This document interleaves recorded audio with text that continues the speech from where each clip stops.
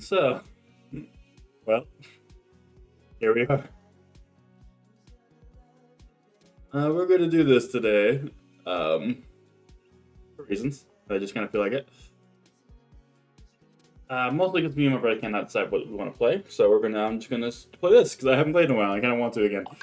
So here we are. Boom, boom, boom, boom, boom. I do really like the music though. All right. So we've gone on most of the dates with most of the guys, but we're going to be going for this little guy over here this time around because he's actually one of the two I haven't gone for yet and gone on a bunch of dates with. I think I still need to go on his dates too. Yeah, we're going for him next, and if we have more time, we'll go for some others. Daddy.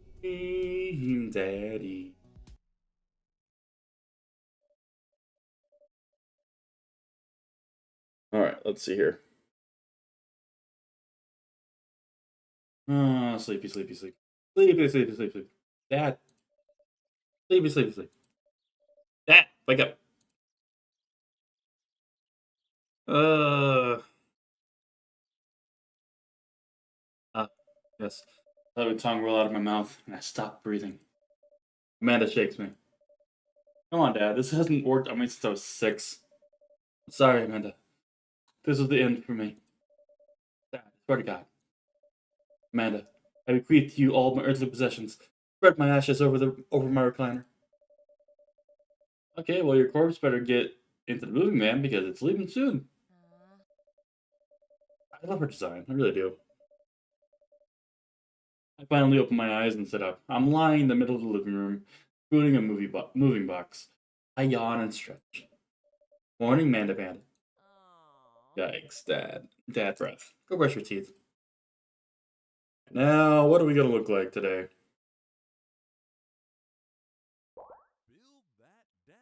Alright, let's see. Um.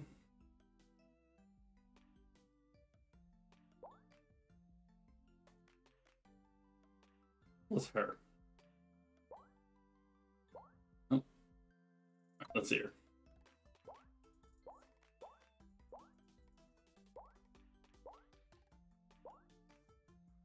Nah, that one's probably fine. Oh, nope. Do, do, do, do, do, do, do, do, do.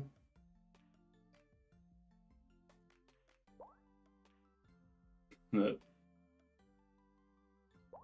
we go. That's right better. Eyes, let's see.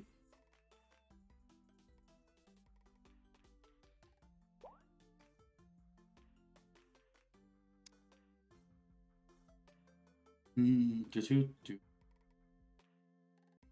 These eyes are probably closer to my eyes. Or Hazel. Okay. Nose.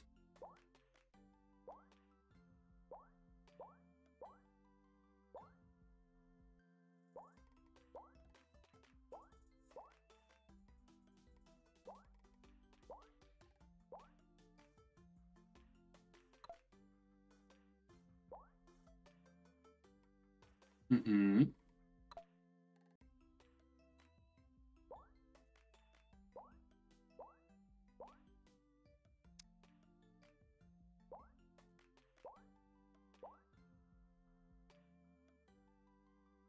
Oh, eyebrows really do matter, actually. Um. Nose. Okay. No facial hair.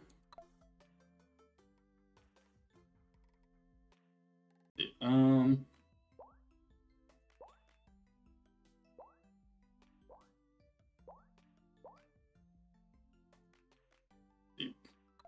This. Oh, no glasses.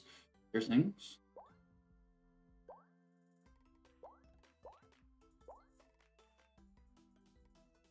Yeah, we'll go this.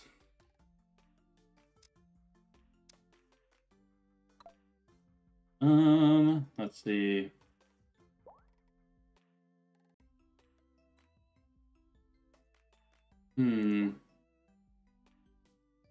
One has less.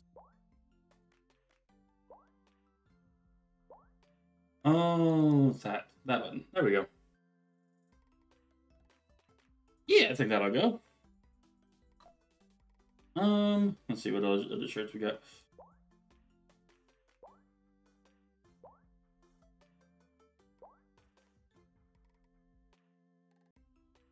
Yeah, we'll go with this one.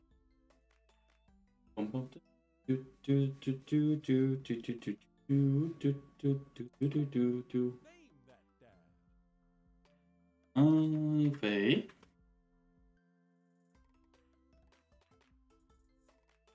I actually still don't know a good name here.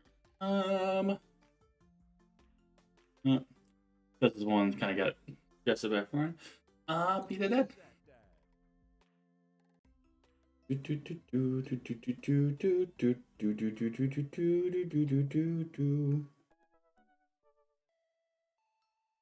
Messages. There we go. I can keep an eye on things from here. All right. Did you fall asleep packing? I get most of it done, I think. Searching around the room, it looks like I did a pretty good job. Every box is sealed except for one. Wait, straggler. What's in it? Looking into the box, I see a bunch of old photos and little photo albums. Whoa, I haven't seen these in years. I pulled out one of the dusty albums from the top of the pile and we began looking through it. Ah, that's the coolest baby I've ever seen.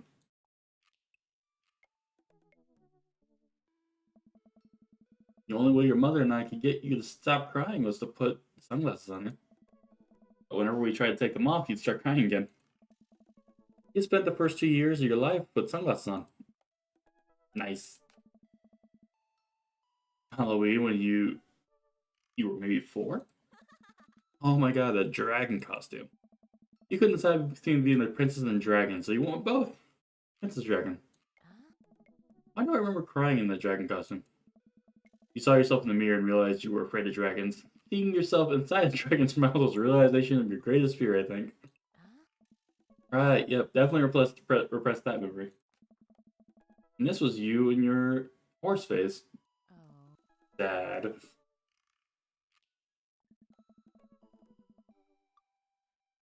I believe you named the plush horse Sir Horsington the Brave. I don't think that was his. Just with a photo, but I quickly snatch it away, and hold it above her head with my superior dad arms. Nice try, but this is important blackmail for later down the road. Go ahead and try me. I've seen pictures of you and your ska band. Oh, kid. The Communist Manifesto had a chance back in the day. Look off in the distance and reminisce about the Red Horn section. Hey, it's Emma P. No, Dad, it's Emma R. I didn't meet Emma P until high school. Honey, I promise you wholeheartedly, I will never stop mixing those two up. Dad, Emma R has been my best friend since I was 7. Give it a little bit of effort. All right, Emma P was the one who. Let's see. No, Dad, that was Emma S. She moved to Kentucky 3 years ago. I miss her. I also miss my hamster. Sir Hamilton the Brave. Anyway, I gotta show this to Emma R later. She'll get a kick out of it. The first photography award you ever won. Yeah, and you got us $20 gift card to McFridays. And then you got food poisoning from the cheesy tostada blast. I think you mean food poisoning. You know, with a Z. Yeah. Still can't drive past the McFridays without gagging. Still proud of you, though. Amanda reaches deep down into the box and pulls out one last photo. Neither of us say a word. We stare at the photo for a long moment. I finally decide to break the silence. The day we adopted you. Kind of a funny story. The day we brought you home, we got into a car accident. It wasn't anything big, just a little fender bender in the parking lot. But of course, I was freaking out, and the little old lady who crashed into us was freaking out, and I didn't know what to do. But your mother, oh man. He holds my hand and looks directly in my eyes, the calmest I've ever seen her. He says, "It's okay. All gonna be okay." He was right, you know. Stare at the picture for longer. Maybe too long. I miss her. Can't even imagine what it must be like for Amanda. He pats me on the back. Come on, Pat. We gotta finish packing. The moving van won't wait forever. You're right. Amanda and I pile into the car and take one last look at our old house. So many memories here. Hard to believe your mother and I bought this place almost 20 years ago. Hey, remember when I shattered the front window playing catch? You always had very strong arms. Hey, remember when I shattered the other front window pretending to be a robot who breaks windows? You were a very imaginative child. When I broke the back window, we get it, Amanda. You break stuff. There'll be plenty more stuff to break in the new place. Memories to make and stuff to break. You ready? We sit in silence for a moment, and I watch my daughter grow up in this house. It will forever hold a place in my heart, but it stings a little bit to leave it behind. I'm ready. The moving van begins to pull away, and I get the car into position to follow it, and I watch our old house, disappear in the rearview mirror. So what? So sell me on our cool new pad. I clear my throat and do my best cheesy announcer voice. Nestled in the beautiful scenic countdown Maple Bay, our new house features. Honey, have you ever had dirty clothes? For most of my life, yes. Well, worry about no longer, as our new place features machinations that will not only clean your clothes, but dry them directly thereafter. An upper class luxury up here. The concept of clean clothes is no longer in the hands of the fat cats upstairs, sweetie. Anyway, it's also smaller than our last house. Cozier. One might argue. Good spend. I think it's great. We'll be closer to a lot of cool stuff that we can walk to, so we don't have to waste gas. I mean, trying to park downtown is, man, you're gonna have to learn how to parallel park at some point, right? Not gonna happen, Pops. I think someone needs to do a 3-point turn on that attitude. I don't know how to do that either. Have you met the neighbors yet?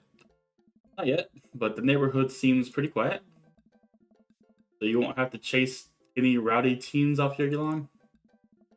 You are the very teen you mock when you say that, honey.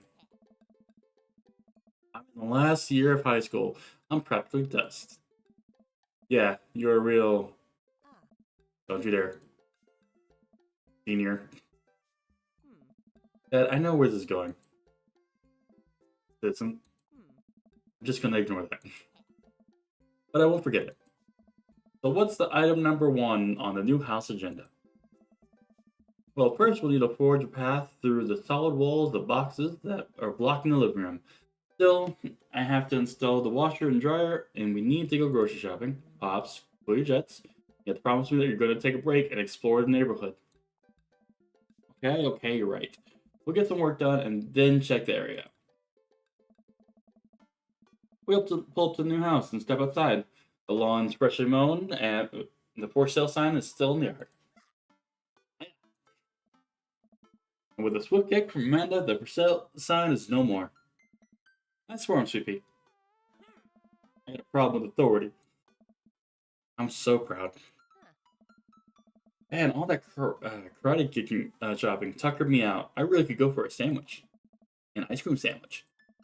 Sweetie, it's 10 a.m.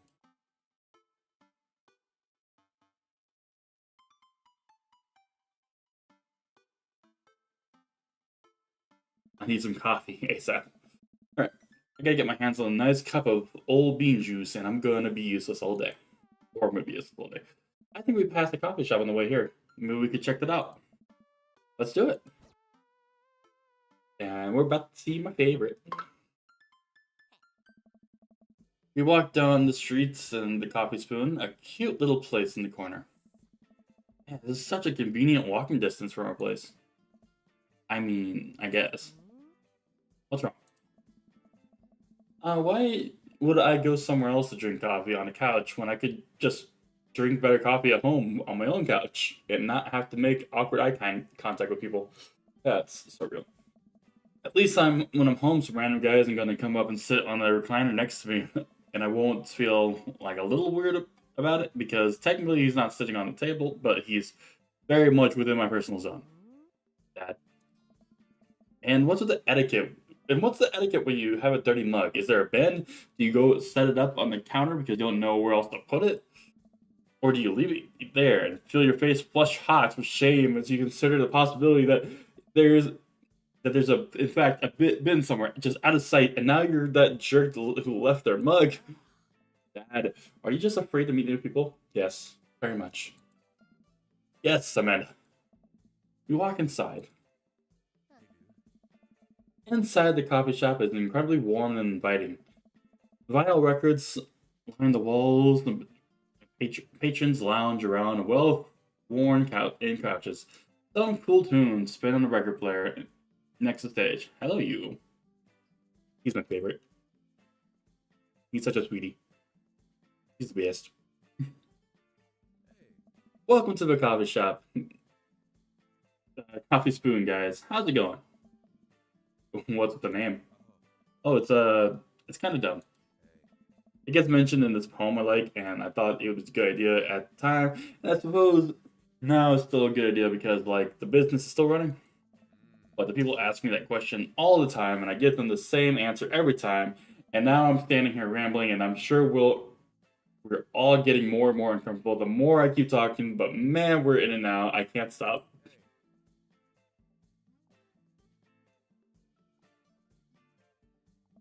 So what'll be? I scan the chalkboard and immediately overwhelmed. I'll have a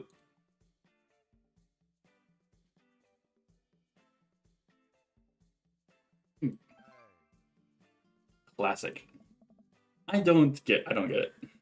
Oh, it's a pun. Godspeed You, Black Emperor is really an amazing, influential, progressive rock band known for sweeping soundscapes and I'm doing the thing again. You know, we're gonna go for you later, but yeah. I'll have a macchiato DeMarco, please. Come right up. Do you want that a small, medium, or Biggie Smalls? Medium? Wait, is Biggie Smalls big or small? Uh, I should change that, shouldn't I? Matt sets up making our drinks, and Amanda and I take our seats on one of the couches. What's his deal? Hey, you be nice. Let the man make his puns. They're cooler bands than you listen to anyway. Hey. Hey! That was cool once. No, it wasn't. This couch is actually pretty comfy. Maybe not comfier than our couch, but it's alright. Good lumbar support. You sink right into it. Okay, it's comfier than our couch. Man, not just me. This place is right next to our house, and that guy seems not only cool, but also just as uncomfortable with talking to other people as you are. You should totally become friends with him. I don't know. What do we say about meeting new people? I can't meet new people if I always stay inside and also don't go outside and also don't talk to people. See, we're making progress. Matt sets our drinks down and at our table, and I immediately burn the roof of my mouth. Good one. Hi, we're in the neighborhood. I'm Amanda. This is my dad, Faye. Oh, right on. Pleased to meet you both. You ought to come by when my daughter's hanging around the shop. You two might get along. Yeah, I'm sure we'll maybe come by from time to time. Amanda kicks my leg from under the table. I'm sure we'll be in here a lot. You know what? Let me get you guys' opinion on something. Matt goes in the back and comes out with a fresh plate of something that smells amazing. I'm working on a new banana bread recipe, and I need help coming up with a name for it. Well, I think we're going to taste test it first so we can get the full flavor profile, or, you know, really appreciate the flavor sensations of Amanda nods vigorously. She knows this game. Yeah, we need to give the banana bread a taste. If you want us to do free creative labor, I think it would be it that would commensurate with I thought it well. We've we have trained for this day. I was just gonna give you guys free banana bread anyway. Right, yes, that. That serves its peace, and Amanda and I happily chow down. This is amazing. The secret ingredient is bananas. So, any idea? I'm stumped. Well, I think it might only be able to give dad band puns, but I'll give it a shot.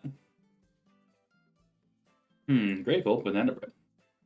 Right said banana bread. Banana bread candies. Oh, damn. Like that actress a nice ring to it. Really? Yeah. Grateful banana. He didn't like it. Strong decisions. That's art, baby. I wanted to say baby because I thought it would sound cool, but once I said it, I realized it doesn't sound good coming from out of my mouth, and maybe I should leave saying baby to professionals. Enjoy your coffee. Thanks, baby. See, sounds good when you say it. Across the way, a man catches my eye. He sits by himself brooding over a cup of coffee. Our eyes meet just for a moment. I hastily look away, hoping he didn't catch me staring. Who is that? I know who it is. We've finished our drinks and head out. Thanks for stopping in. Take care. Okay, now. Okay, now that was another full of caffeine. Where to? We should get back to unpack. I got a lot on my plate right now. Did you know that moving is one of the biggest sources of stress for adults? Is it right behind the constant fear of you smell bad and everyone's too polite to tell you? Probably. Do I smell bad? Amanda gives me a whiff. You're fine, Pops. Let's go home.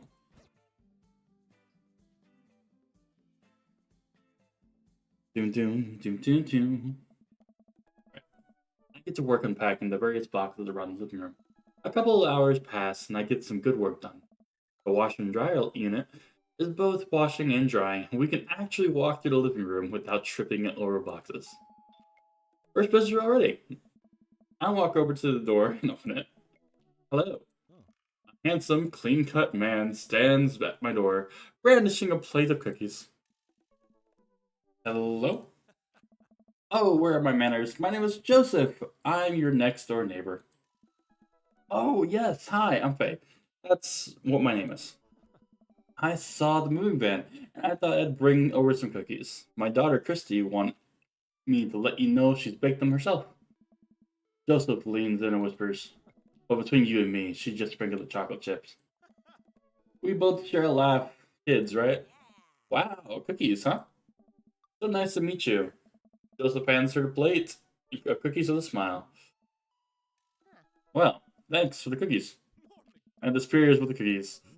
Amanda, come. She's gone. That's my daughter. Her name's Amanda. She's a charmer. Daughters are tough. Sons are also tough. Children in general are just tough. I hear that. I mean, there had to be something wrong with you to try to raise more than two. I have 4 kids. What have I done? Oh, I meant. Don't worry, you didn't mean to be rude. Oh no, this is the first neighborhood I've met, and my social life is already in tailspin. I wonder if it's too late to move again. Yeah, okay. Is the missus around? No, not anymore. She died. Oh, uh, I'm sorry for your loss. No, no, it's all right. Wow, this is uncomfortable. We stand there quietly for a moment, acutely aware of how awkward we both made things. I'm sorry, can you close the door real quick? I look at Joseph quizzically, but comply. After a second, I hear a knock on the door. Opening it, I see Joseph standing there with a huge smile. Hey, I'm your new neighbor, Joseph. I promise not to talk about your dead spouse this time. I'm throwing a barbecue in the cul-de-sac, and I'd love for you to come by and meet the rest of the neighbors in our community. What do you say, pal? That sounds great. My daughter Amanda, I would love to stop by. Also, 4 kids is a perfectly normal amount of children to have. Oh, I love the bits right here. Uh, we shake hands and seal the deal. Well, neighbor, I'll see you at 3 p.m. Sharp on Saturday. Sure thing, neighbor. Doesn't start walking away, but stops to think for a second and turns around. Hey, in all seriousness, raising a kid on your own can't be easy. You ever need to talk about it or stuff? I'm the youth minister at the church down the street. Oh, I don't know. I wouldn't really consider myself a youth. You look pretty young to me, but suit yourself. That man's married. And with that, Joseph's gone. He seemed nice. Amanda walks back in the living room, crumbs on her plate and cookie in hand. That was the smoothest recover I've ever seen. I should be taking notes. See, you're already fitting in great. Where'd the cookies go? They're gone. I'm sorry. If it makes you feel any better, they weren't very good. So you ate them all anyway. I guess that makes it break time. Any ideas? Yeah, just the pro ones. Let's put it back. Why not? I think we get a ton of good neighbor points if we bring that back. We're gonna be the best neighbors in this whole cul-de-sac. We're gonna kick all the neighbors' butts with kindness. Amanda and I step outside. Shoot, I actually not sure which house this is. I'd hazard a guess at the big one with all the well-groomed blonde children sitting in the yard. Good eye, kid. And remember, we need to make a positive first impression. Keep it light. We walked up to the kids and waved. Oh, remember you guys. Hey, is your dad around? They all just stare at us blankly. We just wanted to return this place, nice place, and thank you for the cookies. Geez, these are definitely Joseph kids. They all look like him. Christy. They were really good. Christian. I mean, I heard they were good. I didn't get to eat. Oh boy. I chuckled nervously. Well, okay, we're just gonna set this plate down on the ground real gentle and then back away slowly, right, Dad? Right, that's what we're gonna do. Kids' eyes bore into us as we scurry away. I can feel their gaze on my back even as we approach our house. I need something to get something off my mind of those carbon copy kids. Yeah, let's go pet some dog.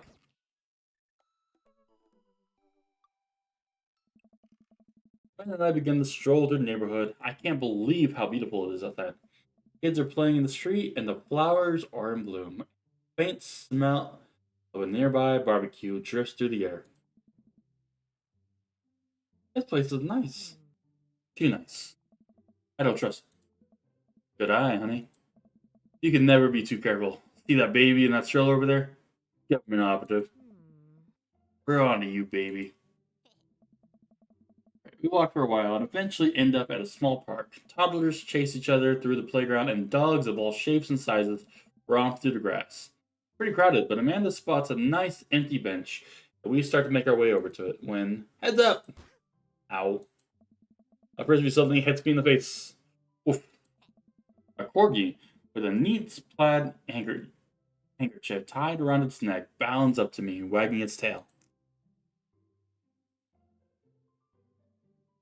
Hello. Arf, arf. He runs around in circles, nudges my leg with his nose. Oh god, this is the cutest dog. That's a dog. But where do I put the dog? I don't see it. Right. He seems to love a good head rub. All smiles here. You definitely could have caught that. A guy in a Hawaiian shirt jogs over to us and takes the frisbee from me. You know, frisbees are traditionally caught with your hands, not your face.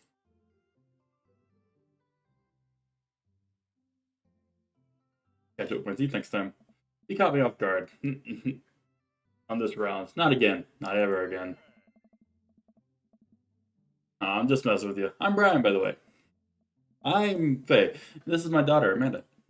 I look over at Amanda only to find her sitting on the ground rubbing the dog's tummy.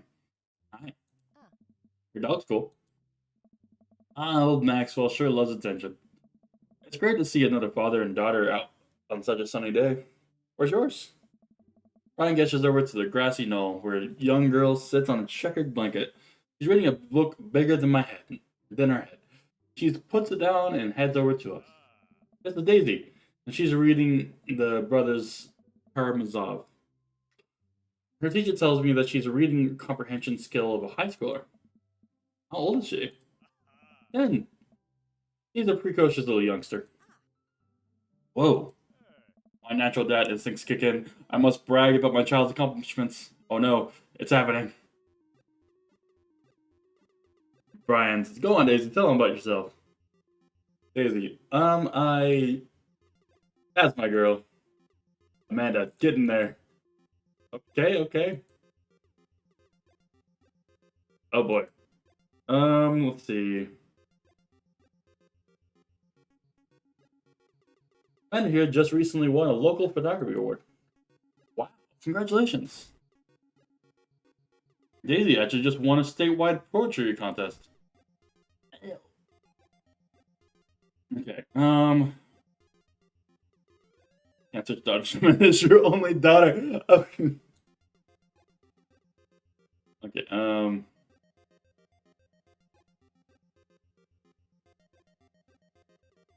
go and throw your wallet to reveal a tiny copy of drawing of cornucopia Amanda did when they were in first grade.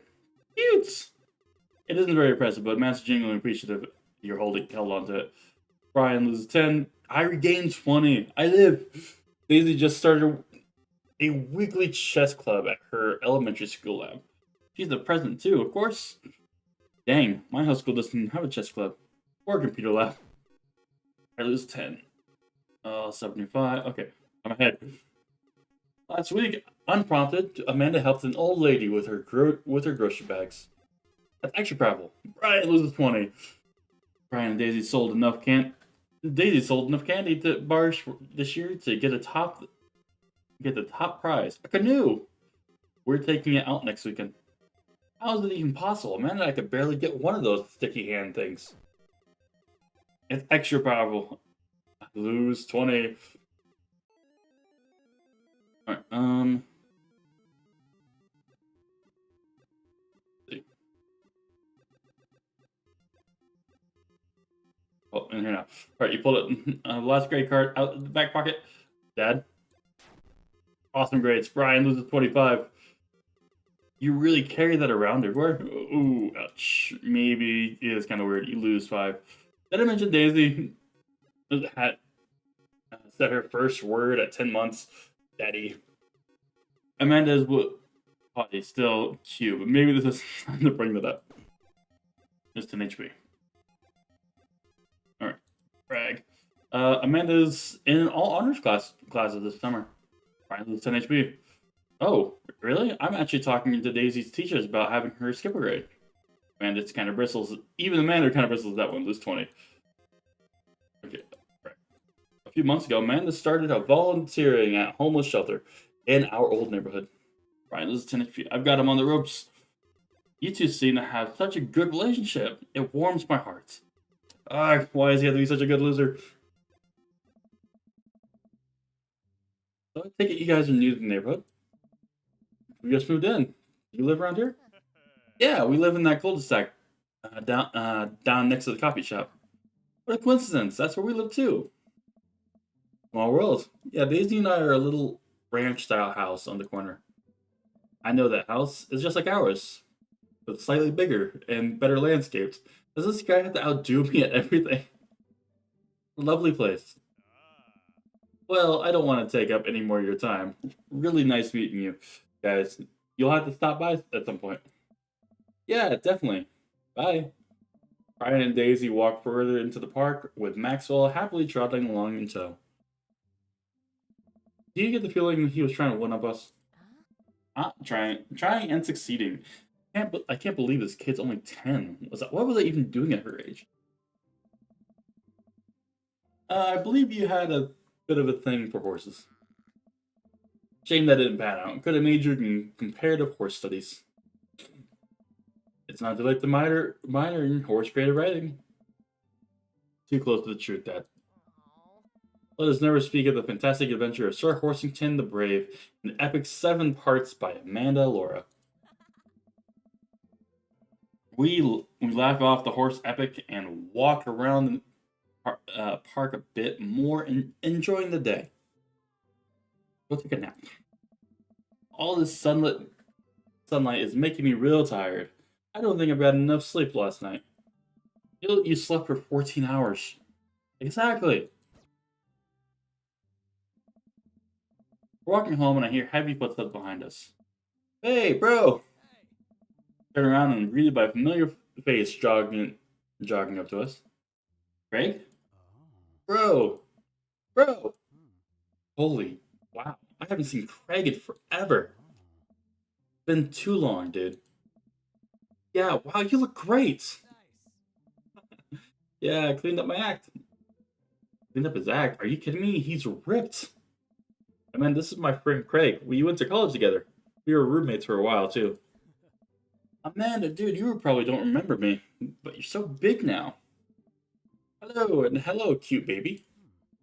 Aw, thank you. Last time I saw you, I think you were about his size. This is River. Yeah, River. He picks up her tiny wrist and waves it around. River gurgles happily. Are you babysitting? Nah, dude, River's my kid. Man, it has been a long time. I feel like one more minute we're rolling up to exams with bad hangovers. The next we're both fathers. Where you been, man? I was working out in California and just relocated the business back to Maple Bay.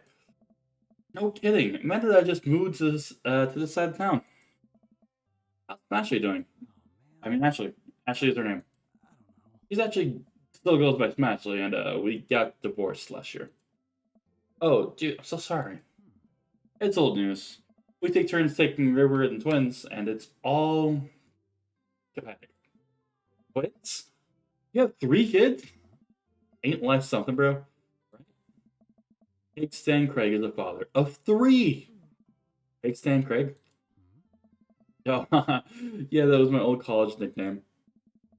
Okay. So I do gotta go to the bathroom quick, so I will return momentarily.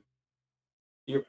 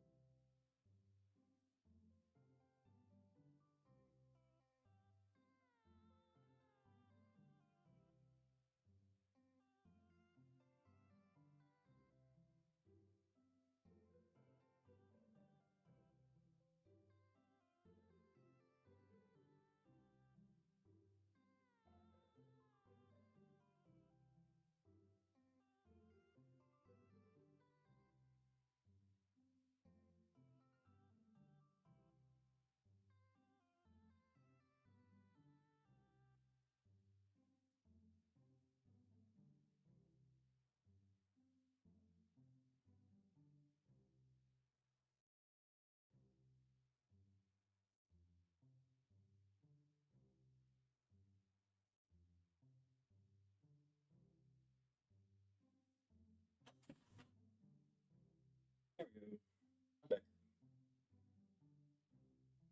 we go. Take a moment.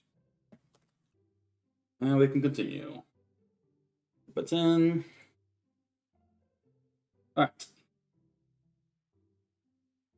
He got it because he did a lot of kickstand. It's the thing we do a handstand in the keg and then drinking the keg. Right. Right. He was very good at it. Bro, I hate to be that guy, but I'm in the middle of a daily jog and I really got to keep my heart rate. We're along, in resistance training. You jog daily? I jog yearly. On January 1st, when I promised myself I'm going to jog daily for the rest of the year and give up 30 minutes after 30 minutes and just walk home. Well, it's never too late to get back into it, dude. Show me some time. I don't know. Come on, it'd be fun. We can grab breakfast afterwards. Catch up. We could do a bro brunch, like the good old days. Alright, sure. Sounds good. That's great. Alright, let's get going. I better get moving. Good to see you guys. Craig gets a little wave and puts the earbuds back in and jogs off. I can't believe Craig is ripped and has kids. I'm reeling. Why is that? The Craig I knew is not fit to be responsible for any living thing, including and especially himself. One time I watched him drink an entire jar of marinara sauce for dinner.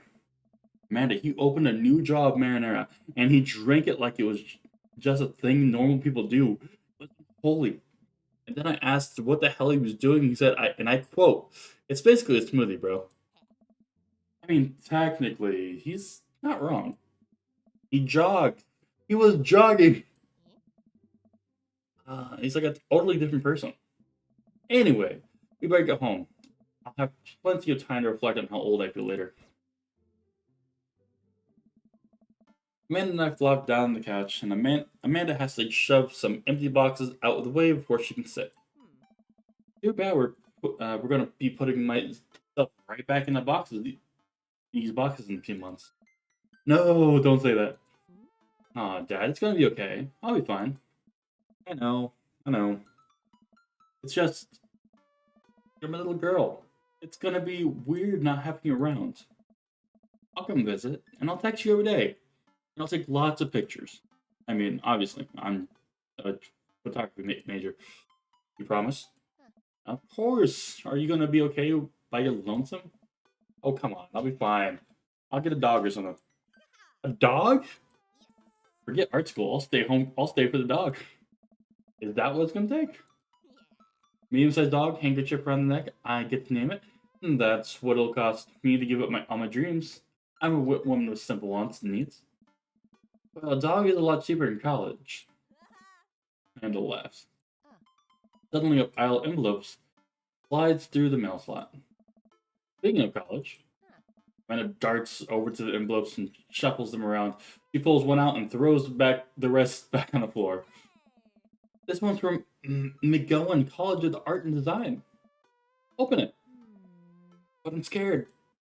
It's just an envelope. Yeah, it's just like my entire future. Not a big deal. Takes a deep breath and rips the letter open with her teeth. We have a letter opener, but it's okay. I hold her breath while Amanda eyes dart back and forth, scanning the letter. What does it say?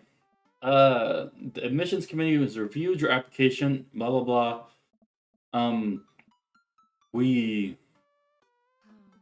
Her face drops. We regret to inform you that we are unable to offer you admission to the McGowan College of Art and Design. Amanda throws the letter on the coffee table. Oh, sweetie.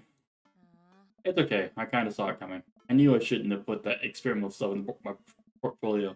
Their admissions officer told me they just want to see portraits or whatever. I pull him in for a big hug. You're an amazing photographer, and I know how much you put into your portfolio. Some other school is going to want to snatch you up for it. Yeah, I know. It's fine. Are you actually fine, or are you just saying that? I'm fine. Really. Her face does the opposite, but I probably shouldn't push her on this. Oh, and before I forget, Emma R and Emma P are sleeping over tonight. So, you need me out of the way because I'm painfully uncool? I would choose more delicate phrasing, but yes. Well, I'll have you know that I conveniently already have other plans. Have plans for tonight, so you'll have the new place all to yourself. Yeah. What are your plans? Quick, think of plans. Let's go to the meeting, man. Boss man was riding us pros too hard, and it's time to rise up for our rights. That you're not even gonna invite me to the riot? I'm sorry, sweetie. It's an honest day's work for honest day's riot. I'm just kidding. I'm actually going to go out and watch the game. Going to bed seems not doable, but I get to meet him. Yeah, okay, sure, why not? Nice. Which game? You know, the game. The one that's on tonight. The game on TV at somewhere other than here. Okay, cool. While you do that, I'm gonna do drugs and commit some light arson with Emma's. I'm concerned you're hanging out with the wrong crowd. Amanda shrugs. I would have expected you guys to be up to white collar crime at this point. Maybe money laundering, or at least. I'm a street rat, Pops. You're kidding about doing drugs and crime, right? Yes, Dad. Just make sure. I give her a pat on the head. Have fun with your sports. Are you being sarcastic? No, making fun of sports is played out. Alright then. I did some light cleaning around the house and decided to clear out before Amanda's friends arrive. Before I leave, Amanda stops me. Hey, don't forget you have that meeting with my English teacher tomorrow. Oh, right, Mr. Vega. Yep, totally remembered. I'll be there.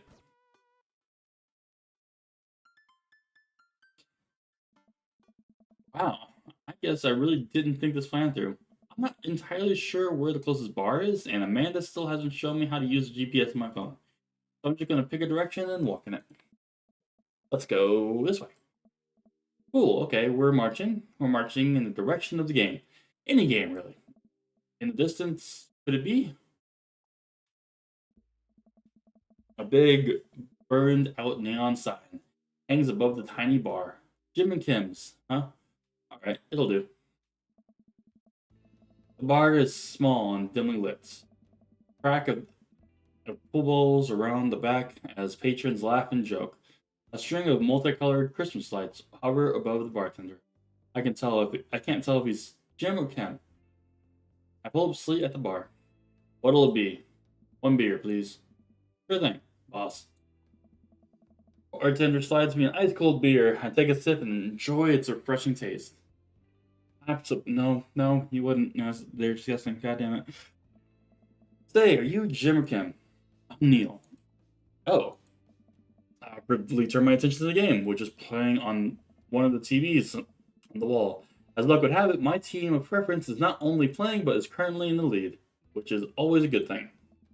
The brightly colored mascot, which is some kind of animal, does cartwheels and silently cheer on my favorite team, hoping that I don't get any confrontational arguments with a fan of the opposing team. Several people at this bar are wearing distinctive colors of the team I dislike, although I believe from their demeanor that, like me, the passion for their team is all in good fun. A middle-aged woman holding a near-empty wine glass sidles up to the bar and sits uncomfortably close to me. Hey, sailor. Oh, hello. Good to see some fresh meats. I'm Mary. Come here often? Oh no, I actually just moved to this part of town today. I'm Faye, by the way. Are you watching the game? Yeah, my preferred team is in the lead. If they keep this up, they'll win the game with ease.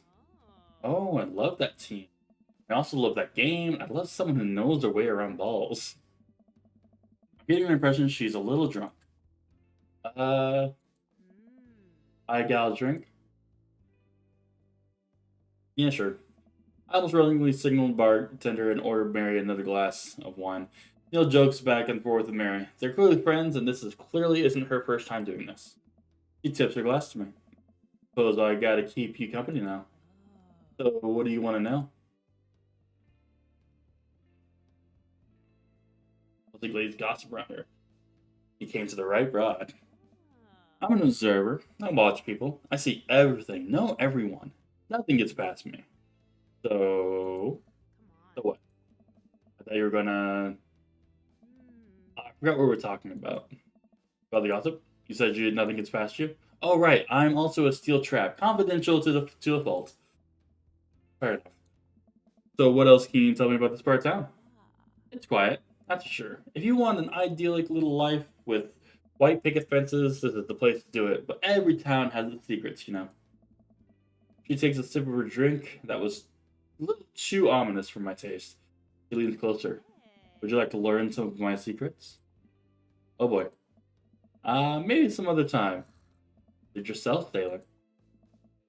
Mary saunters off, setting her sights on the newest bar pitch and enter. I happily watch the game over another beer. The game has gotten close in the terms of points, a little too close than what I'm comfortable with. After a particularly skilled player scores a number of points on the other team, putting them in lead, I hear an affirmative grunt from another man at the bar. Go team. It's the brooding man from the coffee spoon.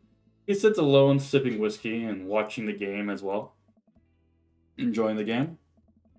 I am now that we're winning. Oh, we must root for different teams.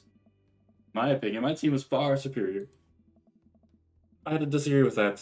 Based on our win-loss ratio, our record, I'd say that my team is superior.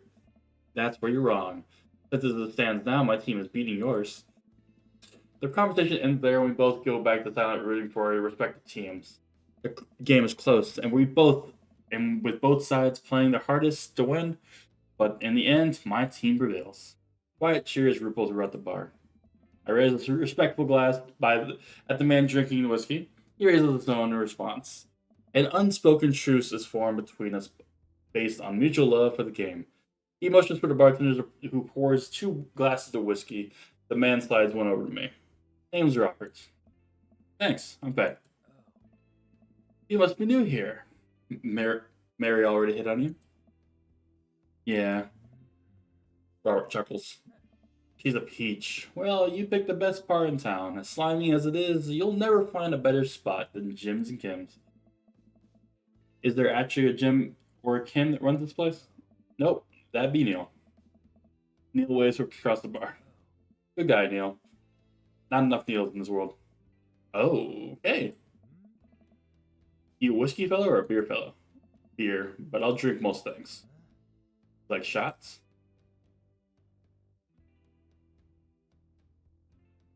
I love shots.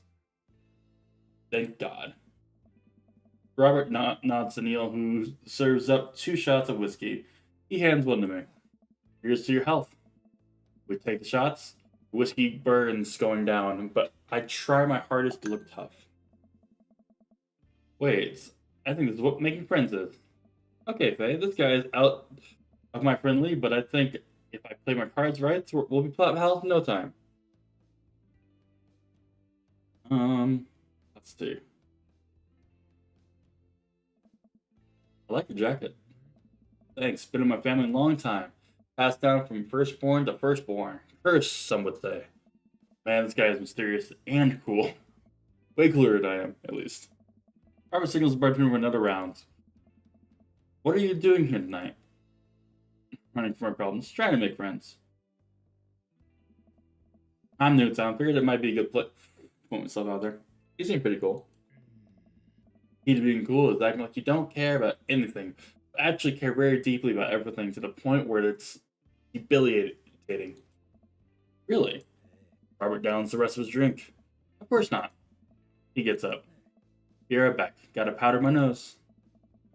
Never seen Robert this talkative. He must like you.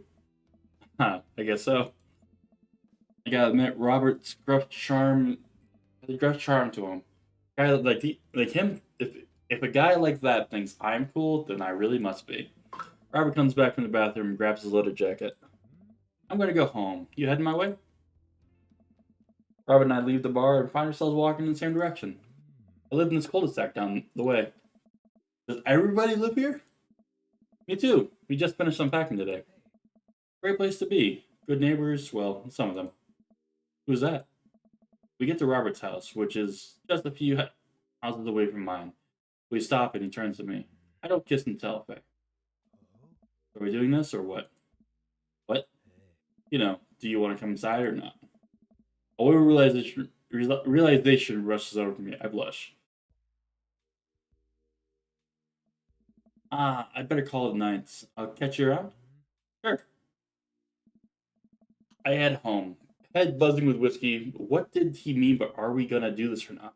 I plop down on the couch and I'm asleep before I even have a chance to take my shoes off. What the fuck? I wake up to a text from an unknown number. Rise and shine, early bird. Still want to work out? This is Craig, by the way.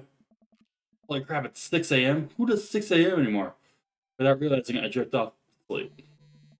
Bruce must have winked out. I take my phone again. Hey, bud, still want to get your swole on? I'm ready to tear up the track. Hit me up. God, the last thing I want to do right now is work out, but it is Craig. I do want to catch up. Yeah, let's go to the gym. Hey, my man, I need a few minutes to wake up. But let's meet up in 20. After a few seconds, another text comes in. Sure thing. Meet me at the gym. I stretch and my bones creak. I gotta stop falling asleep on the couch. I throw him off my blanket and hey, wait. I don't remember falling asleep with a blanket. Amanda must have tucked me in after I fell asleep. Bless that child. I reluctantly brush my teeth, throw my on the only clothes I own that are even kind of gym appropriate, and head out. The neighborhood is quiet and serene this early in the morning. Birds chirp and the grass is still wet with dew. Surprisingly, the gym is pretty crowded. I spot Craig standing out in front of stretching. Of course, he spots me and waves enthusiastically. Hey, bro. Good morning. Hey, good to see you, man. I'm definitely not as pumped as he is. Maybe I should have gotten some coffee before I left. You ready to kick some butt? Hell, gotta stay positive, dude. I'm here to party. That's the spirit, my dude. We head to the gym and are immediately intimidated. All these people look like they could break me in half, and it seems like Craig is friends with all of them. He high spies and finger guns all the cool jocks in the room. They look like they could and would steal my lunch money. Let's on protein shakes. God, I love this.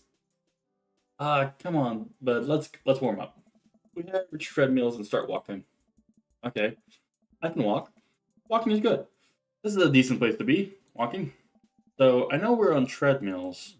Yes. And those over there are ellipticals. Yes, very good. What is all this other stuff? Big laughs. They might look a little scary, but I guarantee I guarantee that all of them serve a specific purpose for building muscle mass. I watch a dude in his muscle T flex a muscle I didn't know existed on a machine I think was once used to process grain into flour. What is that? Why is a guy doing that to himself? Oh, that's a good question, bro. What do you think he's doing? Training to crush people's skulls with his thighs? Using medieval torture device? Training to some sort of pain god. He's trying to make his thighs so strong that he can crush people's skulls with them. Yeah, that's pretty much the only reason I work out. Oh no, Craig is turning up the speed. I better do the same. How long have you been doing this buff thing? Couple years. And what do you do when you're not dadding or working or buffing? Oh, I coached my twin softball team. That still counts as both dadding and buffing. I keep busy. What do you do for fun? I try to live my life as close to Jane Buffett as I can, as long as possible. I check out my hot bod. I love learning. I try to educate myself about the world around me. I'm like a sponge of knowledge, soaking up all the intellectual context. You know, history and the paranormal, wilderness, survival, aliens, mostly those things. So you watch the History Channel too, huh? Yeah. We're jogging now. Oh God, we're jogging now. I look over at Craig, who hasn't even broken a sweat. How is he doing this effortlessly? I'm dying. I can feel my life force draining through the orifice of my body. Hey, remember when my fish died in college? No, I don't like this story. Uh, oh my god, he's really bumping up the speed again. I guess I better do it too. Oh, this is fast. This is very fast. And we were at that party, and you vowed to make me feel better. You tell me to create a distraction, so of course I do a sick kickstand and get everyone cheering. And then I try to steal a fish from the fish tank at the party with my bare hands, like an idiot. And then you drop the fish and it's flopping around, and you panic. So you run up to me post cake stand with a dying, dirty fish in your hands that you scooped off the ground, and you're yelling at me, "We have to leave." So we're running out of the frat party with the fish, trying to give it mouth to mouth resuscitation. We get him home and get him in a bowl of water, but the prognosis is grim. The next day, he's alive and well. They never did catch the great fish thieves of Grand Ridge U, and they never will. I shoot off the end of the treadmill, crashing into the wall. Jesus, that hurt. Dude, bro, are you okay? Greg offers me a hand and looks me over for injuries. I'm fantastic. I manage to stand up and rub my back. It doesn't hurt now, but I'm sure it will later. You don't have to push yourself like that. Always know your limits. Well, I think I might call it gym adventure here. You sure? Yeah. Alright. Well, here, I brought you this. Greg hands me a shaker bottle full of this green liquid. I stare at it with what must be apparent distaste. It's a protein shake, bro. Oh, thank you. He wants me to drink it. Oh boy. Here goes. Take a small sip. It's actually delicious. Wow, this is really good. Good for you. It's my special recipe, and I'm proud of it. Let me know if you ever want to work out again. Maybe we can try running around the neighborhood if treadmills aren't your speed. No puns intended, bro. Good one. Well, I'm gonna put some ice on this. Everything. I'll see you around. I leave the gym feeling ashamed. Craig used to order delivery from the pizza place across the street from our dorm, and now he runs circles around me. Literally. Man, I really gotta work on this dad bod. I get home and lie down on the couch. It hurts to move. Oh god, I'm so old. Oh no, I must have fallen asleep. What time is it? Shoot, it's 3:55. I'm supposed to be at Amanda's school in 5 minutes. I frantically put on some clean clothes, apparently generous amount of deodorant, apply a generous amount of deodorant, and run out the door. I arrive at Amanda's school and check in at the front desk. They give me a bright orange visitor sticker and send me on my way. I'm barely awake and I feel pretty haggard, but hopefully nobody will notice. I check my watch and I'm relieved to see I'm only 2 minutes late. Wait, was it room 103 or 108? I spot a youth standing in his locker, approaching for help. Excuse me, do you know where Mr. Vega's classroom is? The youth turns around and looks me up and down, heavily lined eyes. Come on, kid, I'm late for a meeting. Mr. Who? Mr. Vega. Oh no? Have you tried the exit? Okay, wise guy. Are you gonna help me or not? Fine. Up those stairs and to the left. Can't miss them. I headed up the stairs and walk around, unable to find Mr. Vega's class. After a couple minutes of searching, I head back downstairs, and that punk youth sent me on a wild goose chase. Okay, I get back to where low-rent Gerald Way is standing and fully ready to give him a piece of my mind when suddenly a head pops out of the classroom next to his locker. Lucien, don't you have a third period to get to? Fine, Mr. Vega. Wow. Now I'm officially 10 minutes late, and I glare at him as he walks away. We are not cool. He must be Faye. Here's almost over. Would you mind waiting in the back?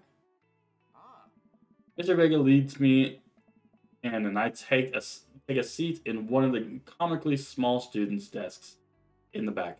I might get stuck in this. Alright, where were we? Now, who can tell me the unreliability of the narrator in J.D. Salinger's Catcher in the Rye? Yes, Colin. Olin stands up and does the thing where he blows into the crook of his elbow and makes a fart noise. The whole class erupts in laughter. Alright, everybody. Very funny, Colin. Please sit down. Now, Holden Caulfield is an unreliable narrator in the sense that the bell of the end period rings. All the students immediately get up and make a break for the door. Remember to do the reading and answer the responsive questions on pages 140 of the textbook. Nobody's listening. Or not, I guess. Mr. Vega turns to me and sighs. Middle schoolers, right? Don't you teach high schoolers? Oh, you know, budget cuts. Right. Thanks so much for coming in. No problem, Mr. Vega. Please, call me Hugo. I don't normally do these impromptu parent-teacher meetings, but as I'm sure you know, Amanda's a very bright student, and I'm concerned about her recent behavior. What's going on? Amanda's never been the most engaged student, but I know she cares. Recently, though, she's been falling behind. She's not completing assignments, and she's been doing rather poorly on tests.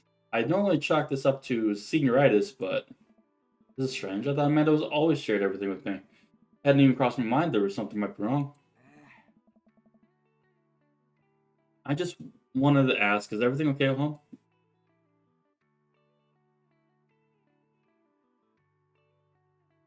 We did just move. Well, we just moved recently, but only the other side of town, and Amanda was more excited about it than I was.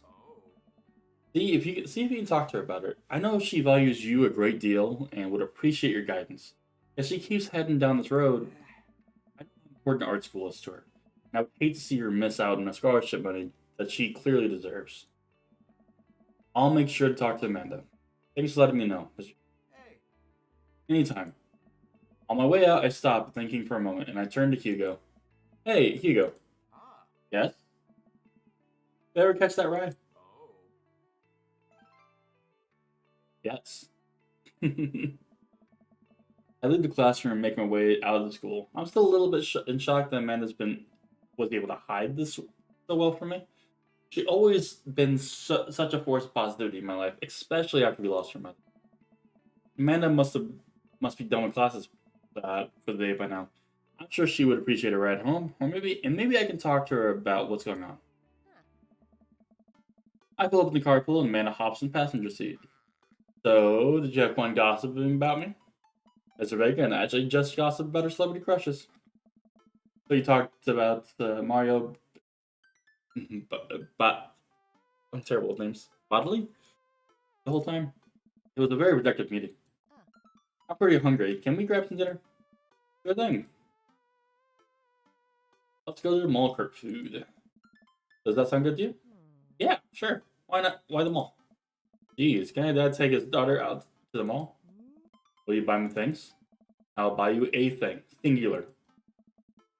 Sounds like a deal to me. We drive in silence for a short while. Amanda plays a game on her phone. I should say something.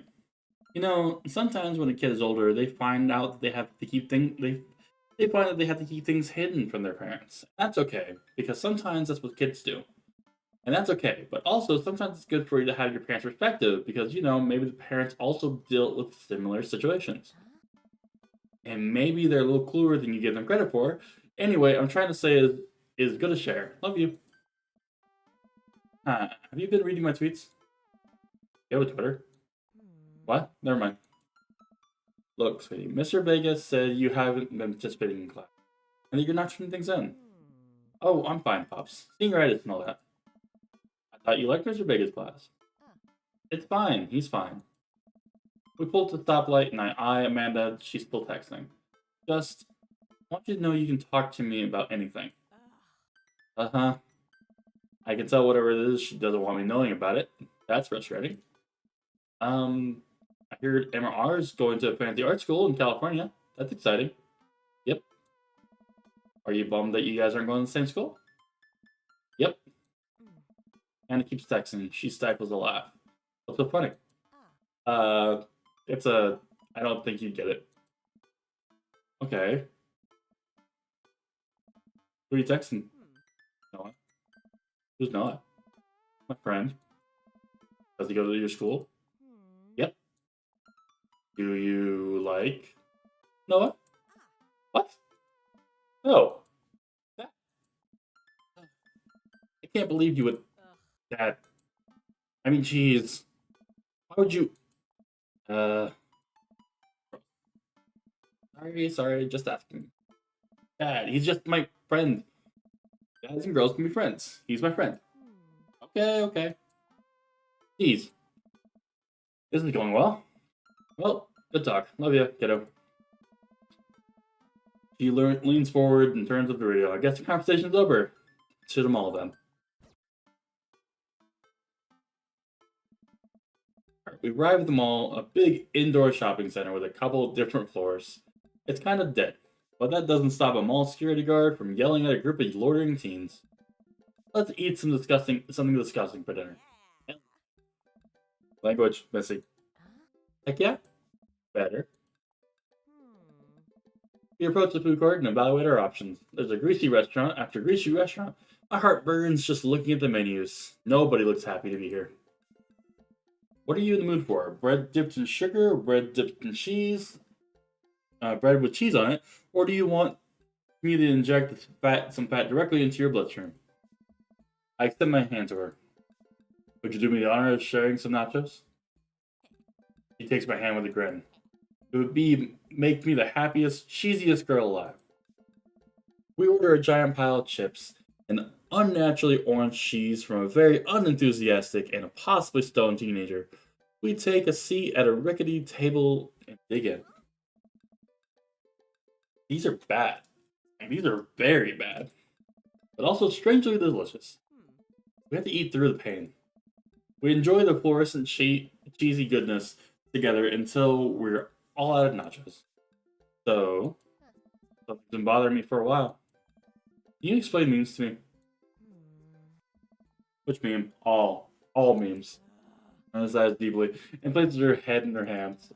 Dad, it's complicated. See, memes are inside jokes shared by a bunch of people that get less funny the more people do it. The problem is that by the time the meme gets to you, Dad, all of us youths have already done the joke to death. And what's worse than that is that the movies and the TV and the video games will try to jump in on the meme train, but just based on how long it takes to make them, this meme will be long dead by the time it comes out. So it just dates and it isn't funny. Oh shit, what up? Yeah, please. Anyway, changing the subject. Where to now? Wanna go to the God store? What? You know, the one that's all black and tries to establish itself as an anti-establishment despite being an exact representation of the establishment? I don't know what store you're talking about. You know, the one where you can buy the chain wallets, and it's basically an assault on people that fought so hard against the punk and hardcore movement of the 70s and 80s. Dude, you gotta be more specific. The one you threw up in that one time? Oh, that one. Amanda runs into the store with me trailing behind her. She makes a beeline for the back. There it is. You can still see the outline, kinda. I'm so proud. Speech, Amanda. Speech. All right, I'll do it if you stop chanting. Amanda stops immediately. I clear my throat.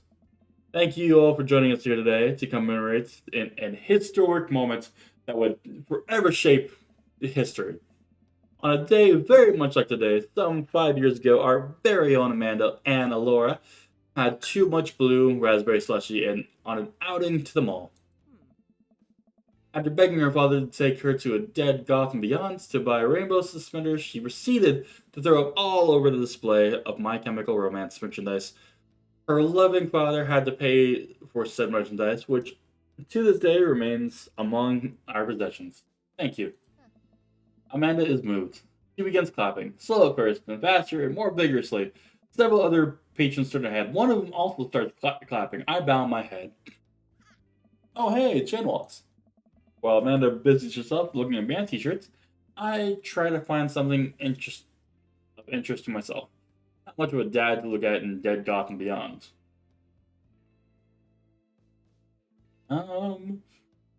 Let's check out some more.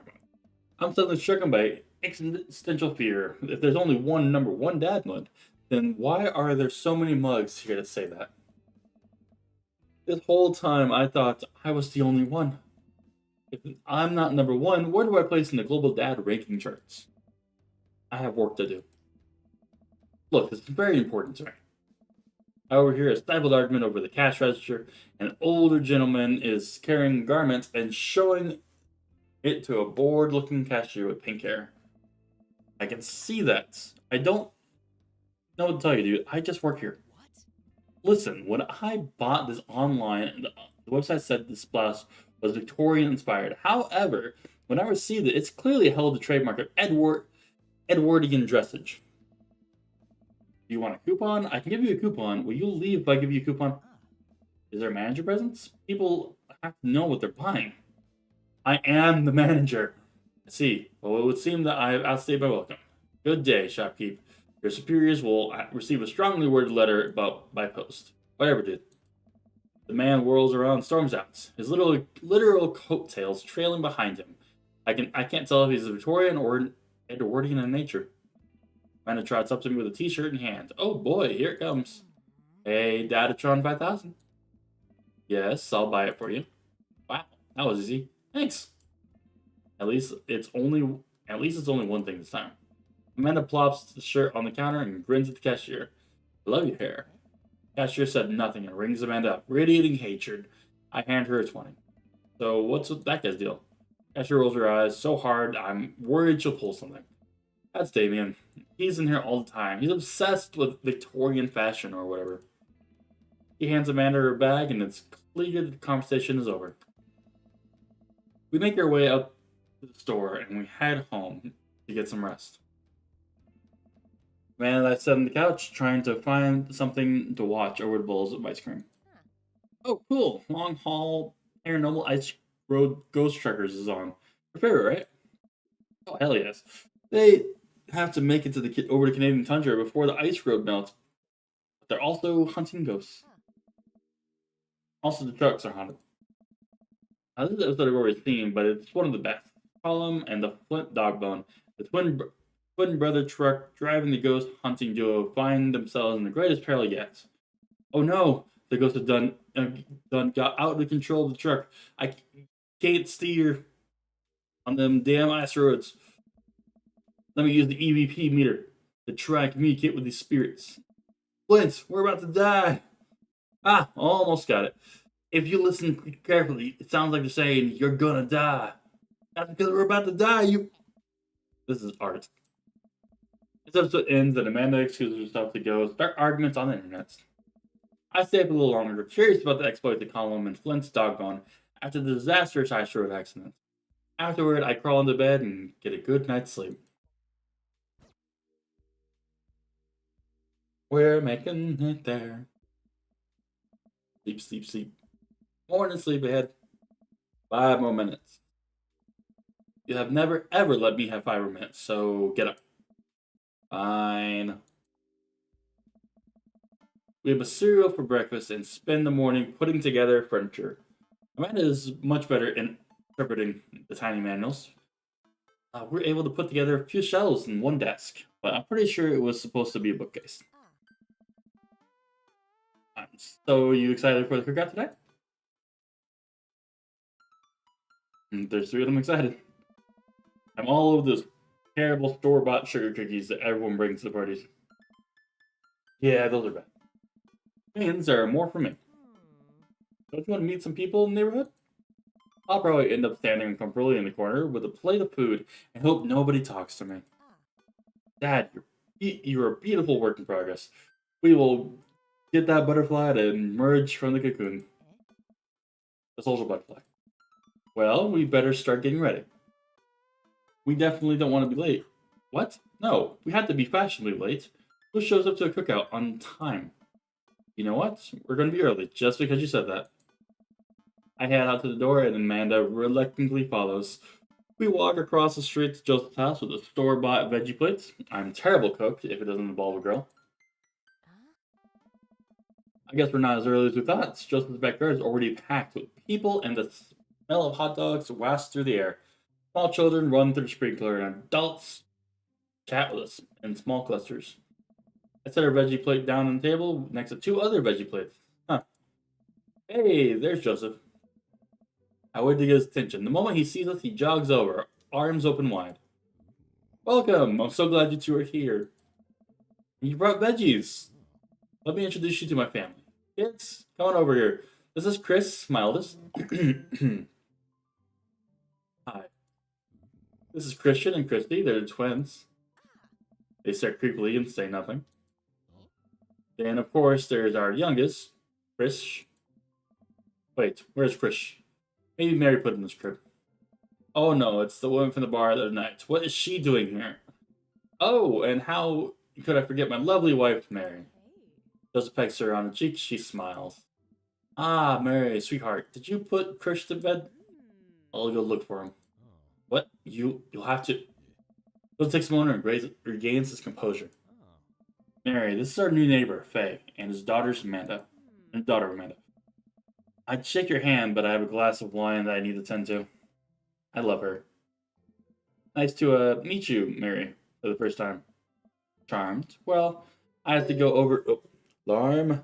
Stop it. Alright. I have to go over there now. Mary leaves. Oh god, this is so awkward. I wonder if Joseph knows. I wonder if Mary knows that Joseph knows. I wonder if Joseph knows that Mary knows that I know. It takes all my energy not to run away from the barbecue and start fresh in the new city.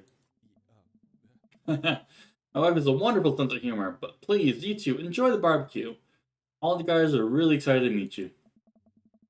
Men and I mill around and try some food spread out on the table. I pick up some deviled eggs. Amanda grabs those small paper plates and immediately begins piling on it with baked goods. I don't want to have to make friends. I get that. Come on, Dad. Who are you gonna party with when I go off to school? No one. I'm gonna be home alone. That's what I do. That's what in my room alone. Where else do I go?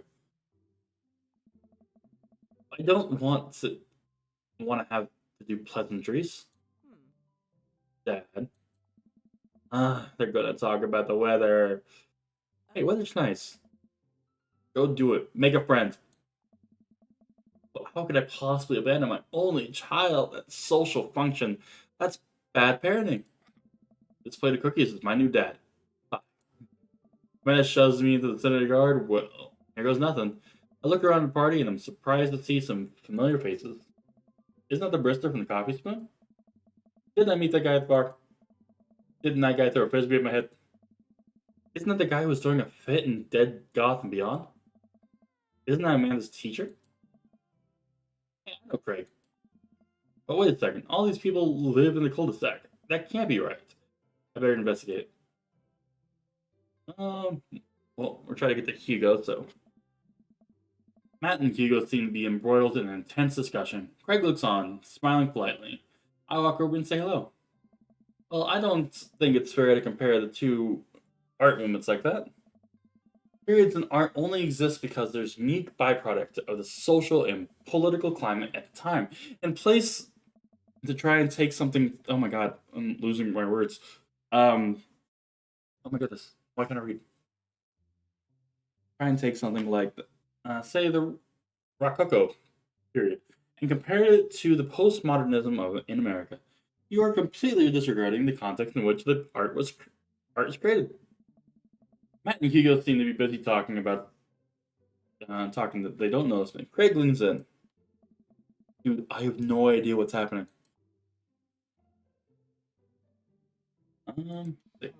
That's kind of comparison just eliminates the reason the art movements are so important in the first place.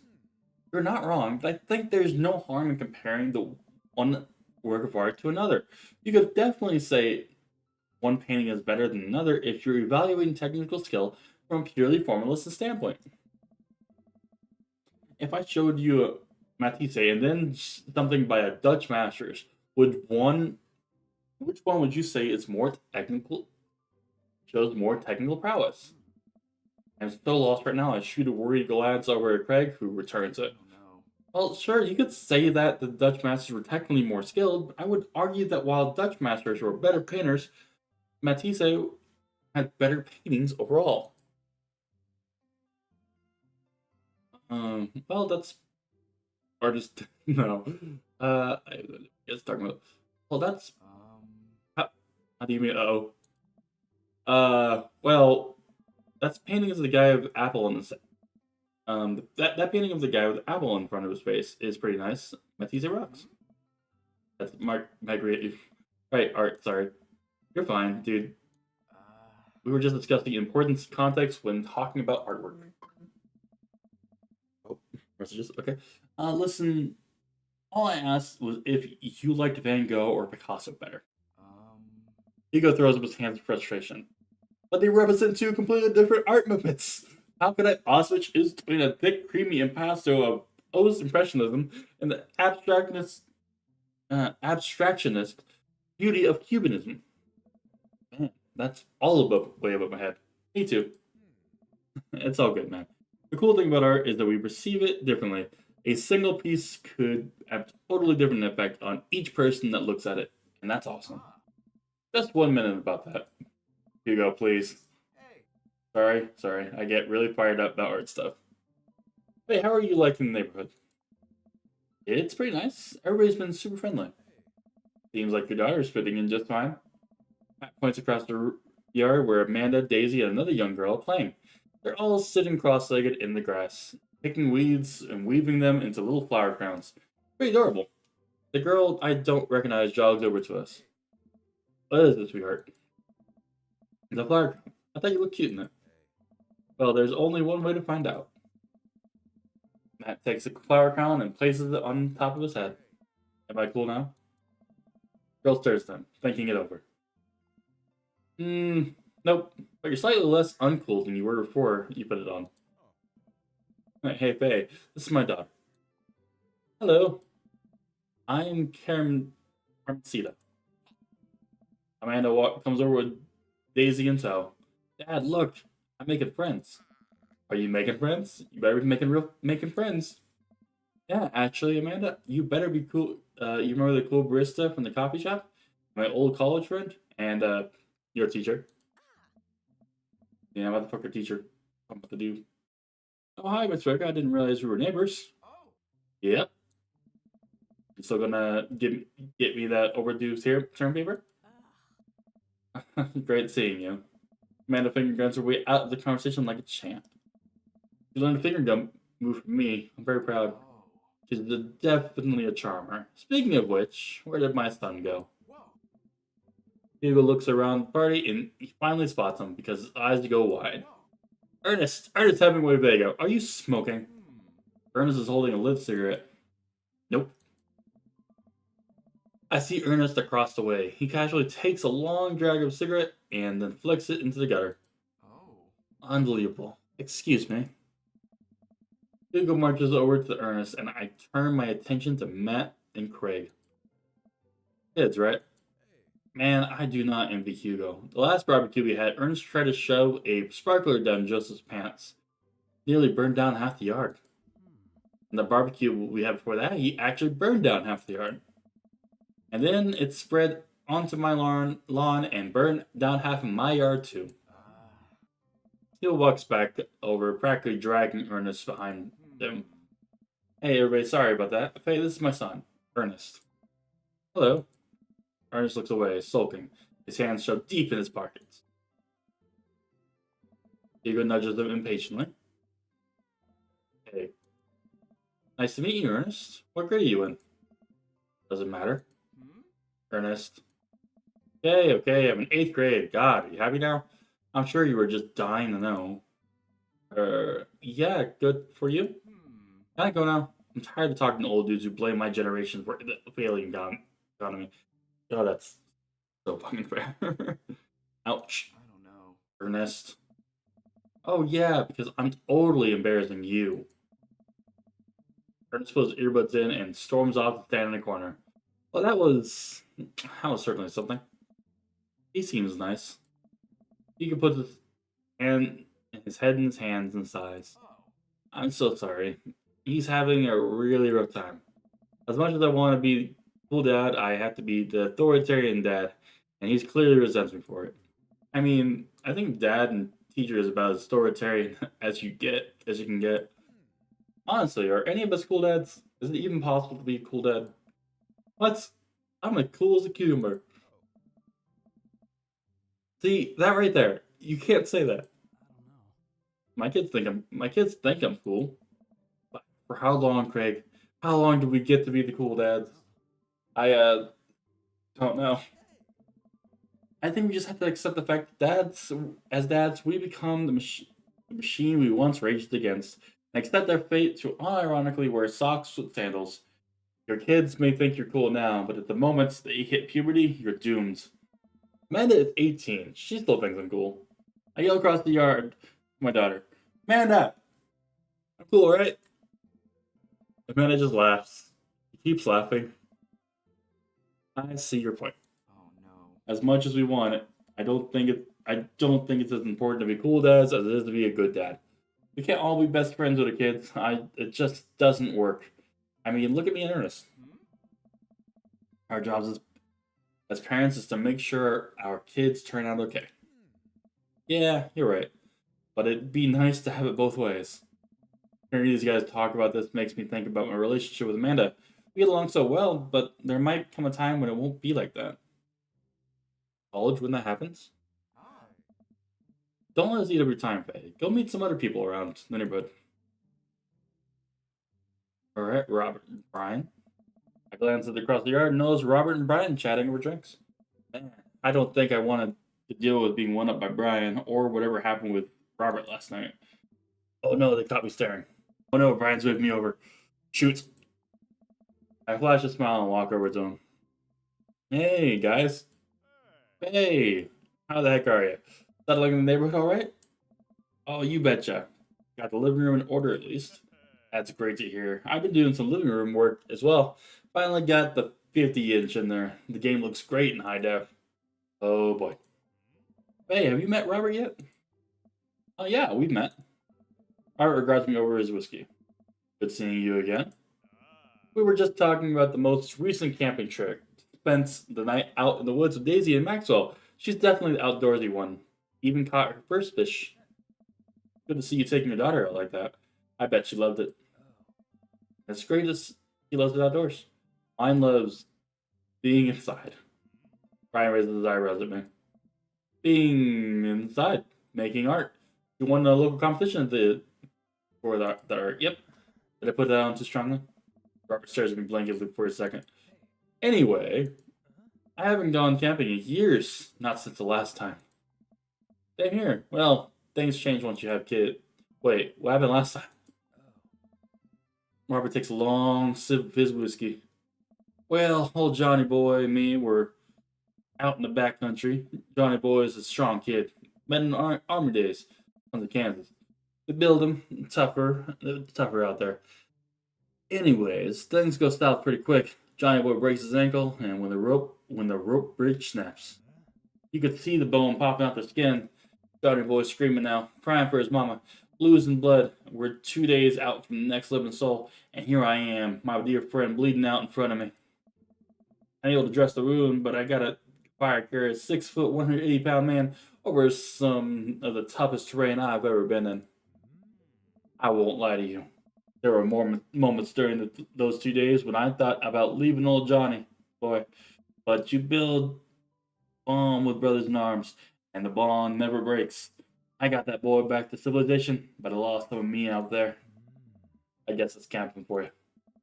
Brian and I stare in disbelief. Robert takes another long sip of his whiskey. I'm just kidding. My friend John and I went inner tubing down the river, and he lost a flip flop. It's that kid. Brian and I laughed nervously. Or am I kidding? Brian and I tense up again. I'm kidding. Phew. And then Daisy barrel up to us, laughing. Daisy is holding the paper plates in front of her like a steering wheel. We gotta get off this haunted truck. Oh no, the ghost locked the door. Quick, hit the emergency escape button. But the trucks don't have emergency escape buttons. Then hit the brake, I guess, and we'll get out of the truck. Imagine the truck. Anyway, we're safe from the ghosts, but how will we ever survive the Arctic tundra? Daisy, you might have to eat me. Are you prepared to do that? I'm prepared to do anything to survive. That's cold-blooded. I like that. Although I'm not sure about how I have the materials required to properly cook you. That reminds me of the last time I went skiing. Robert, wait a second. Are you guys playing Long Haul Ice Road Paranormal Ghost Truck? Such a fucking mouthful to say. Yeah, man, I love that show. The best, especially that episode where Colum hides Flint's keys and Flint retaliates by breaking the ancient curse and sending a spirit after him. Yeah, it's such a quality reality television. I don't watch the whole lot of television, but I do enjoy that show. That and the war documentaries. All right, Daisy, I found us a couple of bugs. They're going to be great meal, lots of protein. Going to keep us from starving in this harsh, icy wasteland. But the whole table of food is up right over there. Daisy, the game. We're playing pretend. The kids do. Live a little. Amanda gives Daisy a handful of gummy worms from the snack table. They eat them with mock disgust. Let's go find kindling for a fire. Okay. But not actual fire. Because we're playing pretend? Now you're getting it. Daisy and Amanda run off. What a cute couple of kids. Man, I've never seen her get along with anyone so quickly. I guess Amanda just sort of has a way with kids. That's kind of amazing. Daisy doesn't really get along with kids her age. It's nice he's not trying to one-up me this time. Maybe we can have a regular friendship after all. Really? Just kind of keeps to herself. Her teacher says she spends every recess in the library. The other kids are intimidated by her intelligence. There it is. I wouldn't worry about it too much. Amanda was shy at Daisy's age too. She used to have a habit of crawling under tables and crying every time we took her to a restaurant. She bit people too. Oh, kids, right? Gotta love them.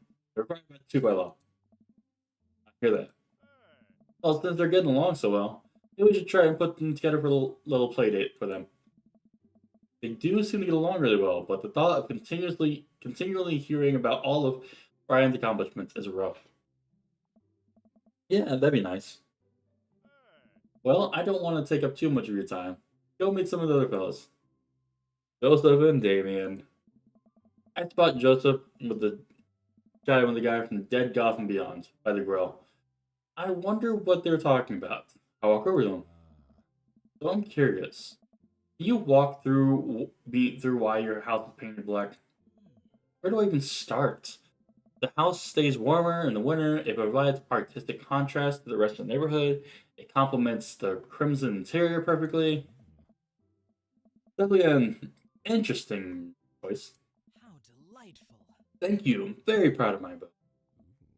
Hey, I was just having a conversation with Damien here about his aesthetic design decisions.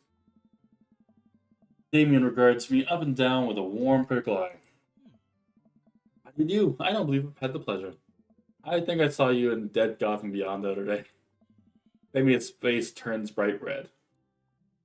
I must apologize for my behavior that day. You see, I take God's lifestyle very seriously, and to be caught in a ruse by such a corporation as Dead Gotham Beyond was profoundly frustrating indeed. I hope you know, while my anger may have been justified, it was no such way for a gentleman to act. It's okay, man. Oh, You tell me about yourself. Are you new to this area? Yes, my daughter and I just moved in the other day. She was the one I took to Dead Gotham Beyond. Very good taste on her part. But does she partake in the goth lifestyle?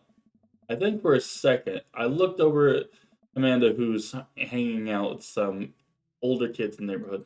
what? Hey, Amanda, would you consider yourself goth? Amanda yells back. I wouldn't necessarily try to fall under one specific label, but I guess I could if I had to choose. I'd be more describe myself as a twee hipster with normcore leanings. Hats are cool though. Pity. Are you enjoying the party so far?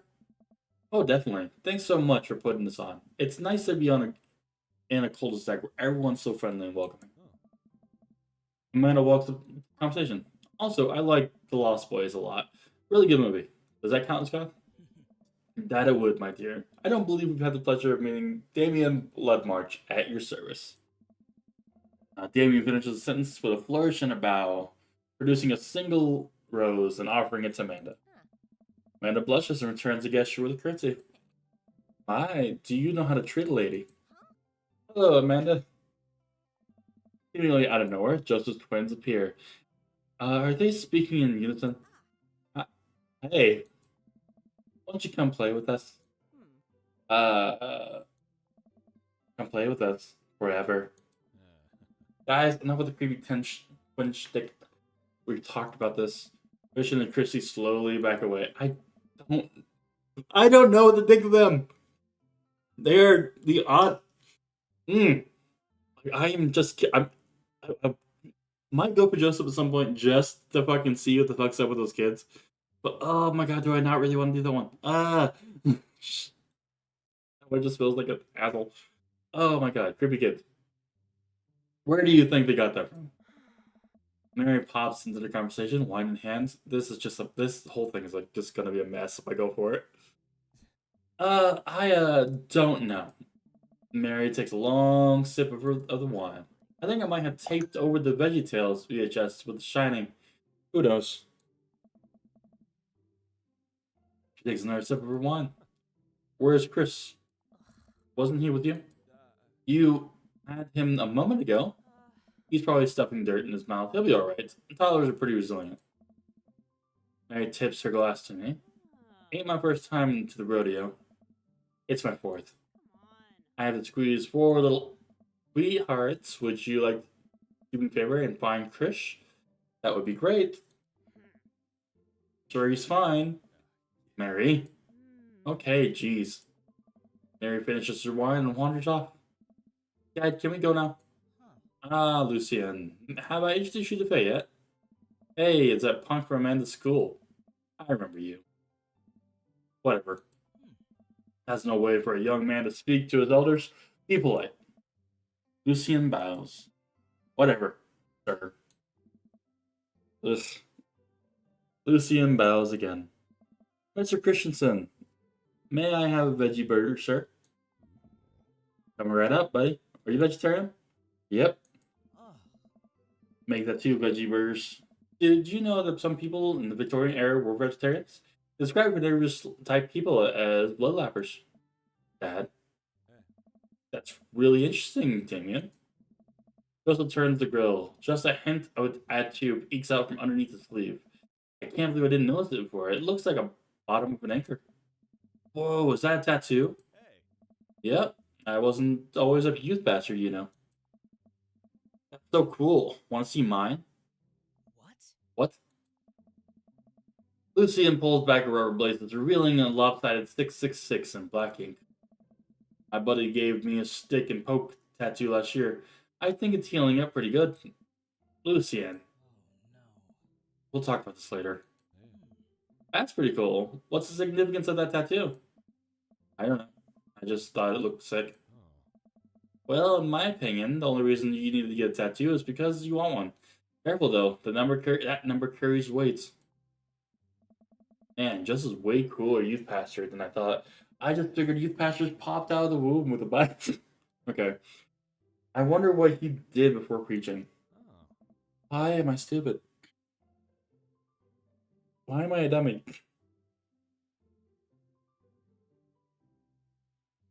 And without further ado, let's work some magic. Joseph closes his eyes, takes a deep breath, and gets to work. With a grace of ease, he sets patties on the grill, flourishing as he flips the spatula in the air. It's easily some of the best grill work I've ever seen. You guys think this is my first time in front of a grill?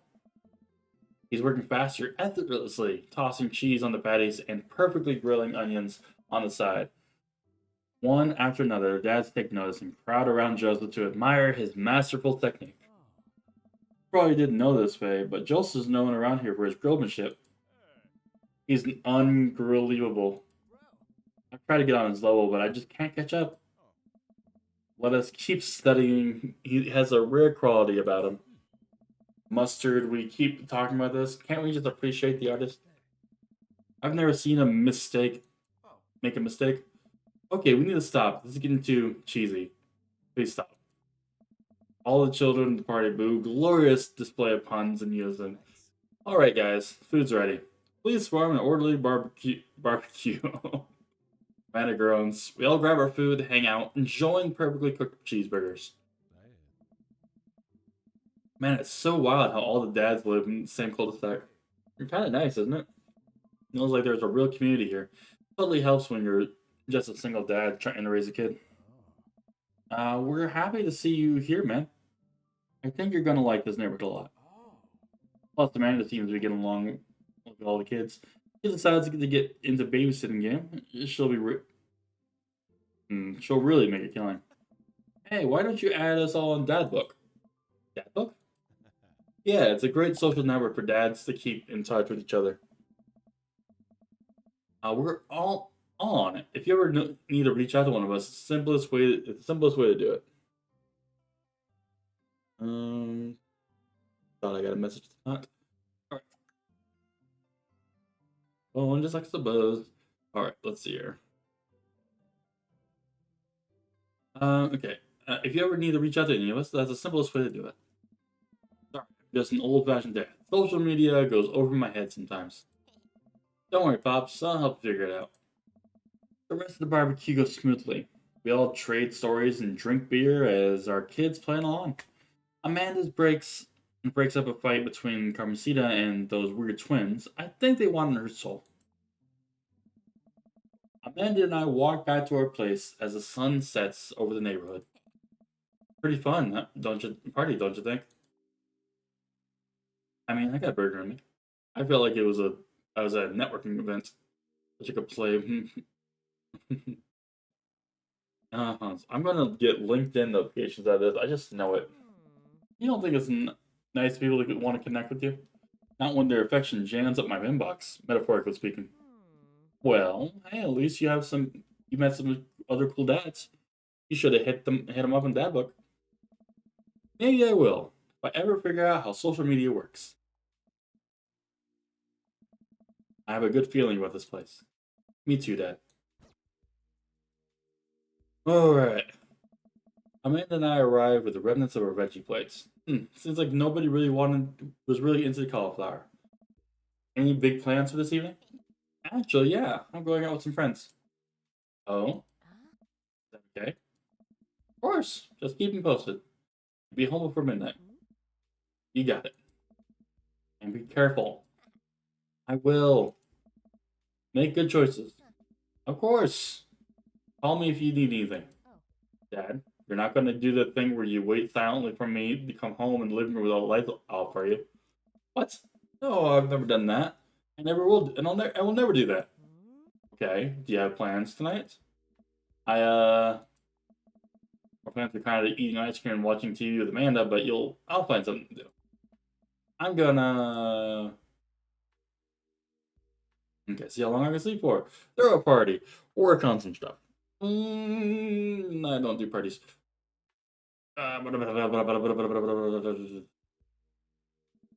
You know, that stuff. I'm just relaxing tonight. Have fun, okay? Right, see you later. I'll watch Amanda drive off into the night. I really do hope she has fun. I plop down from the TV and turn on some Wine Dine Mastermind with celebrity chef Gavin Chapman. Look, Gavin's making a roasted rack of lamb with rosemary mashed potatoes. I'd love to be able to cook like that. Although I think if I was actually good at cooking, I'd use my powers for evil. Like making baked Alaskas all day instead of any food of real nutritional substance. Man, Gavin Chapman just caught that thing on fire, but he meant to do it. What a professional. I lose track of time as I blaze through several episodes of Wine Dine Mastermind. Also, one episode is some cooking show called Meat Hell. I'm not sure about that one. What that one was about? It was just a lot of yelling. I glance. I glance through my watch. It's almost midnight. I should check in on Amanda. I sent a text. Hey, kiddo, you good? One in the kitchen as I wait for a reply. Amanda's phone's almost always in her hand, so I'm sure she'll respond soon. Unless she's driving home, in which case I hope she doesn't respond soon because that's definitely taught her better than text and drive. I reach to the freezer and grab an ice cream sandwich. It's a little late for this, but I think I earned it after a long day of socializing. I check my watch again and then my phone. Nothing yet. Okay, now I'm worried. Do I call her? Do I call the cops? No, no, no. It's too soon for that. I'll just send her a gentle reminder text. Hey, what's up? Half an hour passes. Now I'm really worried. The episode of Gavin Chapman's Meow are not the only thing assuaging my anxiety, but possibly God damn these words! Exhilarating. No, apparently I don't do English very well. It with all that yelling. So I keep pacing in the house, waiting for her to come back. Why didn't I find out where she was going? Who is she even with? Why don't I know any of her friends' phone numbers? Why don't I even know any of her friends' full names? Who is Emma P? I decided to send her another text. Amanda, please text me and let me know you're okay. I can't help but think all the awful things that could have happened to her. Well, thank God, sir. Amanda opens the door and shuffles in. Finally, she's back home. I'm glad she's okay. Sweetie, thank God you're safe. Yep. But now I know that she's okay, I'm really mad. Why didn't you just answer my text? Anna pulls her phone out of her pocket. Oh, whoops, I guess I didn't see those. Starts walking to her room. Ann. Oh, we're pulling out the middle name now. Amanda, you came home an hour and a half after curfew and you didn't respond to any of my texts. It really freaked me out. I was about to call the cops. Dad, you're seriously overreacting. You're not going to be like this when I'm out of school, are you? I was scared. You weren't responding, and it was just like when your mom. I had to stop myself from tearing up. Oh, Dad, I didn't mean to. Sit down on the couch and put my head in my hands. I feel very tired all of a sudden. You really scared me. Just please don't do that again.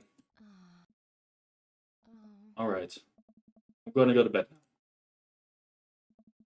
Amanda closes the door of her room, and I head to mine. Jeez. As I'm falling asleep, one thing she says just keeps echoing in my mind. You're not going to be like this when I go off to school, are you? I definitely didn't sleep well last night, so I brewed some strong coffee and make some scrambled eggs for Amanda as a peace offering. She eventually wanders into the kitchen. Hey, I thought about what you said last night. I should have texted you. I said I was going to do it, and I didn't. And honestly, I just didn't even think about it. I'm really sorry, Pops. I won't do it again. Well...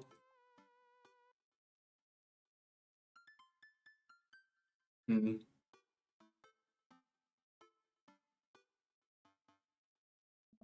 I also thought about it, and I'll try to give you your space from here on out.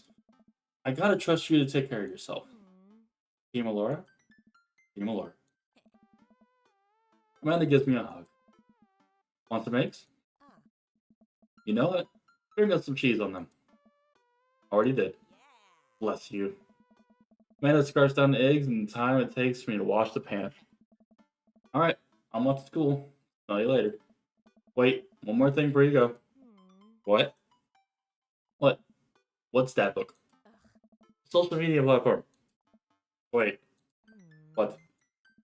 What's the social media platform? Dad, I have to go to school. Come on, man. I'm an old man. I can't put together a dad book profile on my own. Alright, I'll help you sound interesting on the internet. Amanda spends the next couple of minutes setting up a dad profile on Dadbook, which it turns out is a place where dads can get together and talk about fatherhood. Alright, Pops, gotta fill out your profile. Let's get some likes and dislikes. Okay. On a Friday night, you're most likely to Netflix and grill, polish and sort my coin collection, fall asleep watching History Channel, torment my kids with damn puns, sink into blissful oblivion. Think. Honestly, puns. I love puns. Alright. If you had one thing to take with you on a desert island, what would it be? Trusty grill, the lost shaker of salt, Castaway DVD on for instrumental purposes, a boat. I don't need anything. My survival skills have trained me for this day. Honestly, a grill probably wouldn't be a bad idea. Yeah, boat would probably get you killed if you actually went try to go on the ocean by yourself. Without like any like I guess it depends on the boat. Like how advanced is the boat? If it's just one with a propeller, am I gotta worry about like I'm gonna be in the same like I'm not Sam. Yeah, it just depends on the boat. Like, is it a boat with an engine? The boat with an engine, I have possibility. Well, yeah, I have possibility. I still don't know where I'm going though. Yeah, probably grill, just to cook food. What's your turn-ons? Strong dad arms. Tennis shoes with long white socks. Well manicured lawn. Street smarts. Top tier grillmanship. Or comfortable crying. Honestly, it'd probably be this one or this one. Um, honestly, get emotional. Yeah. What did you want to be when you grew up? A biologist. That's pretty close. Alright, a technical writer for manuals and instructionals. Salty boat captain, a pro skater who is also an astronaut, a good father, or president of space. That's probably the closest thing. What's your mood genre? Horror. War documentaries. Filmography. Anything but on Laserdisc. Romantic comedies. Whatever will make him cry. Old comedies. Oh, there's nothing on horror, though. Alright, romantic comedies. Alright, what's your ideal dates? To the aquarium. Napping together. Doing a 1,000 puzzle piece together. Eating healthy food at 4 p.m. Trying to geocache, but getting hopelessly lost. Arson, being emotionally vulnerable. You know, who doesn't like cuddles? What do you never leave home without? Some of the cardigan, my sick vape, my book of war jumbles and pen, a cold knife, my crippling slow self-esteem, where I frequently forget my phone, keys, wallet, and home sometimes. I spent a lot of time thinking about conspiracy theories. How proud I am of a child, potential of the end of the world.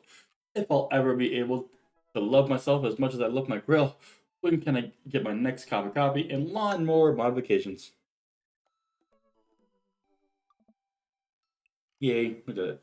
See, that wasn't so bad. Yeah, that was actually kind of fun. I could totally spend all day just looking at people's profiles. I don't think there was actually any purpose to this, just other than just picking things. You should message one of them. Or more one of them. All of these dads seem pretty interesting. Okay, I promise I'll make some friends. When that gives me a hug. Go get him, Dad. Welcome. You've got Alright, so we have... Okay. I do love this little profile she actually that they make for her, though. Hi, Faye, it's me, your dear old friend from way back, Dad Manda. I'm delighted to see you signed up for Facebook, or for Dadbook. They've recently added an exciting new messenger service, so you may find yourself receiving messages from other dads like myself. Take care not to miss them. Amanda, is that you? What are you doing on Dadbook? Hey, why, Faye, I never. We've known each other since business school. How could you possibly confuse me with with your amazing and talented and easy to buy things for a daughter? Though I am, of course, flattered. You should buy Amanda more things. Amanda, you know I didn't go to business school. I barely even managed to get my degree. Wait. No. Wow. I didn't say that. You never heard that. This is gold. I was a great student. I swear, I graduated at the top of my class because I worked so hard and ate all my vegetables. Totally holding on to this for later. Wait, do you remember what I majored in? I declined to comment. Cool. Conversation ended. Okay. We're gonna go for Hugo. Alright. So middle school teacher, high school teacher, writer, scholarly articles in 18th century literature and for various esteemed publications. If you're on here to tell me that my son put a cherry bomb in your trash, I know and I'm sorry. Okay. On Friday nights, you are most likely to brew some strong tea and paint my miniatures. You gotta remember. Alright, if you had to have one thing to take with you on Desert Island, what would it be? A remembrance of things past by Marcel Proust. What are my turns on? Muscles. Oh.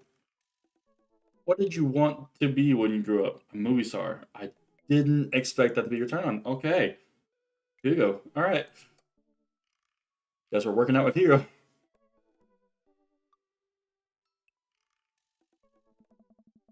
I navigate to Hugo's dad's page and type out a message. Hey Hugo, great seeing you at the barbecue. Want to hang out sometime? I'll wait a few minutes before the computer jams. Uh-oh. I'm so glad you messaged me, and I definitely want to hang out sometime, but I have a favor to ask. Our class is going on a field trip to the aquarium today. Oh, perfect. I love the aquariums. Perfect. I love it. And one of the chaperones called in sick. Is there a possibility that you can come by and replace him? I completely understand if you don't want to and they can't make it. But I'm gonna be honest with you here. It's middle school class. I need to get as much help as I can get. I think about the moment, man. There's a lot of screaming kids I'd be accountable for, and they're in middle school, arguably worst age to be. Amanda silently trudges in the kitchen and pours herself a bowl of cereal. Her eyes a little puffy, almost as if she'd been crying. Morning, Amanda. Morning, Pops. Hey, are you alright? Oh, of course. I'm fine. I just got thinking about Backstreet Boys. They had a reunion. Backstreet Boys are back, alright. But they're different. Something's wrong with them. Like they're a dream someone once had but can no longer remember. Oh. Another different game. Yeah, it's something I play other games. What's wrong with that?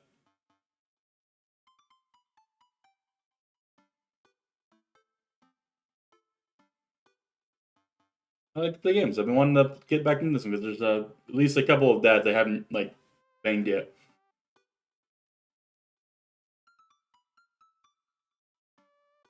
No one's talking about it, and they just go on like everything's normal.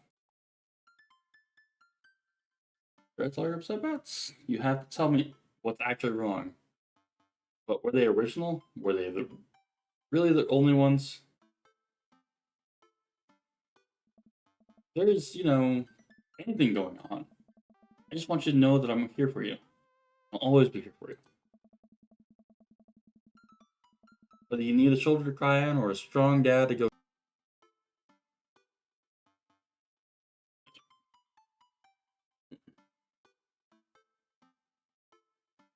Ratchet Daddy or in the one. I'm only playing Dream Daddy tonight, and yeah, I'll pick you up tomorrow before I go to work. Are you guys like doing shopping or something? Groceries, things like that. Wait, no, that can't be tomorrow because you guys work. You guys work tomorrow. I'm guessing you're getting off early or something.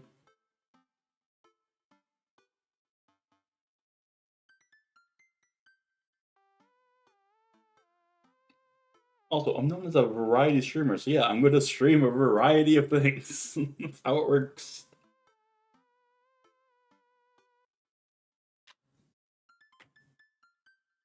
When the shoulder grind, the strong dad kick someone's butt.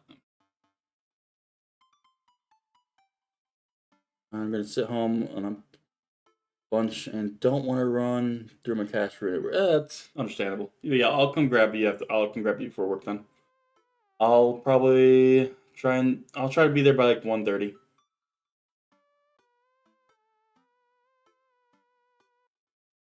The only properly scheduled games I have is Ori right now. There's like the one story game. Today is usually a co-op day, but we couldn't figure out what to play.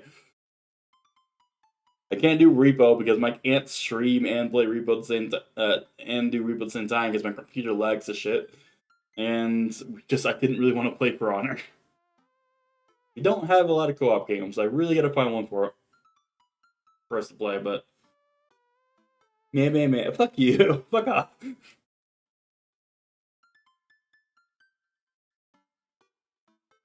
I do what I want. What I do. I don't have Minecraft.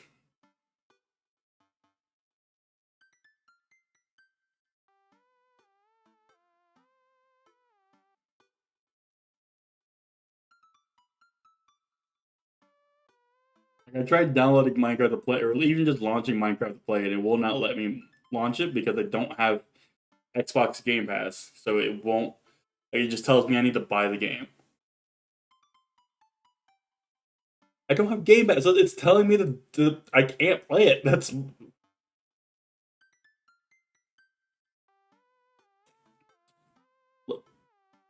when I my. I don't right now. Look, I will. I'll stream. I'll stream me trying to go through it. If maybe I'm possibly doing something wrong. If I'm doing something wrong, you can point it out to me and call me a dumbass. No, it doesn't crash. It literally just says I need to buy the game.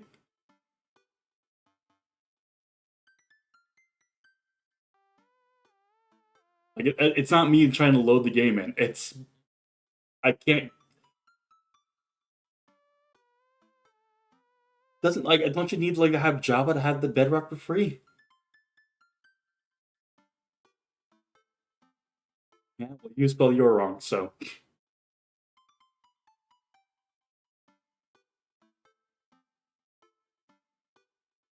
who's a real dumbass here?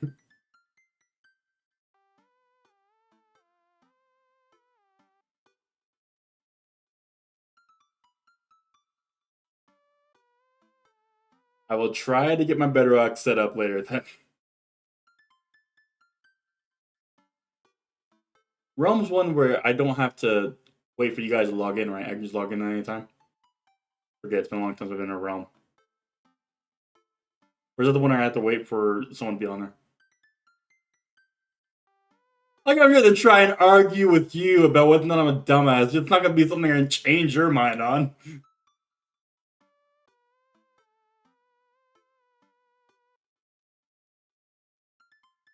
I know my battles. Alright. So just stock and find your houses. Got it.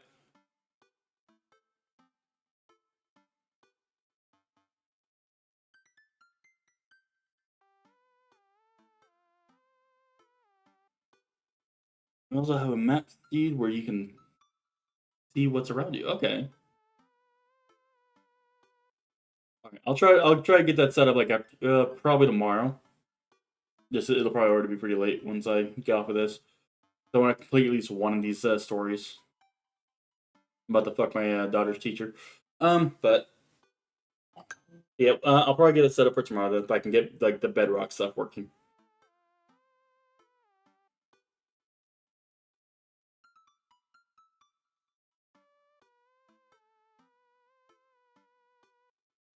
Or if it's just a chill thing to no world ending stuff. I wouldn't end the. What do you talk about the mods in it or?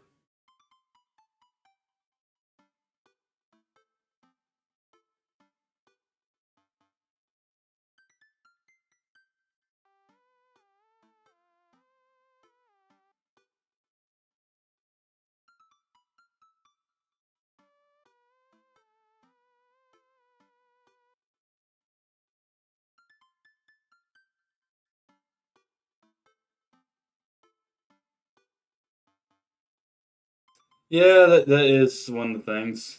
There were not many. I don't know. I kind of enjoy like the writing and such, just how they like talk, the little jokes they put in there.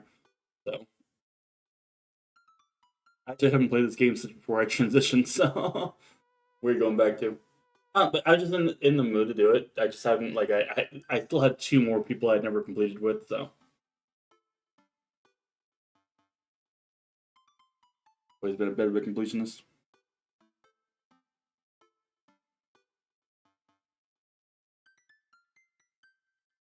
I only had like one that I like liked a lot, and that was Matt, who was the coffee guy.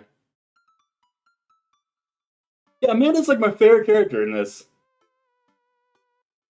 What are you getting at?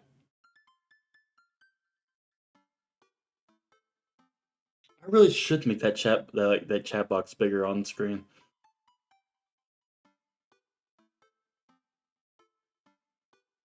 I'm gonna try probably end up like setting up a whole new thing when I update everything. I really gotta go through and actually fix my settings and shit. But yes, I like having a daughter in game.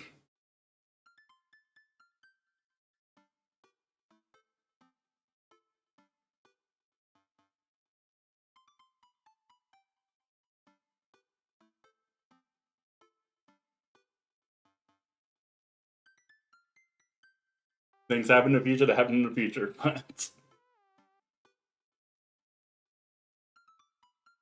But yes, this one, this button, click the button, go next.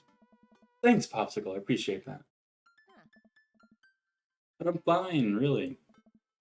I'm unconvinced, but I'll stop badgering her about it. I'm sure she'll tell me when she's ready. Like, if I were ever to be have a daughter, I'd like to try my best to be,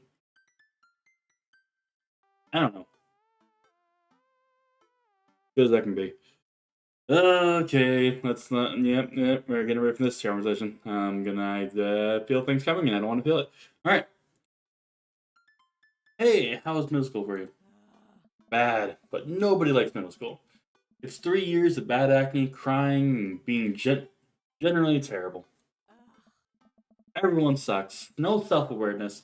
It's just a bunch of hormonal teenagers locked in a gross old building for 40 plus hours a week, doing the long division and starting fights over, I don't know, pizza day. Top 40s pop.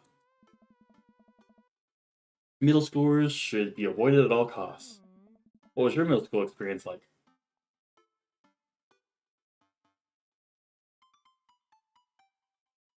What was my middle school experience actually? It was okay. I had friends at least. These are like, no, that's when I started getting, yeah, that's okay. There was nothing really out of the ordinary for me. I had friends who, no, they all wronged me in some way, shape, or form. They were terrible to me. And wait, I was terrible to them too. It's all rushing back to me. Middle school was awful. I had repressed it for so long. Dad, did we just have a breakthrough? I think we did. The middle schools are reprehensible. Wait, why are you asking me about middle school?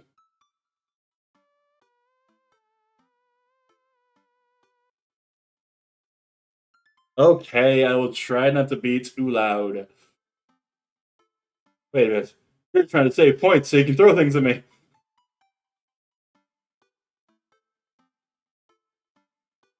Oh yeah, I'll just keep the reading and I'll try not to be too loud. So. Wait, why are you asking me middle school? Oh, Mr. Baker requested my help to chaperone his middle school class to the aquarium. Just wanted to know what I was in for. You get to go to an aquarium? Are you kidding me? Yeah, I kinda knew it. I'm just gonna have my ears blasted like in like a 20 minutes or so, just by because I'm gonna get hit by everything. How many points are you even at? Out of curiosity. I don't think it's many.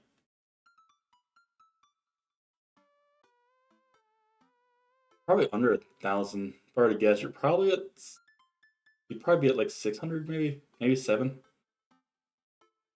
No, if you were at 700, you could already throw all the items at me. I think that's only a 500 point thing. Alright, the last road trip I got to go on was the Clam Chowder Factory. They didn't even give us clam chowder. They gave us square pizza at the Chowder Factory. 706, okay. Not bad. Was that why you eat clam chowder? You won't eat clam chowder anymore? I've actually never had clam chowder. That could be good. Try it someday. Oh, that's because Bobby Willingham threw up into one of the vats of clam chowder, and I'm the only one who saw it happen. Oh, it haunts me. Right, let's leave that story firmly in the past. Anyway, you should just do it. Mr. Vega sounds like he could really use the help. Plus, you can get to hang out with cool fish. Amanda, I get weird about aquariums. Ocean makes me nervous. No, it doesn't. Ocean it's fucking fantastic. Go! What are you worried about? That a whale's gonna pop out and touch tank and swallow you whole? Don't put fear into my heart. Well, do they have penguins there? Yes, they have penguins there. Then settled. Penguins outweigh the fear of the ocean. I sit back down and get the computer. Let Hugo know I'm available. He tells me to meet him at the aquarium and gives me the address. I grab my keys and kiss Amanda on the forehead before I head out. I arrive at the aquarium and find the school buses have beaten me there. Preteens huddle around their teachers in small groups, yelling at each other and goofing off. Every teacher looks like they're at their wits' ends. Hugo jogs up to me, looking frazzled. I'm so glad you're here. Hugo! It's been a debacle.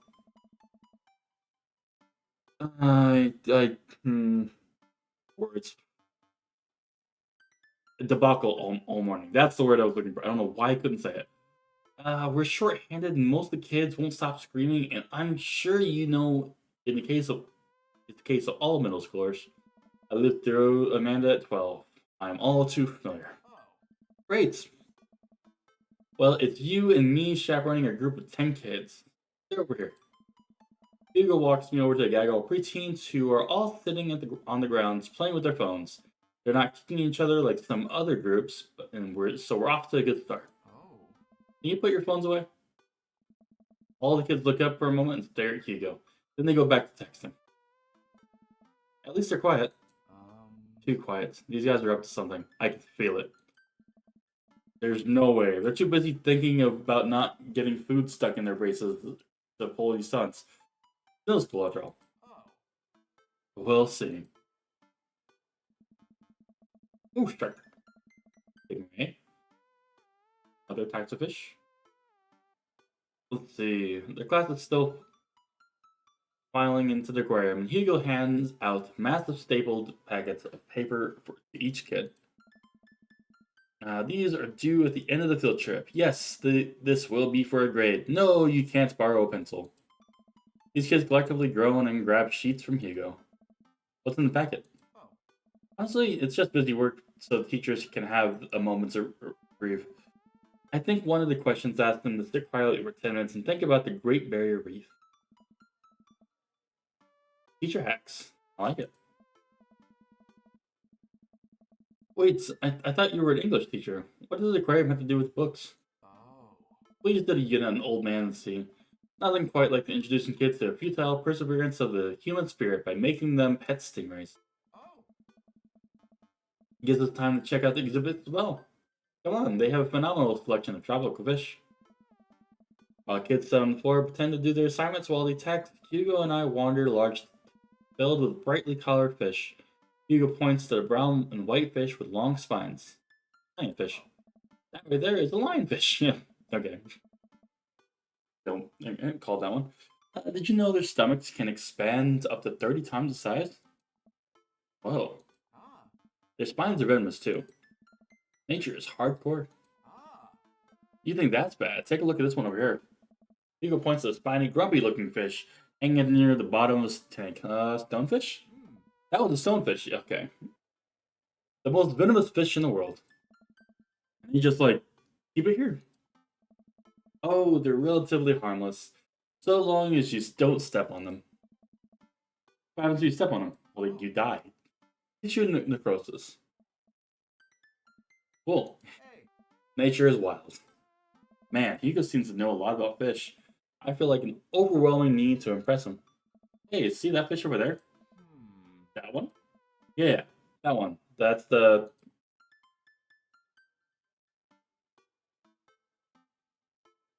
Not one of these is a real fish. Yeah. No, that's... Animal fish. Psychiatric fish or political fish? Okay. Let's go paranormal. This fish sleeps upside down, but in contrary to popular belief, it is not an actual vampire. That's the vampire fish. Wait, are you serious? Absolutely not. I'm playing for a gagger. Good one. We lead the kids to another room. Sharks, sea turtles, eels, and other marine life swim in massive floor-to-ceiling aquarium. The kids begin trying to take selfies with sharks. Hugo leads me aside to separate two kids who started fighting over a Capri Sun. I walk around the room reading tiny little blurbs about different fish swimming inside the enclosure. After a while, I look around and see Hugo again. He's gazing up at the aquarium in childlike wonder. The ripples of the water cast blue, moving shadows across his face. For someone surrounded by angry, hormonal preteens, he looks completely peaceful. He looks really cute in this light. I hope he doesn't notice me staring. Hmm. I walk over to join him. Beautiful, isn't it? Okay. We can learn a great deal about from Mother Ocean. Are those two sharks kissing? Okay. What is a good choice here?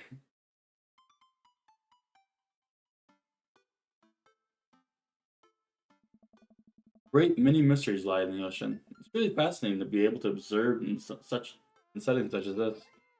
There we go. That was a big one. All right, that's a very astute point, Faye. We stand together for a moment, admiring the wonders of marine life.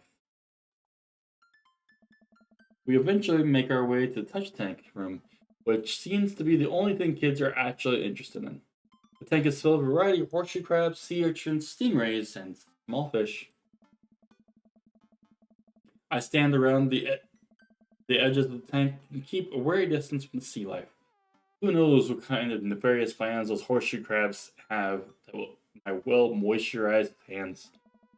Hugo rolls up his sleeves and sticks his hand in the water. Don't you want to pet some rays, Faye? Oh, I think I'm good. I don't really. I think I should just stay over here and admire them from a respectful distance. Come on, it'll be fun and informative. Don't make fun of me, but I'm scared to touch them. I get weird when there's no glass separating us. I don't know what any of those things are, but I get a feeling they will probably bite me in my delicious hands if given the chance. Nothing in the tank can hurt you. The stingray have their barbs removed, and the horseshoe crabs only eat little clams. The anemones are pretty safe to touch, or perfectly safe to touch. Against my better judgment, I approach the tank, slowly dipping my hands into the cold water. I touch stingray as it glides past me. See, not so bad. It feels like fun, slimy leather. Things get a lot less scary when you learn about them, right? I dive my hands into the touch tank and renewed vigor for ocean life. I poke at some urchins and feel a hard carapace of the horseshoe crab. My hand brushes against Hugo's as we reach the same enemy. I pull away, blushing. Hugo smiles at me. Hey, you're supposed to be touching the fish. Sorry, I just got a little carried away. Wait, that girl over there looks suspicious. Why is that? Oh. Are the backpacks usually that wet? Hold up. Susan, get back here. Oh no. Hugo runs up to her middle school and catches her before she can make it to the exit. Want to tell me what's in the bag? Textbooks? Want to tell me what's really in the bag? Susan won't budge. I walk over to Hugo and the girl. I think he might need a backup. Look, kid. I'm afraid to hit a child. Oh lord. Um, that's an easy 5 to 10 in the clink. I had a bug go down for that once.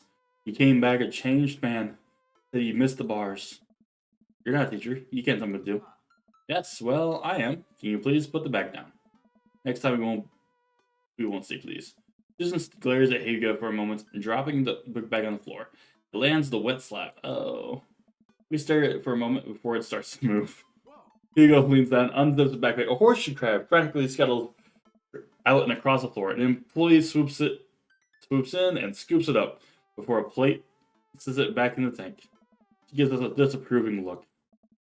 Jesus, Susan, what was your plan? I was trying to free him. Where? Outside where he was gonna die? Susan, go back to your group. We'll discuss this later. Yeah, hands where we can see him. Susan sulks off, leaving me alone with Hugo. He gives me a pat on the shoulder. Middle schoolers have sticky hands. I doubt that's the first time that's happened here. Or the last. In the next room, we see a variety of smaller tanks, sea urchins, tiny fish, and a rainbow of beautiful underwater plant life surround us. Look over here! Hugo points to some seahorses gathering at the bottom of the tank.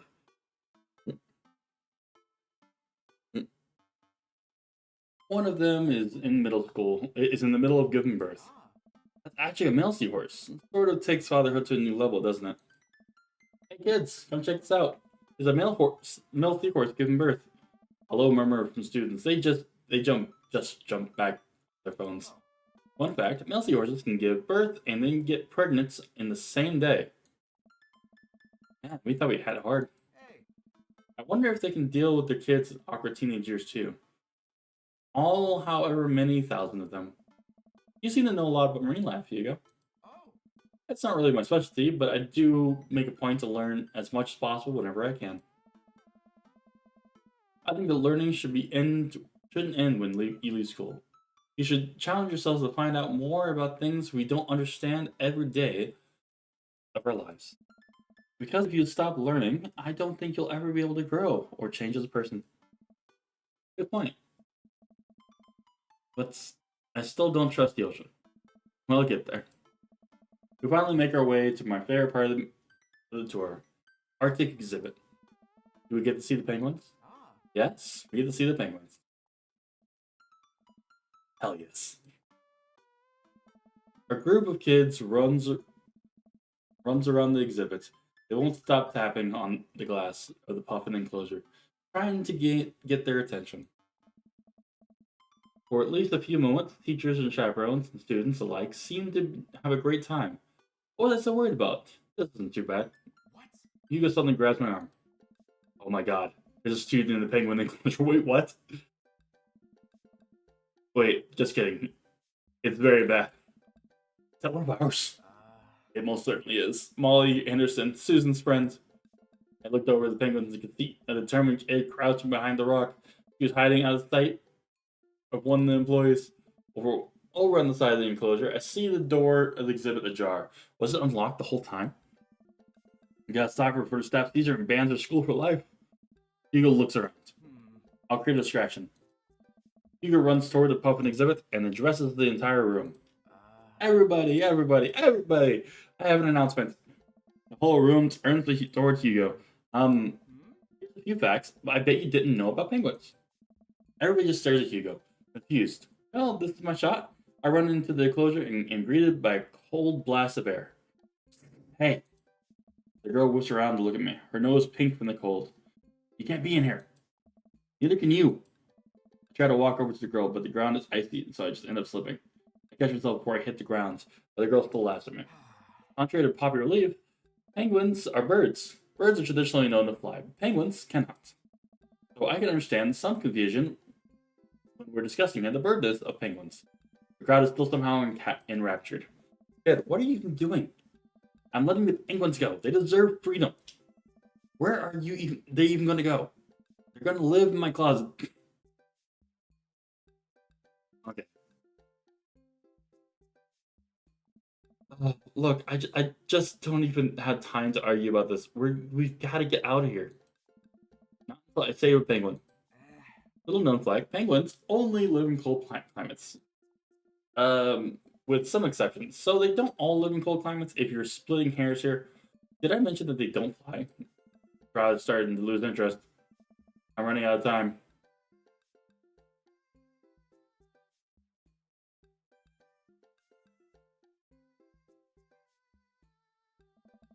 I think back at the time I released all of my feeder mice in the front pet store. It was a disaster. I was 6, but it was a disaster. Molly, you know, life can be cruel. Money? Give me money. I will give you 20 bucks right now if you leave with me. Molly thinks for a second. Okay. Well, give it to me right now. I reach in my pocket and pull out everything I have, examining each bill. Okay, well, I have $12 and some change. Also, there's a button here. Is that enough? Pay me the other 8 later and we have a deal. Even to shake the hand, but suddenly I realize that there's a wave of penguins on their way out of the enclosure. We're gonna have to block these birds. Oh no. How do I... Oh, okay. No. Beyond penguins.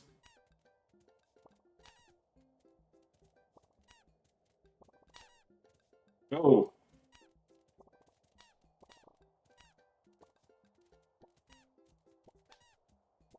Go. No. Get back. No, get back. Shoot!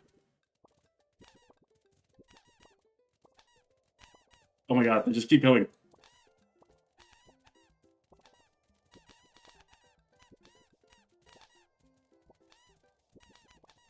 No! Wait! No, they got through the wall! What?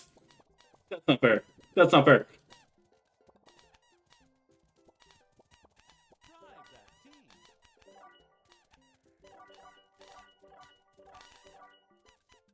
That's bullshit. That's some bullshit.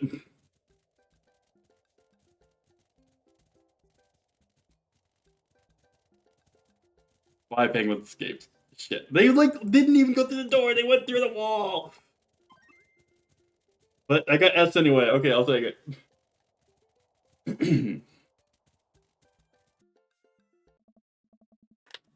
Ooh, glad that's over. Just in time, too. Looks like Hugo is wrapping up the version of your penguin speech. And that's why I think penguins are one of the best animals in the world. A few people in the audience clap out of sense of duty. Everyone starts dispersing. Hugo spots us across the way and runs over. Molly, what were you doing in there? I was liberating the animals, Mr. Vega. You realize that the penguins only survive in Arctic temperatures, right? You would have had a dead penguin on your hands. Well, it was the thought that counts. No, Molly, it wasn't. Molly turns to me. You owe me $8. What? I'll pay you later, kid. Molly runs off towards Susan, I suppose, so that they can compare animal thief notes. You're not off the hook, Molly. Hey, did you just bribe a child? I don't know what she's talking. Can't play with the rules when there's penguins on the line. Okay.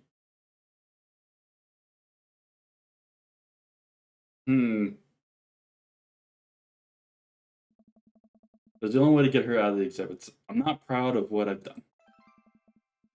I'm not proud of it either, or the penguin facts lecture, but at least we got her out. Let's just get through the day and get out of here. And with day finally coming close, the whole field trip is ushered through the gift shop. We make our way back to the school buses. As we leave the aquarium, kids load onto the buses. Hugo pulls me aside. Hey, Faye, thanks so much. Don't know what's in. Signals are going weird. That's not good. Oh, picking back up. All right. Let me take you out next time to make it up for you. Like cheese boards. Nothing on earth that was more satisfying than a good cheese board. There we go. Great. Well, I gotta go make some kids don't steal stuff. Anything else? See you around. I walk inside to find the house empty. Wonder where Panda's at. Before I know it, Amanda pops in through the front door. What you up to tonight? Just doing some homework. How was their aquarium? It was an adventure. Some kid tried to steal a penguin. We've all been there. I had to run in and grab her before the employees saw. You gotta go into the penguin enclosure? Did you steal a penguin for us? Amanda, no penguins were stolen, thanks to my valiant efforts for myself and Mr. Vega. It was nice getting to spend some time with Hugo, though. I'm surprised he helped complete a cover up. He's usually kind of a what? Kind of a stick in the mud. He's actually pretty cool. I had a good time with him. Alright, too much adventure for me today. I'm gonna go rest my eyes. You mean take a nap? There's a difference. You'll learn when you become a father.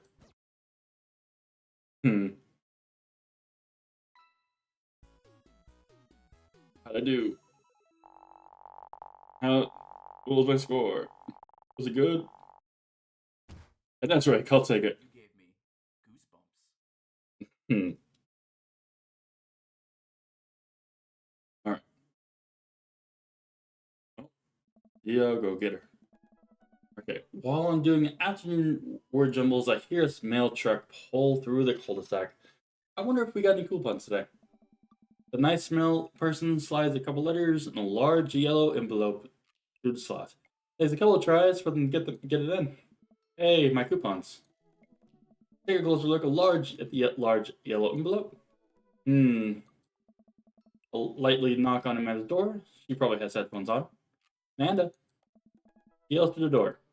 What? I have something for you. I'm kind of busy right now. Can you come back later? Okay, I just thought you might want this big old envelope that we got from HIA.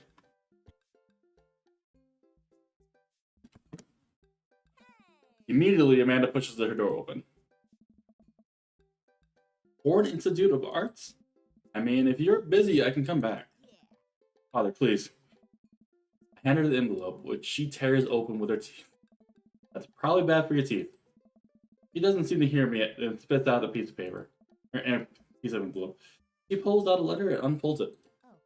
And? Spence is killing me. This is her dream school.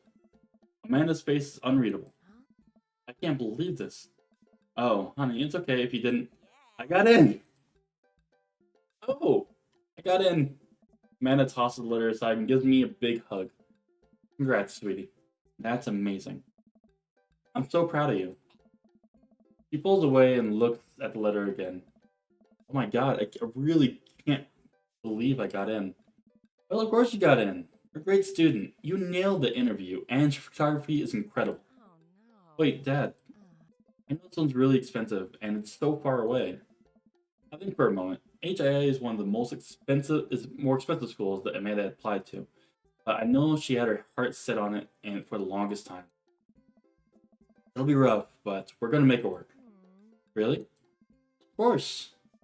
Amanda hugs me again. Thanks, Dad. Okay, sweetie, we're celebrating tonight. Dinner, your choice. Wherever you want. Wherever?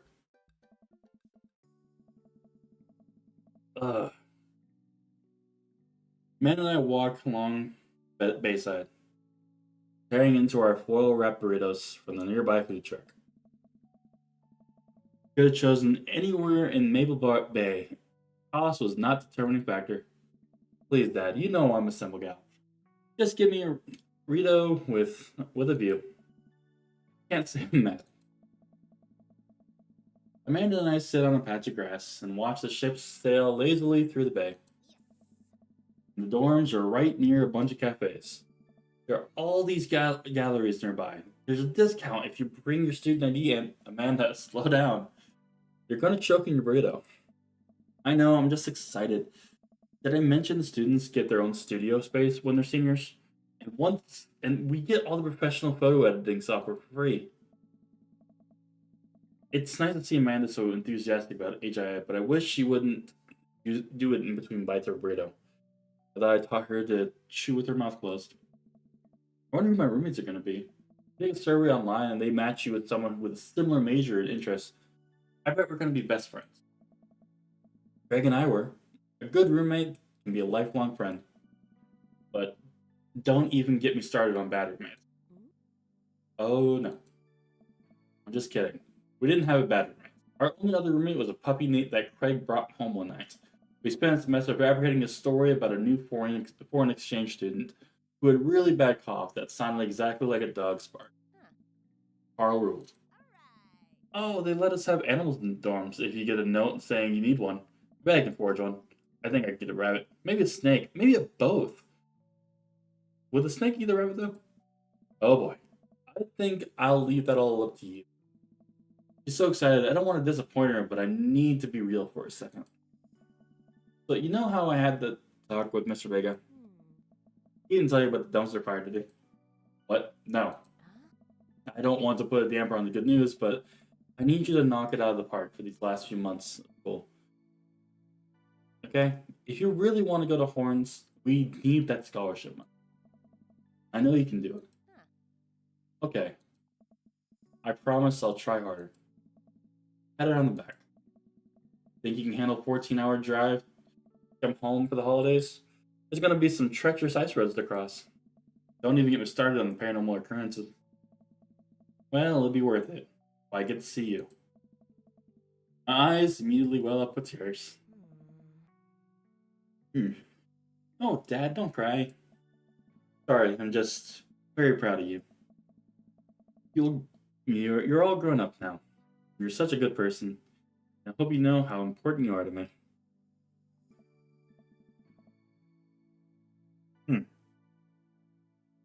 sad stuff. You're gonna make me cry too. It's too late when it's happening. Dad, I can't get tears from burritos. It's gonna make it taste sad.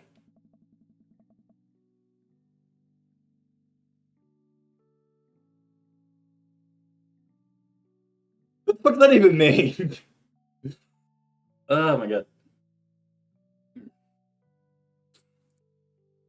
Dang, you look like you tried the other dad. Fucking kiss around the forehead. Love you, kiddo. Love you too, Pops. Ah. You've got dads. Oh. Hey, listen, this is you from the past. Okay. Whoa, how did this happen? I figured you were trying to reply to this because I know myself. But this is an automated message from you earlier this morning when it's socially unacceptable to go out and buy ice cream. I did that. I forgot how I did that as well. The future is amazing. Listen, life is short. The ice cream should always be acceptable. But this isn't the society we live in. I'm going for Hugo this time around. Yeah, he's the teacher. My favorite's still Matt, though. He's a little sweetie. It's less society we live in, more but yep. By the time you're reading this, there's a certain time of day which nobody will bat an eye for you to go buying ice cream. You know what to do. Be good to me. In a moment. But yeah, so I'm currently going for this guy. Just because I think he's one of the two dads left that I haven't tried for. But this one here is my favorite.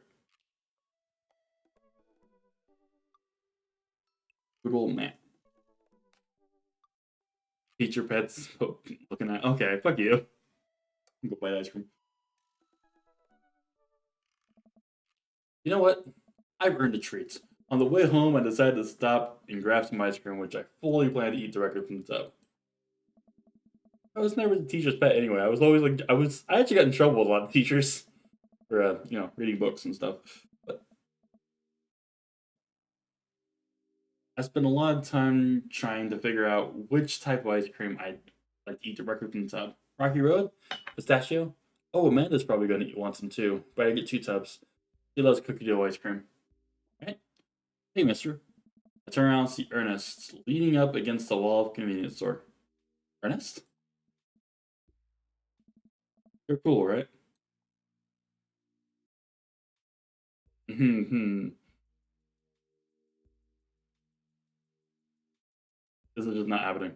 I'm not about to go sprawl out couch between a liter of ice cream and a basic cable package, and I have an intention of waking up in the position tomorrow. What do you think? And talking to you sucks. Could you just help me out? Help you out? There's no fire involved, is there? Just clouds. So you have to buy me e-liquid? Ernest, what's e-liquid? It's like Gatorade, electrolyte liquid. I get it for myself, but I'm banned from here for trying to run a grift on the cashier. Classic fiddle game, deal. Oh, you're talking about a balanced electrolytes, then I got you, little buddy. I didn't know you played the fiddle. Just ask the clerk for a blue Apple Vortex. Don't know what it is. Oh, god damn it. I pick up statue ice cream for myself and a tub cookie dough. Man, I searched for the blue Christine Void Starer, but can't seem to find it. I turn to the cashier. Hey, where's your finest e-liquid? Behind the counter. You got an ID? First of all, my daughter's older than you. Second of all, I'm flattered, and I switched shampoo recently. Is it taking some years off? Look, you need to be 21 to buy the babe juice. Your hair doesn't look a day over 20. Wait a minute. Are you just trying to butter me up so getting me to buy more ice cream? Because it's working. I glanced outside and spot Ernest staring at me. Double, wait a minute. You're telling me e-liquid is not a sports drink. It's for vaping. Ernest is watching us intently through the window. I better go give that kid a piece of my mind. I see. Oh, okay. Look, I'm gonna pretend that you didn't just try to trick me into buying old Baphomet's pop syrup and then go inside here to purchase my ice cream. I won't tell your dad if you promise this gram. Stop, baby. Look at popcorn lung. What if I give you 25? Go home, Ernest. As I'm walking back inside, Ernest calls out after me. You can get popcorn lung from microwave popcorn, you know. I no longer trust this child, but the mere notion strikes fear into my heart. I go back inside and complete the purchase with the good cashier. Thank you, kind sir, for your time and generous hair compliments. You got it, bub. I glance out the window and see Ernest still outside. It looks like he's talking to some other poor sap. Guess I should go outside and save this guy. Wait a second. That's definitely a cop. Oh boy. I grabbed Stubbs' ice cream and bowled outside. Ernest is already face down on the hood of the squad car. Ernest, did you seriously just try to get a cop to buy you e-liquid? Do you know this kid?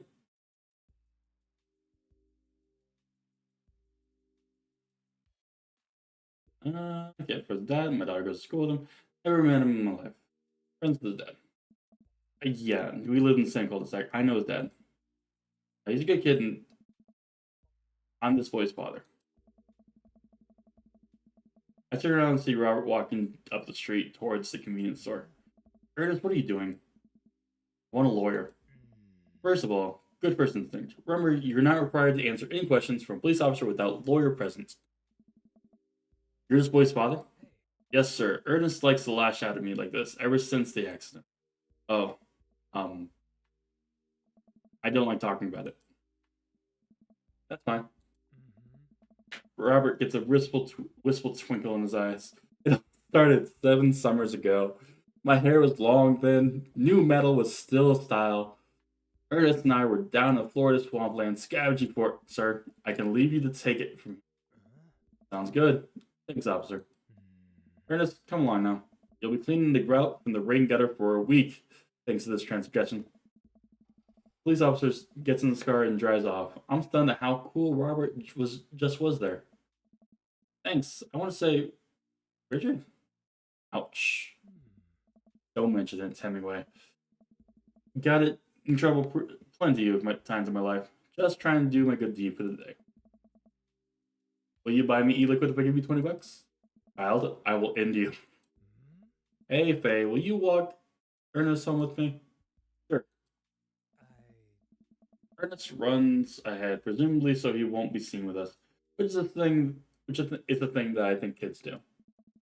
He reminds me a lot of myself when I was his age. Well, maybe I wasn't as dumb. Seems like he likes to torture his dad. Seems like he tortures just about everybody. He even stole your wallet. What? No, he did. Pat my back pocket. I pat the rest of my pockets. He stole my wallet. Why are you doing this to yourself? What? Or points at the tubs of ice cream. One of them's for Amanda. I have no qualms with the quantity of ice cream you purchased. It's a perfectly respectable amount of ice cream. It's the quality I'm talking about. You work hard, Faye. You're a good dad. Don't you think you deserve top shelf ice cream? But these were on sale. If you're gonna treat yourself, go big or go home. Real vanilla bean, real pistachio. You deserve it. We arrive at the cul-de-sac and Ernest runs into his home. That boy is the reason why we don't have prizes in cereal anymore. Catch you around, Faye.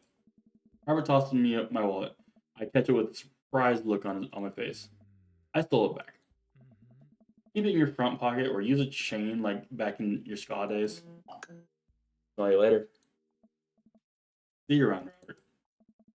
I go back inside my home and ready to spend the rest of my night with 2 tons of ice cream and also Amanda. Bro, this guy's annoying. Who, Robert? Or are you talking about the kid? You've got dads.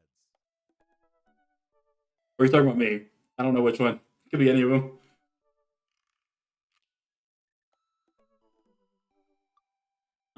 Let's see. Thanks. You go.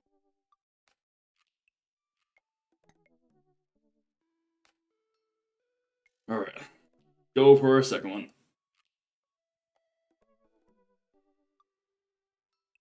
I don't think I've gone for Robert. I think I have fucked Robert, but I haven't like gone on dates with him yet. I was like kind of a one night fling with him. All right, I should take Hugo up on his offer to hang out. I had a lot of fun with him at the aquarium. I typed that message to him in Dad Book. Hey, it's the one on Cheeseboard. Hugo responds within a few minutes. Colin is still being a humongous shithead. He won't stop sending the same picture of Jackie Chan in a mesh shirt to the printer, and it's a nice picture, but it's wasting all my humor. Whoops, sorry, I meant that for another teacher. But seriously, he's insufferable. Why? He's always there's pictures of Jackie Chan everywhere. I type back. They have a couple for me. My Jackie Chan scrapbook is a little light on content, and I think this would really go to round it out. Let me get back to you at the class ends. I stand at the computer and stretch. Oh, there goes the only thing to do now. Yes, there's only one thing to do now.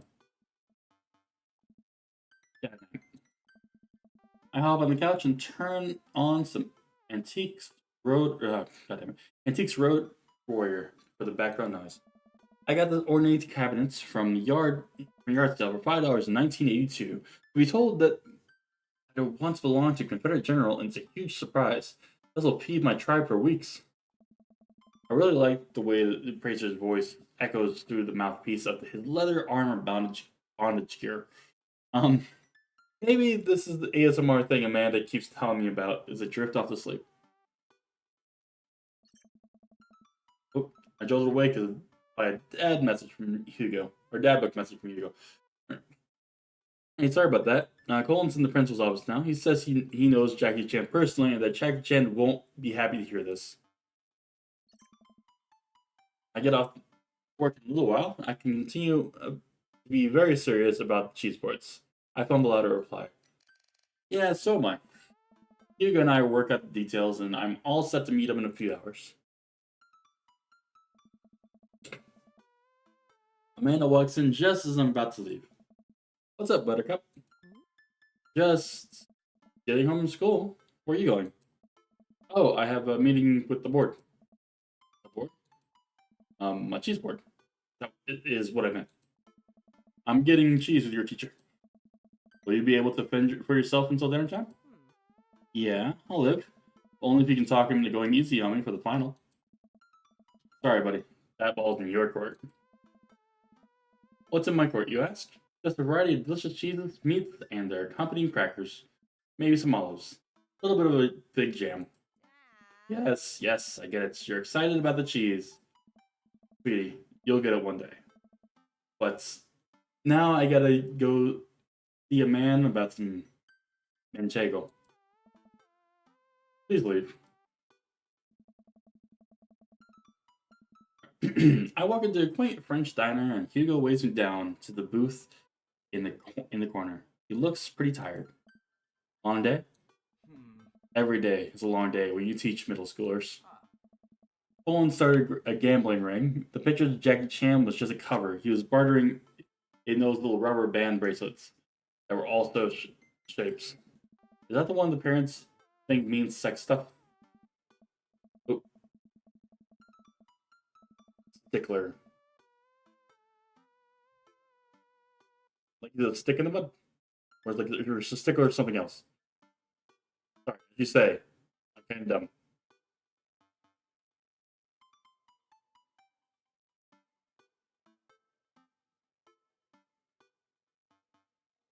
I don't know. No reference to something. I just don't know what. All right. Those ones. Hey, you're this old. No, I am not. Come on. I am not old. I am young-ish.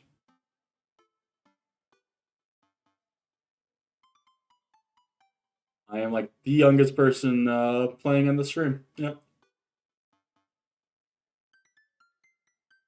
That's those ones, yeah, but a sticker is like a very particular, like he's very particular on his stuff, and he's not one to budge. I can see that. Yeah, he's very like a rule to the letter type like teacher. It seems.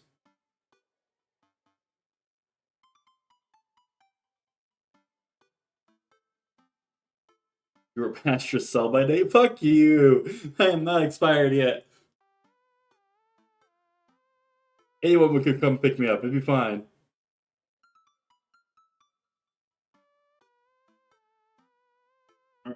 Those ones, yeah. But the reports are just scintillationist news media capitalizing on the fears of suburban parents as usual. At least I hope. Yikes. Ah. Right now, I'm very ready for some fine wine, some delicious cheese. Waitress stops by and takes an order of our biggest cheese plate you can have. For the love of God, just please put the cheese in my mouth. And the recommends us some wine. Do you two want to score a scoreboard for trivia? Is it trivia? Yep, we're starting in a few minutes. Pretty much everyone here is playing. Oh. We'd love to play. Right, Faye? Yeah, sure. The waitress hands us a scoreboard and a few pencils before leaving. I might not be much help here, but I'm not very good at being smart, I guess. Come on, I doubt it'll be too hard. Hey. Oh shit, it's Matt. Hey. Still the best winner, no matter what. This guy's okay. He's best though. Alright. I turn to see Matt and Brian with their daughters, looking like they're ready for trivia. They come up to our tables and greet us. Hey guys, you all here for the old question and answers game? Yep. I'm here every week, but Brian and Daisy carry the team. Carmencita and I just here for the cheese. Provolone 2, Lost in New York, have been reigning champions for the last month. Man, Brian's great at trivia too. That raises the stakes. Great name though. Solid team name. That's Carmencita's claim to fame. It hurts me how good I am at puns. Like father, like daughter. You guys are going to try and give us a run for our money? We'll see what we can do. You're just here for cheese too. We'll see what we can do to not hurt your feelings too bad. I will destroy you. The cheese will taste so much better with the side of victory. Duga and I bump this. Tag team champions. We'll have to think of a good team name, but I think this will be fun. Good luck. Brian, Matt, and their daughters head to the back of their table. Well, I guess we need a name. Oh. Got any good ideas? Okay, easy breezy, beautiful. Already likes it. 1999. Oh, the real monsters. Craigslist Swiss connections. If I can find it. God, this one. Craigslist Swiss connections. That'll do just nicely.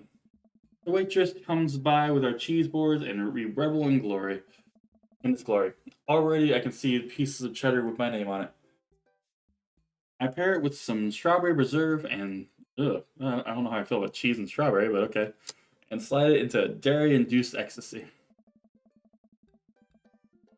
That's an interesting combo. Okay, there's a fine variety of cheese and I'm just gonna charcuterie that I'm positively overwhelmed. So the ads are gonna consume you. It's only 30 seconds. It's all right. I'm ruining this ad. What do you mean I'm ruining this ad? What ad? What ad are you suffering through currently?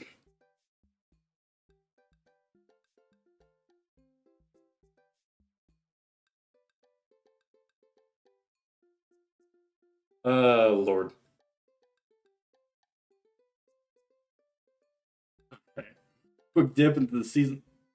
Ad may make me leave. What is the ad? I don't select the ads.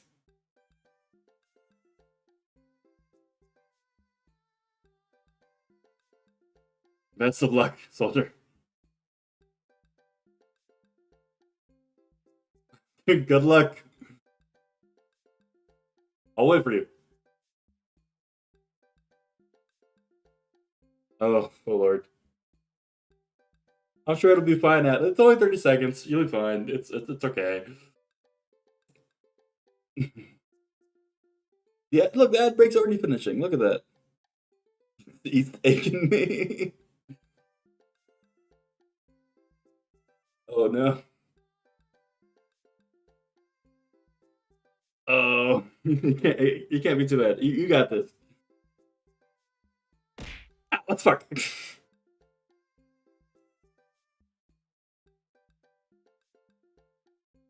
It's so rude of you. You're free.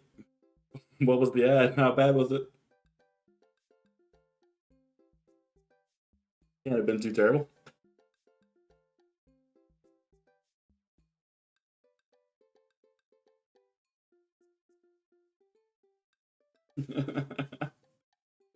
Look, on the bright side, at least I don't have like the full length, like all like the 3-minute ads. Like what? Oh, fuck you. Fuck off. I will turn up the ads just for you. Don't make me.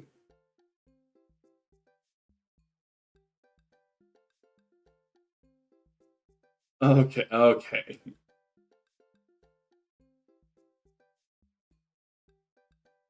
I'm going back to reading this. I didn't see nuts. Slice the savory yet salty Gouda. Or perhaps a... Ow, God. Is that actually... I don't even know if it's throwing things or not. I keep hearing it, but I'm not seeing it on screen.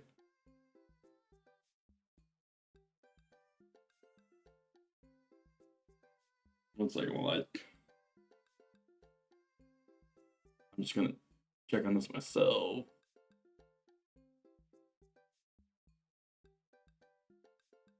Check on some. Yeah, those are okay. That's working at least. Ow.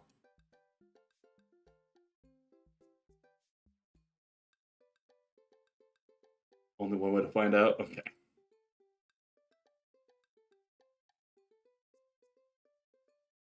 There we go. You're not about to do the big one now, are you? Where the fuck did Dream Daddy go? Oh, there it is. There we go. Found it. Alright. I'm so happy. Hugo raises his glass. Jesus Christ! Make your dreams come true! God damn it. Thanks for the bits. God damn it. I don't know why that scared me so bad. Oh my god. It genuinely scared the shit out of me. I hope you're happy with yourself. Thanks for the bits. God damn it. Hugo raises a glass like me. Cheers to cheese. Fuck you. Hey, hey. I'm middle. Who the fuck are you?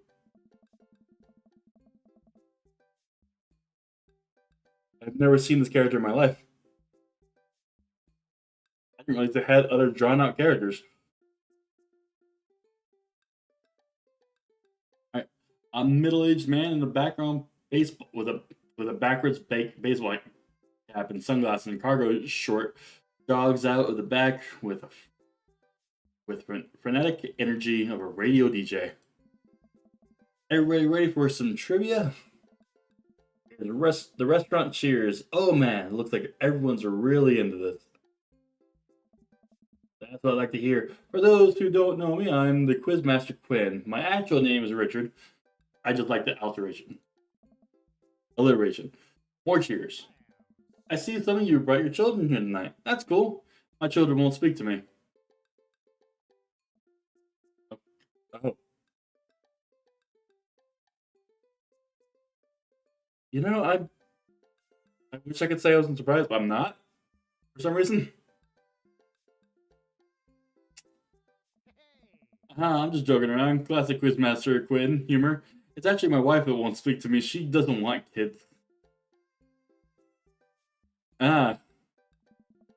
Let's get into some questions. Okay. First category is literature. Excellent. You know who loved literature? My dead father. I looked up to him, so oh my god.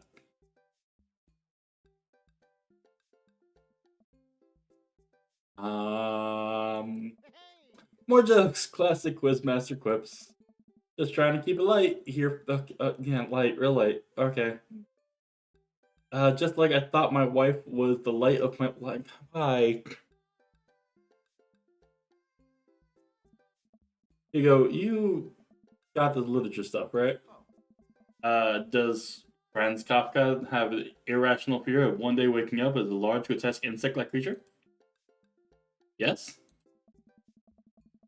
This is a continent that encompasses the realm of Gondor, Rohan, Mordor, and the Lothlorien. Other notable sites include Isengard, the Mickwar. Oh fuck! God damn it! It's all here now. I knew it was coming. But why is there a fish on my face? Oh, it's the fish. The fish are all sticking to my face. Oh, there's so much. Oh, there's the bits. Okay. Ow. God. I am. Why is there so much? Okay.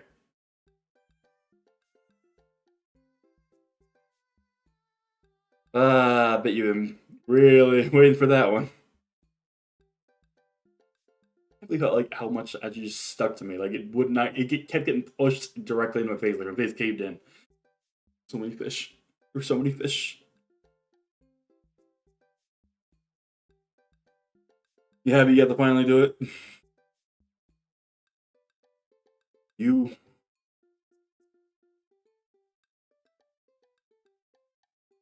Oh fuck! Husband wakes up. Gets to be up at 7, doesn't he? It's fine. We'll make it.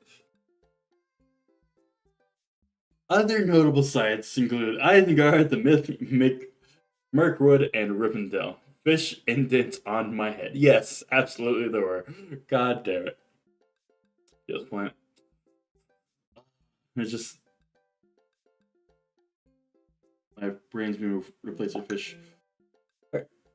The Elvish name. What is the Elvish name of this continent? That's. Oh, okay. I know it's like Lord of the Rings. So I know it's not Hoth. I know it's not Endor. Because those are both Star Wars. Let's see.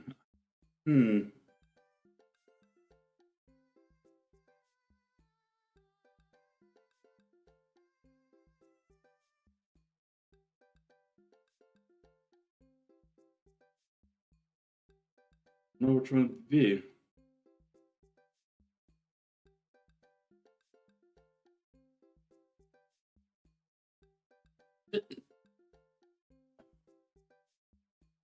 This one's definitely that. I don't recognize any of these though. Okay, who was the writer for Tarzan, John Carter, and Mars? I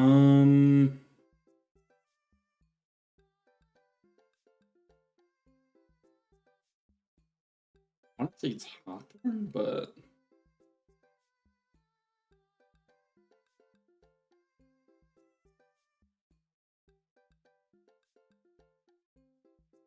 nope, better than that. And Dante's. Oh wait, I didn't even fucking read it. Fuck, I don't know what that said. I skipped past the question. Fuck. That. Oh, I get it. Okay. Walks in the room, and I think he's doing crowd work. He stops by mine and Hugo's table. Whoa, nice cheese plates you got there. Thank you. How's that cheese tasting, big guy? Good. Great. Cheese used to be my favorite food, but I developed a lactose intolerance later in life. I'm sorry to hear that. I also developed clinical depression. Oh. But people don't tell you to just get over it. You're lactose intolerance, right? Nobody's like, have you tried exercising to get rid of that debilitating dairy allergy? Or you need to choose not to let your throat close when you eat. Right? Oh. Uh, anything? Does that scan? I'm trying to workshop my routine here. Quizmaster. Alright, I think you need to go to therapy, to be honest with you. Want yourself to the table. Who wants to start the next round? More cheers from the audience. Next round is cinema. Oh man, I love movies. Sometimes I'll retreat into them for days on end because observing over a fictional universe is easier than engaging with my real emotions and problems. Frodo Baggins, am I right? He okay. Oh no. I think he's just his character. I hope. How's your cinema? Ah. Bobby, I don't know a lot about movies, but if there are any questions about bad horror movies, I can be of service. That's an interesting one. Hmm? It's a bit of a guilty pleasure of mine. Or, in Return of the Jedi, what does Luke ask Leia if she remembers?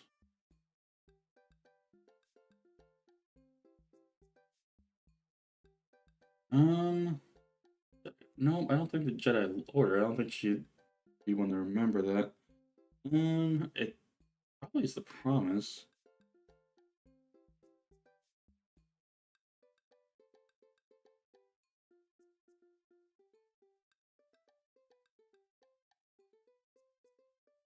Is there another? What entertainer makes fourth wall breaking appearance in the film Gremlins 2? These are like, they go like old. Jesus Christ. Am I cheating? Maybe.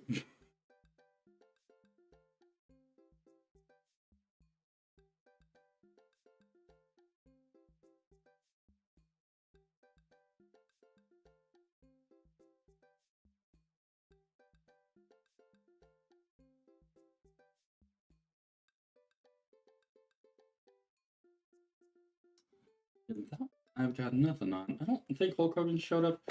I think Charlie Sheen was. Ooh, missed one. Okay. 80s horror movies. Not not feature Indian burial ground as part of its setting. Okay, The Shining did. I think Poltergeist did. Pet Cemetery also did. So Within the Woods. Oh, was it The Shining? Oh, seems like we're doing really well, but we're neck and neck with Brian Matt's team. Those guys are pros.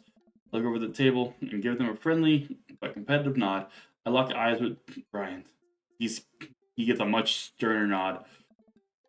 And next category is wrestling. Okay, we're totally bones. Hugo grabs my arm. Oh. Wait, I got this. Huh? Man, you know who I would want to wrestle with? Literally anyone. I crave human interaction. Please put me in a chokehold. Please, it has been so long since I've been held. I can only process my emotions by making jokes about them.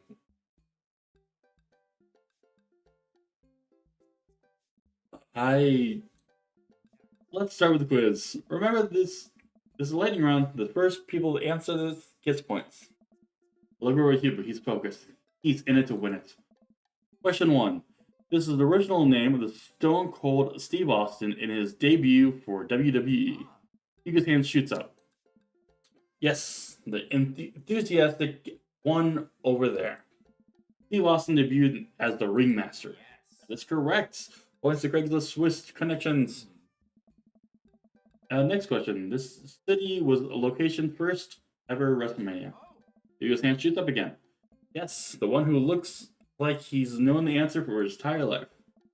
The first WrestleMania was held in New York Madison Square Garden in 1985. Another correct answer for Craigslist Swiss connections. Hugo's destroying these questions. He's so passionate about it. I've never seen him act like this before. It's honestly kind of hot. Oh, Lord. Oh, a tough one. This title went down in history as the shortest match at WrestleMania to date. Hugo jumps up, more excited than I've ever seen him. Chavo versus Kane. Oh, sorry, Buggo, but that is incorrect. The answer is actually Daniel Brennan and Sheamus at WrestleMania 28. No, that's absolutely wrong. The real record is Chavo Guerrero versus Kane WrestleMania 24, March 30th, 2008. Kane took down Chavo with one choke slam and pinned him in for a count 3. I will not stand for this travesty. Hey man, I'm just reading the card here. I don't usually rate these. Well, you're still wrong. Okay. What are you, my ex-wife? The crowd erupts in laughter. Hugo blushes. He retreats back to his chair. Fine. Wow. Hugo seems really fired up about that. Where do you get this encyclopedic knowledge on wrestling? How do you know so much about wrestling? Oh, I just pick up stuff. Oh, that sounds suspect, but it seems like he doesn't want to talk about it. I turn my attention back to the Quizmaster. All right. Let's looking down. We're down to the final category, and it's a close one between Provolone 2, Lost in New York, Brian, Matt, high five, and Craigslist Swiss Connections. Hugo and I high five. Look over at Brian, Matt, and Carmesita, and Daisy all playfully giving a thumbs up and sticking their tongues out. I eat a big chunk of cheddar without breaking eye contact to show them how serious I am. Final category is cool animals. Animals, huh? I never could take care of another living thing. Hell, I can barely take care of myself. I'm falling apart. Anyway, here's the question. The Canary Islands were named after what kind of animal?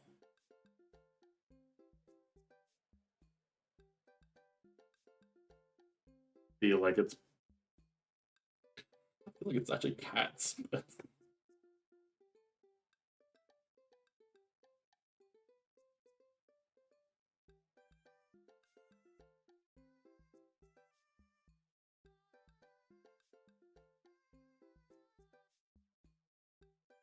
no, that's interesting. That appears in the dictionary.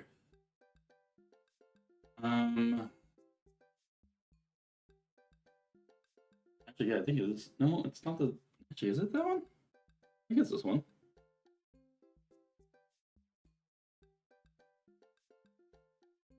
Yeah, it was this one. Okay. Mammal has the thickest concentration of fur in nature. That one I feel like is the polar bear.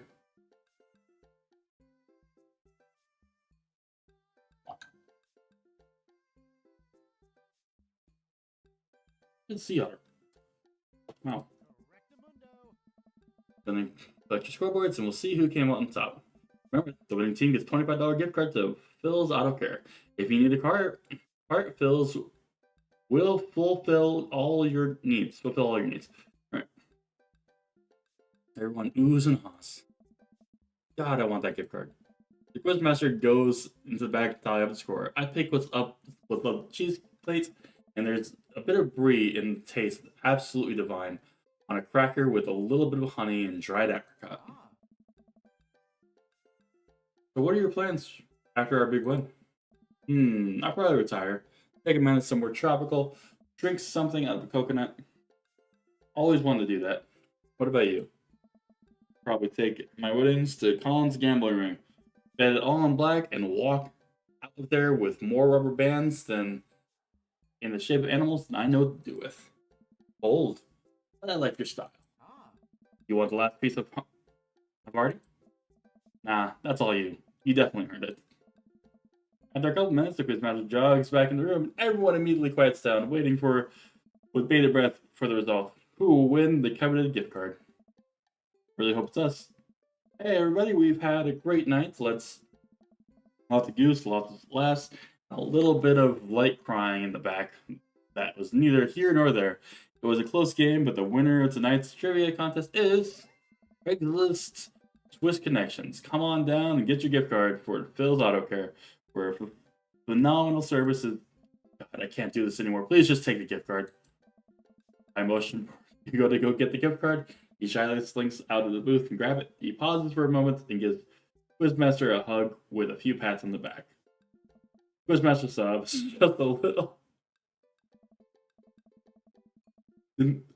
Hugo makes a victory lap back to our table and gives me a high five. Craigslist Swiss Connections is unstoppable. Craigslist Swiss Connections is great. May Craigslist Swiss Connections reign for 1,000 years. Hey, great work, guys. You guys did awesome. We'll be seeing the Craigslist Swiss Connections again next week. I look over to Hugo, who smiles. Maybe so. We make a pretty good team, huh, Hugo? Hmm. Hugo blushes. Hugo and I walk back towards the cul-de-sac, basking in the glow of our win and nursing our cheese-filled bellies. Man, we crushed it in there. Hey. Finally, enduring the screams of young children for years and end has paid off. I will take my half of this gift card and use it to purchase many, many air fresheners for my car, which which Ernest refuses to stop vaping in. I think I'll use my half to buy at least two tire pressure gauges and place in different parts of my garage. You never know when you're gonna need one, and I prefer to have them within arm's reach. Fine plan.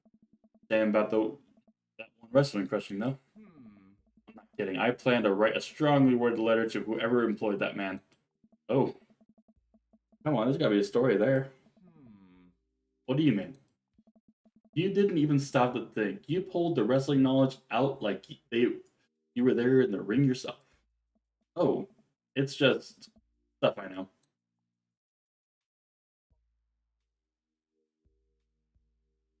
Hmm. There you go. I figured you'd be better at lying after dealing with every kid at school for as long as you have. It's embarrassing. Oh, I don't know if it's like if it'll like be like upset if I get pushy and then I'll fail everything. But you know what's actually embarrassing? Not being able to explain basic algebra to your daughter. You know what's definitely not embarrassing? Knowing stuff about wrestling. Ego Oh sucks. no. Okay, he liked it. Alright, alright. If you really want to know, just follow me. Ego head leads me to his house at the edge of the cul-de-sac. We step inside his house and it's exactly what I expected it to be. Neat and filled from top to bottom with books and art. Oh. Welcome to my home. Sorry it's so messy. His house is actually spotless. I followed him down the hallway. What are we doing? Hugo opens the door and ushers me inside. It's black. He closes the door behind us. Oh. Oh my.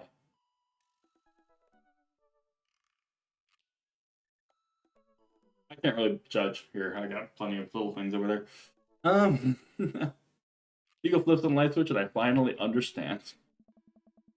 Curio cabinets packed with in-box wrestling action figures lined the walls, along with posters, cardboard cutouts, and every piece of wrestling memorabilia imaginable. A giant widescreen TV sits on a decked-out media stand. I'm speechless. I look over at Hugo, who's hovering by the door, doing everything to avoid eye contact. Eh. It's this is really embarrassing. Oh wow, not a lot of people have seen this, huh? This is the coolest thing I've ever seen. Are you kidding? Look at all this stuff. This must have taken you forever to collect. Can't touch this? Go ahead. I pick up one of the Record Championship belts and toss it over my shoulder. Do you smell what I'm cooking? Oh. I think the line is, it's meatballs. Sorry, I don't watch a lot of wrestling. I just think it's so cool how passionate you are about this. Ah. Oh, yeah, I am really, really like wrestling. He's blushing so hard right now. Hugo, you bought the wrong kind of pizza rolls again. Looks like Ernest just got home. He's yelling in from the hallway. I can see Hugo immediately deflates. I told you those pizza rolls have less sodium. I just want you to be healthy, son. Ernest comes into Hugo's wrestling room and looks around in disgust. He notices me and scoff. I thought nobody was allowed in their precious wrestling room. I never said that. I just said you're not allowed to take action figures out of their boxes and pose them so that they're having sex with each other. Ernest gets flustered. Yeah, well, whatever. I'm just gonna go throw eggs at stuff. Have fun with your stupid wrestling crap. Ernest leaves, and then a moment later pops his head back in the room. And your stupid friend. Okay. Ernest storms back out of the room and hear a door slam. Hugo warily runs his hands through his hair. I don't know. Weirdly. Sorry about him. I'm sorry that I have to keep apologizing about him. He's just going through a phase, I guess. I try so hard to impress him, but it's obvious that no matter what I do, he hates me. Ernest has a thing against authority figures, and you don't get much more authoritative than teacher dad. Oh, I did not see what that said.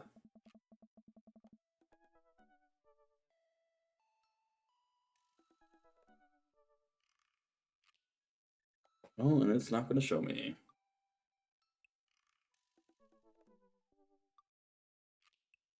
Oh, you guys.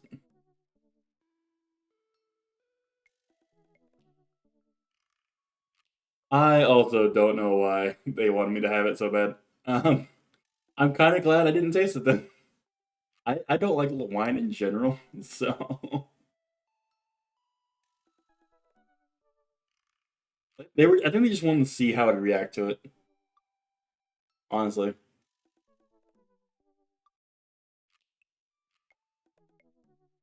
Well, glad you suffered for it, not me. My ex, he gets to be the fun weekend dad, and I'm just Hugo, who makes Ernest eat his vegetables and turn his homework in on time. Like, how bad actually was it?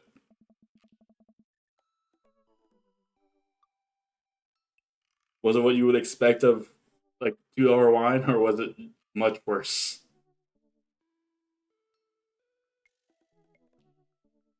Hey, you love him, and you're looking out for his best interests. Take it from one dad to another. Someday he'll come to appreciate you.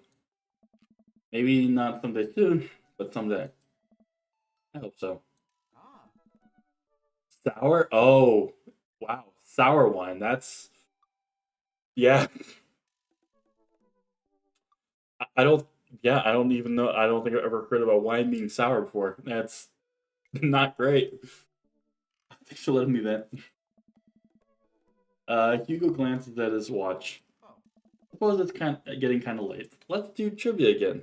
Oh, wine is just fermented grape. Literally, that's it. But there was literally no taste, just sour burn. Not even a good alcohol burn. Oh Lord, I am so glad I didn't try to drink that night. I am so glad we forgot it there.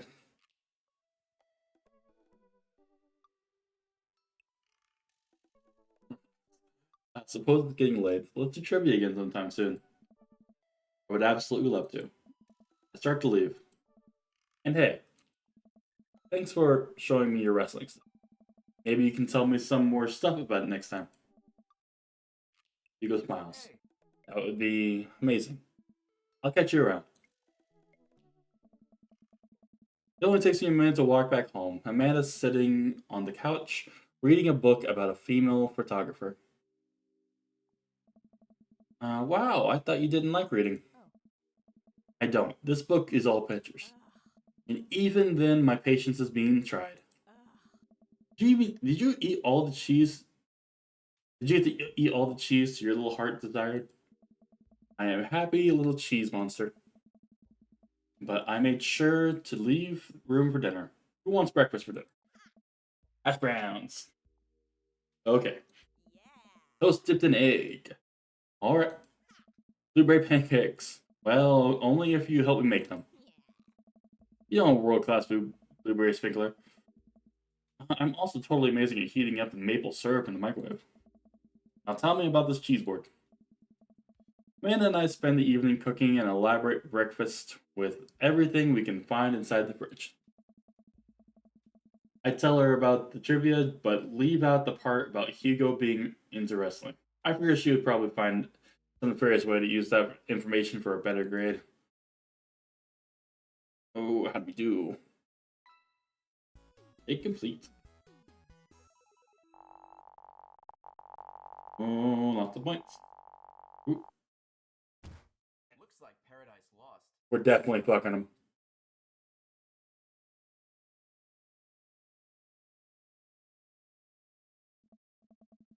Well, it's been a long day.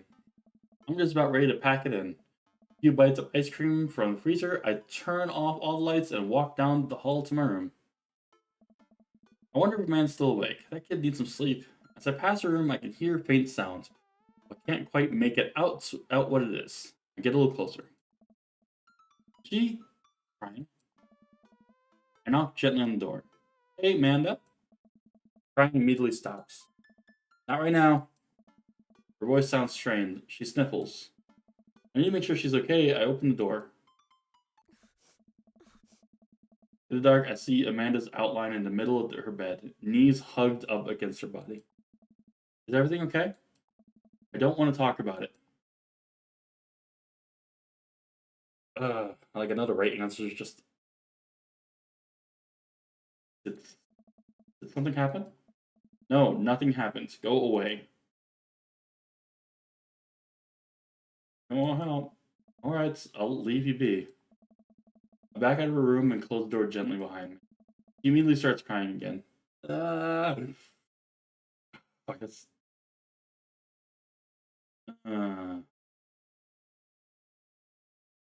One of those things you gotta kind of wait for them to be ready for you to talk to about.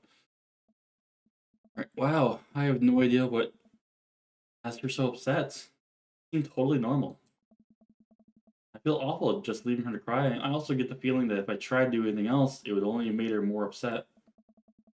I can't stop mentally cycling through all the sorts of awful things she could be dealing with right now. More than anything, I just want her to be happy and safe. It's hard falling asleep, but when I finally do, I'm still thinking about Amanda. The long night of very little sleep, I roll out of bed, making myself a pot of coffee. Amanda should be up for school soon. Maybe she'll be willing to talk about it, whatever's bothering her. About 2 minutes before she's supposed to leave, Amanda comes out of her room and beelines it for the freezer. Morning, Amanda. Morning. Drops a frozen waffle into the toaster and slams the freezer door. She won't look at me. Thanks. So, anything big going on in school today? No. Okay. Do you need a ride to school? No. Want some coffee? Anna pulls the toaster lever up and takes her still freezer burns waffle out before it's finished cooking. I had to go. Amanda picks up her bag and storms out. Oh, okay. I haven't seen her act like this in a long time. It's usually short-lived, but it always hurts. Hopefully this blows over and things are back to normal soon. I sit back in the kitchen table and look at the picture of Amanda hanging on the wall. In it, I'm teaching her how to ride a bike. Her face is a mixture of excitement and pure, unadulterated fear. I remember how determined she was. Every time she would fall off and scrape her knees, she would get up and try it again. Finally, I had to stop her because she was bleeding everywhere. Then she started to cry because she didn't think she needed bandages and she wanted to keep trying. As I put the bike away, she just stood in the middle of the street and screamed. Then I took her for ice cream and it was like nothing ever happened. After giving it a bit of thought, I decided that if I force her to talk about it, I'm only going to make things worse. I have an idea. I start rummaging around for ingredients. I hear Amanda walk through the door. Instead of heading to the kitchen like she usually does, she makes a beeline to her room. She's clearly trying to avoid me. Hey, Pumpkin? What? Can you come here for a sec? There's a moment of silence. Yeah. I wanted to say sorry about last night. I'm just worried about you, kiddo. I get scared when I know something's wrong, and I get even more scared when I feel like I can't do anything about it. So just whatever it is, you don't have to tell me if you don't want to, but whatever it is, just know that you have a dad in your corner who wants you to be happy. Oh no. Honey, if you know I'm bad with words, you know I'm bad with words. So I was hoping I could speak the language you both understand. Pull a cake out of the refrigerator and place it on the table. Hopefully the frosting is set by now. Ta-da! Dad. Sorry for that, but I support you 100%. It took me a really long time because I ran out of a red frosting somewhere around Stad. But I had to start over, and this is beautiful. It's strawberry. Amanda gives me a big old hug. I grab some plates and forks and serve us some delicious cake. So it's really stupid. What is this whole thing? I know I've been really weird lately. There's just I don't even know how to explain it. I feel like I might have to make you a chart. I'm listening. Do you want me to take notes? I guess I should start from the top. So you know how Emma R is going to that fancy art school in California, right? Emma R.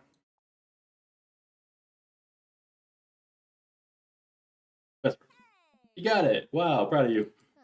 Anyways, ever since she got the acceptance letter, I've been feeling like she's drifting away, you know? She's spending a lot more time with Grace and Emma P, and I just thought it was all in my head for a while. But then I found out that from Rosie M, that both Emma, Grace, and Noah all went to a party at Mackenzie F's on the same night that they all told me they were busy studying for a Calc AB final. Yikes. So, another important piece of information is, God, this is embarrassing. I have a crush on Noah, and that's the thing. What? Whoa. I had no idea. I definitely didn't know that. Okay. You're a bad liar. Very good. I learned from the worst. Oh no. Anyway, so the only person I told about the crush was Emma R, and she promised not to tell anyone. I didn't confront them about the party thing because I didn't want to start drama, so I just keep quiet and keep going about my business. Amanda sighs. And then one day I invite everybody else to get nachos at the mall, and after not texting me back for like 2 hours, even though none of them ever put their phones down for more than 60 seconds, they all say they're busy like simultaneously. So I told them, never mind, I'll just eat nachos at home, right? But we were out of chips, and I really wanted to get nachos. Totally understandable. So I go to the mall anyway, and I get the food court. Who do I see there? But Grace, Emma P, Emma R, and Noah all hanging out together and eating nachos without me. What? It gets better. I'm standing there in the escalators watching them, and I realize that Noah has his arm around Emma R, which is kind of weird, right? But then they kiss. No. Yes, I know. So I storm over there, and I was like, hey. And Grace drops a nacho on her shirt because of course she does, and Emma R just like glares at me. Grace, nothing is coming up. I don't know who that is. Grace is the one. I know. Grace is the one nobody really likes, or I guess that's me now. But anyway, nobody will say anything, and I'm just like, you guys suck, which I realize is not the most eloquent thing to say, but I was very angry and I was really embarrassed, and I just wanted to get out of there. So I left without nachos, might I add, which is the only further contributed to my shitty day, and I immediately drafted a super long text to the group chat asking why they've been so weird. I wrote another one to MR asking how long is Noah's thing going on, and then sorry, I know it's a lot. Are you still following? What did MR say? Oh, okay. Get a load of this. MR says, you know what? Let me just read it to you. Amanda pulls out her phone and reads, word for word, an arduously long string of text messages. Can you believe that? I cannot believe that. I care so much about Amanda's social life and mental well-being, but man, do I not understand what she's talking about. This is all beyond me, but I am trying my hardest to be supportive. They were dating in secret for like months. I told her she's been a really terrible friend. She's like, well, if you think I'm so terrible, then just stop being my friend. And I was like, okay. And then she left me on red. And then, wait, left me on red? What's that? Oh, like, she saw my message and didn't reply. I know this is... I know because there are red receipts. I don't know what red receipts are, but I'm just going to nod and pretend I understand. Gotcha. While this is all happening, I'm talking to Emma P about how mad I am, because she's at least being kind of reasonable, and I'm venting to her about how pissed I am at everybody and stuff. And then out of nowhere, Noah texts me and is like, how could you say that about me? I'm just saying, say what about you? And he tells me that Emma P sent screenshots of everything I told me in the group chat that I got kicked out of. I think you lost me in screenshots, but it definitely sounds bad. There's so much more, but honestly, it's just all stupid teenager stuff. Bottom line is, everyone dropped me, half of my grade hates me, and now I have no friends. Amanda, I'm so sorry. I almost expected everyone, it for everybody else, but MLR's been there since mom died. I can't believe she would just stab me in the back like that. I'm not even mad that she didn't know. I'm just upset she lied to me for so long. Amanda stabs the remnant of her cake. Okay, I take it back. I'm kind of mad she didn't know. Like, what did I do wrong? Why did everyone suddenly decide I'm not cool anymore? Why wasn't I enough? I don't understand. And as mad as I am, everybody, like, I miss them, Dad. Amanda looks so dejected, I almost can't take it. What could I possibly say to help? Anyways, that's it. That's the whole sordid tale. Thanks for listening. Tune in next week for more hot gossip. Wow. I know. Pretty dumb. That's not dumb. No, it's the stupidest thing to be upset over. And that your feelings are real. Don't ever be mad at yourself for having feelings. I guess. Unless you're secretly been a robot who's been approximating human feelings for this whole time. Yeah, if I was a robot, I would have transformed into a monster truck a long time ago. A long time ago. But seriously, I know you probably just don't want advice, but I feel like it's my duty as a dad to bestow upon you a few nuggets of bodily wisdom.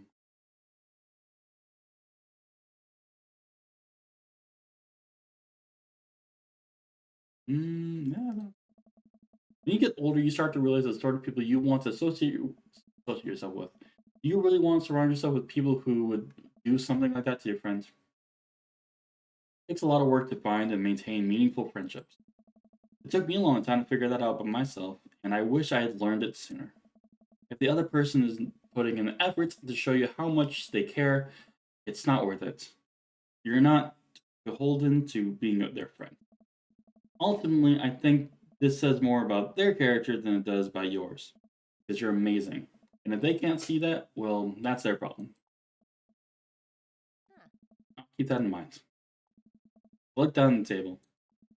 Did we just eat the whole cake? Yes, we did. Just eat the whole cake. Oh, good talk. Amanda gets up to go to her room. Before she closes the door, she turns around. Hey, Pops. I know what's coming. This little voice line gets me a lot.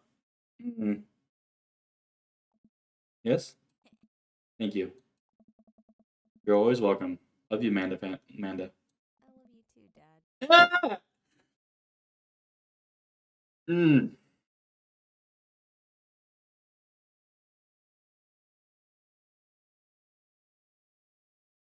Yeah. Not crying. All right. Love you too, Dad. Welcome. You've got Dad. All right, now let's go fuck your teacher. Oh, well, no, we got Craig. Craig wants to do something. Hey, buddy, so I have a favor to ask. You big fuck you! Fuck you! Shut up! Ugh. God damn it. Oh, that part made me cry like before the fucking estrogen. Now it's like worse now. God damn it. I just cried more times I like during this like fucking read through. Ugh. Robert invited me over for dinner. And I know it's kind of a faux pas to invite another bro, but I know the guy for years, and I still can't get a good read on him. And I know it's gonna be super awkward if I go by myself. Fuck off. Wait, shut up. I can cry if I want to. Fuck you. I cried in this, I cried in Stray, I cried in the fucking opening the Ori. I cry a lot, okay? It happens. It's gonna be super awkward if I go by myself. Will you please come with me? I love food. I especially love food that's free. I don't know why you're sweaty over cooking, but sure. Yeah, dude, I'm down. Thank you. I really hope that's sweat of relief. I have to clean my glasses now. God damn it.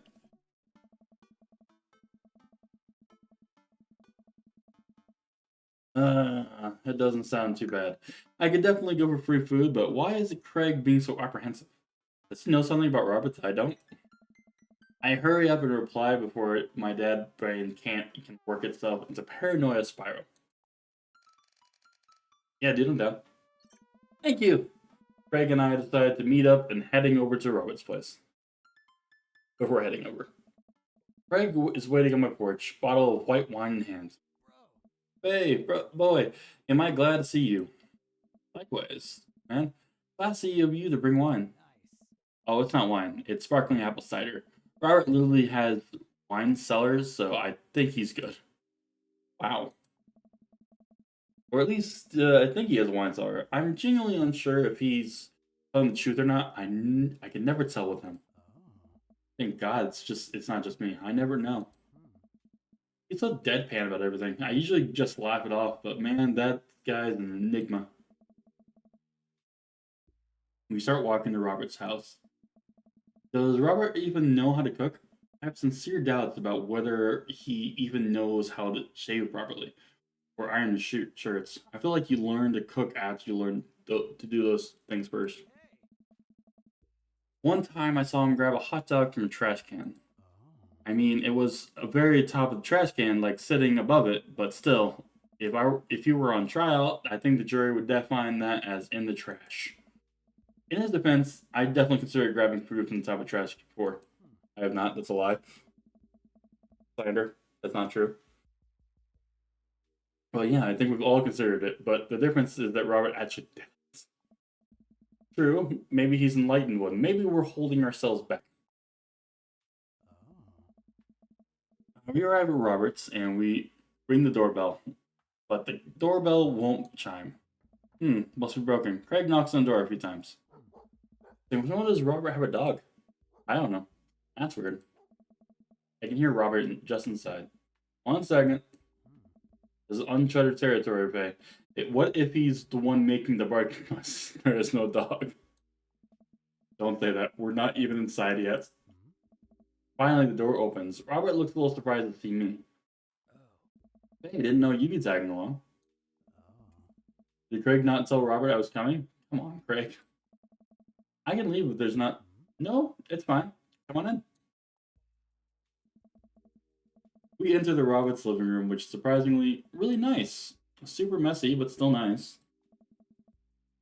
Make yourselves at home. We can still hear the barking from the other room.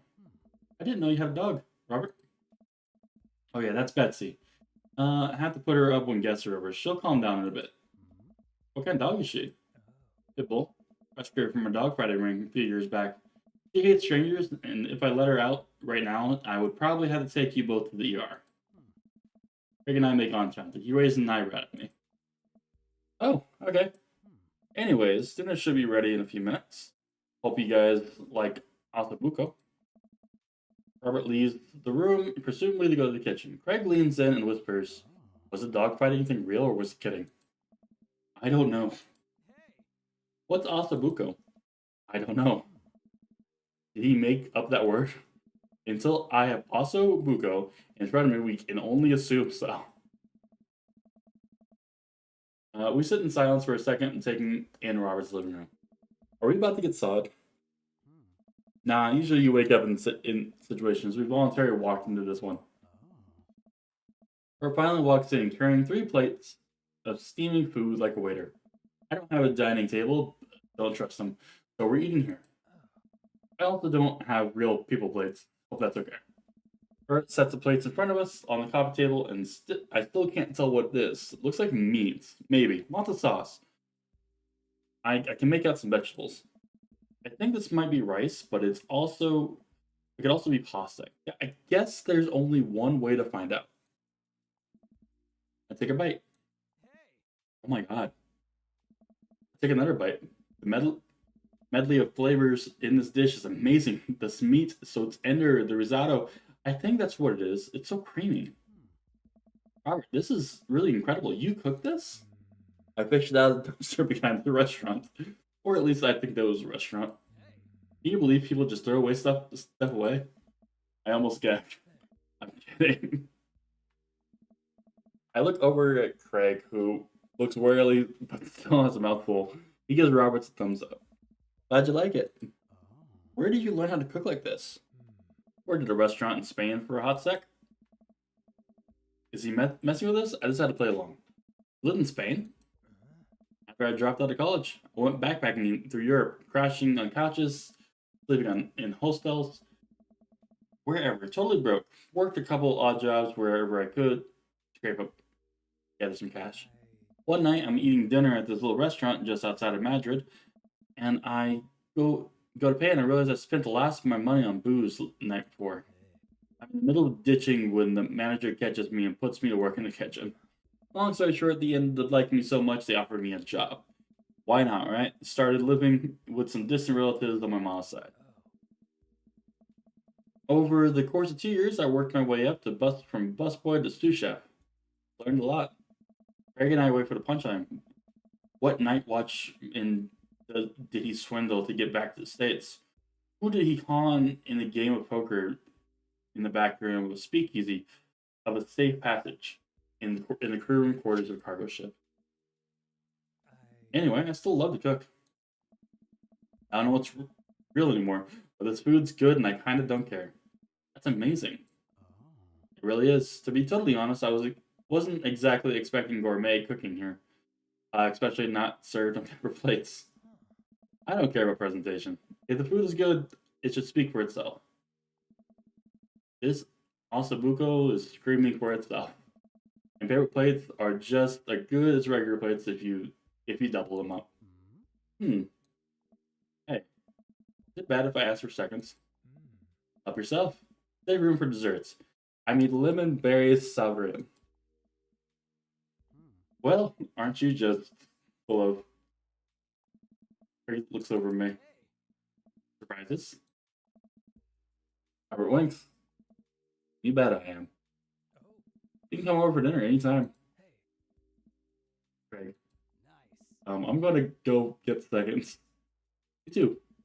After consuming more ossobuco than my body could handle, and then really ensuring a later food coma was generous serving of what her sovereign was, Craig and I decided to head out. Oh, 10%. Kind of good. I'm making an attempt to be more... Thanks for coming. I'm making an attempt to be more social. Well, we're always happy to stop by if you ever want company. Especially if there's also book involved. Alright. Welcome. You've got dads. Time for the last date. You know what they say about third date? It's where you get pretty serious. You might want to browse others. Nope. Go forward.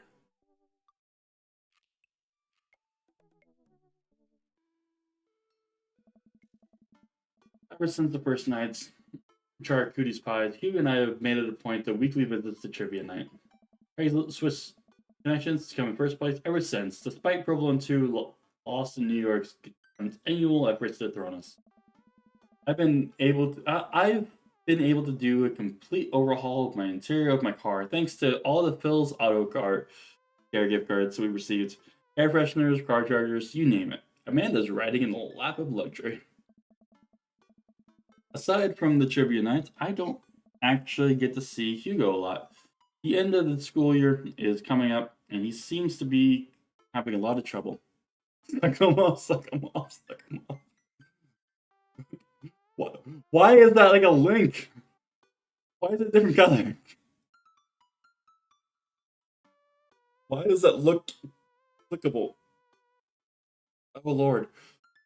Okay, I don't actually get to see Hugo a lot. The end of the school year is coming, and he seems to be having a lot of trouble dealing with the stress of teaching. I should do something nice for him. Maybe help him take his mind off of screaming teenagers. Books? He likes books. I would have... Don't worry about that. Okay. I won't then. I'd be too scared to click on it anyway. Okay. I would have no idea where to even start with that. He probably has read more books in a month than I have read in the past year. I know he's really into wrestling, but he's been reluctant to talk about it since he showed me. Just touch the man. He's begging for your butt. It's like, yeah, I'm going to tell you about something that I discovered, but I'll tell you about it tomorrow, though. Probably not over this. Something kind of shocked me. Alright, but he's been reluctant to talk about it since he showed me his wrestling room. I know he's kind of shy about it, but maybe. Don't worry, we will touch his butt. Whatever, let's roll the dice. I think I have a plan.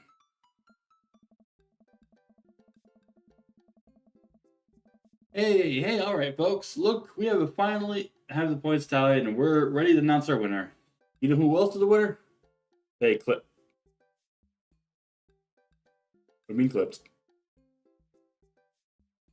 What'd you clip? How dare you? Are you clipping me touching the man's butt? Is that what you're doing? God damn it. Alright. Oh, lordy. Alright. Looks like we finally have points tallied and we're ready to announce our winner. You know who else is the winner? Me, because I finally seen how beautiful and loving my wife is. A few weeks ago, all of the regular stage intervention for Quizmaster went good! I could just say how you're starting to think of it, you think about touching the butt. Okay.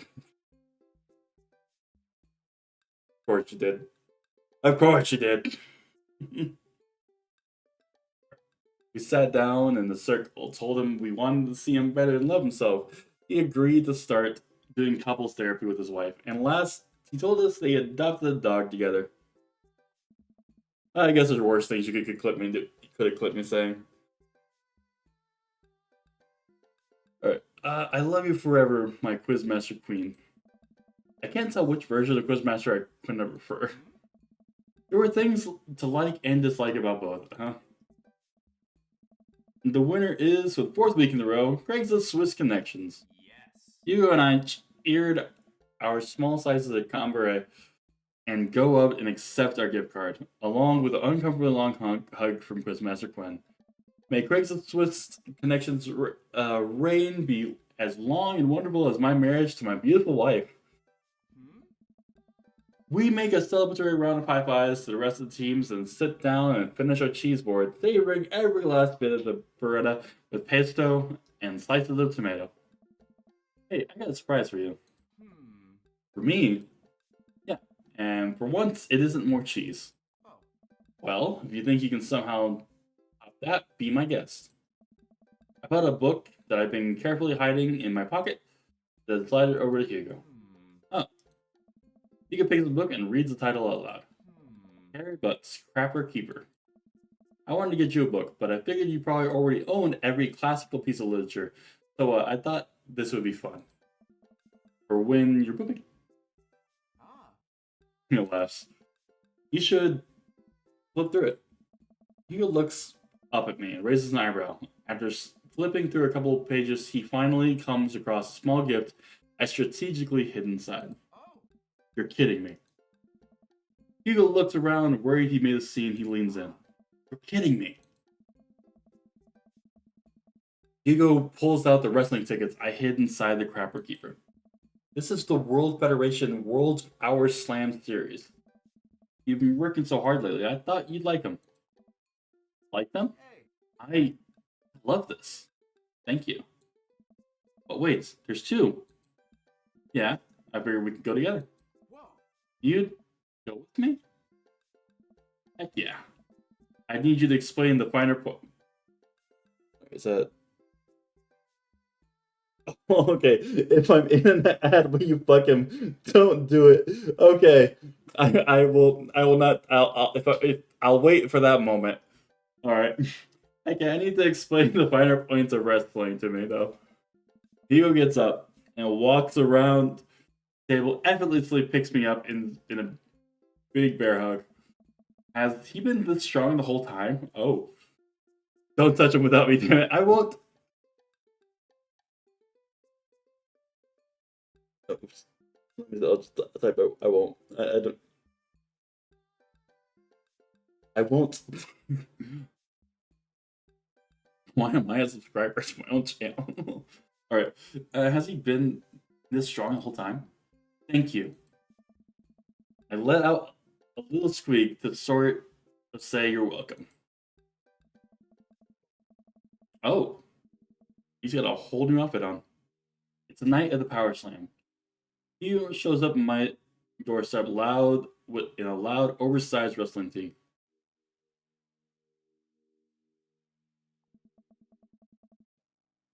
He's a little.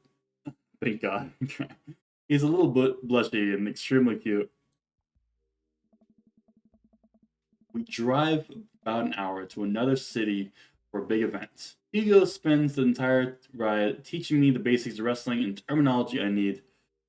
Good God, well that changed his vibe completely. I need to know. Yeah, actually, it really did. So it's fake, right? Well, yes and no. While wrestling in the act of hurting another wrestler is fake, their work requires remarkable athleticism and oftentimes results in actual injury. Those people are getting hurt, sure, but not in the way we're led to believe. Historically, wrestling as we know it today was created by carnival workers to fix gambling, and the people who actually believed it to be real and would bet on these matches were called marks. That we know, and that we know that it's technically fake, but we still choose to suspend our disbelief, making us marks, smart marks. You're gonna look at Sweaty Man and then make Carson. Yeah, we're gonna look at Sweaty Man wrestling. Then we're gonna have a wrestling match of our own. All right. But still choose to suspend our disbelief. Makes us smart marks. So I should be watching for this for the acrobatics and the tension and the drama and even storylines. I think that anything or anyone that can tell a good story, you have to get a good look at the story. Even something like what we're about to experience will tell a phenomenal, sometimes understated story despite a ridiculous premise. Okay. Yeah, I think that's the whole point of the game. I think everything's gay here. Wow. Everybody. Or, everyone between. What? I just really wouldn't have pegged you for a huge wrestling fan.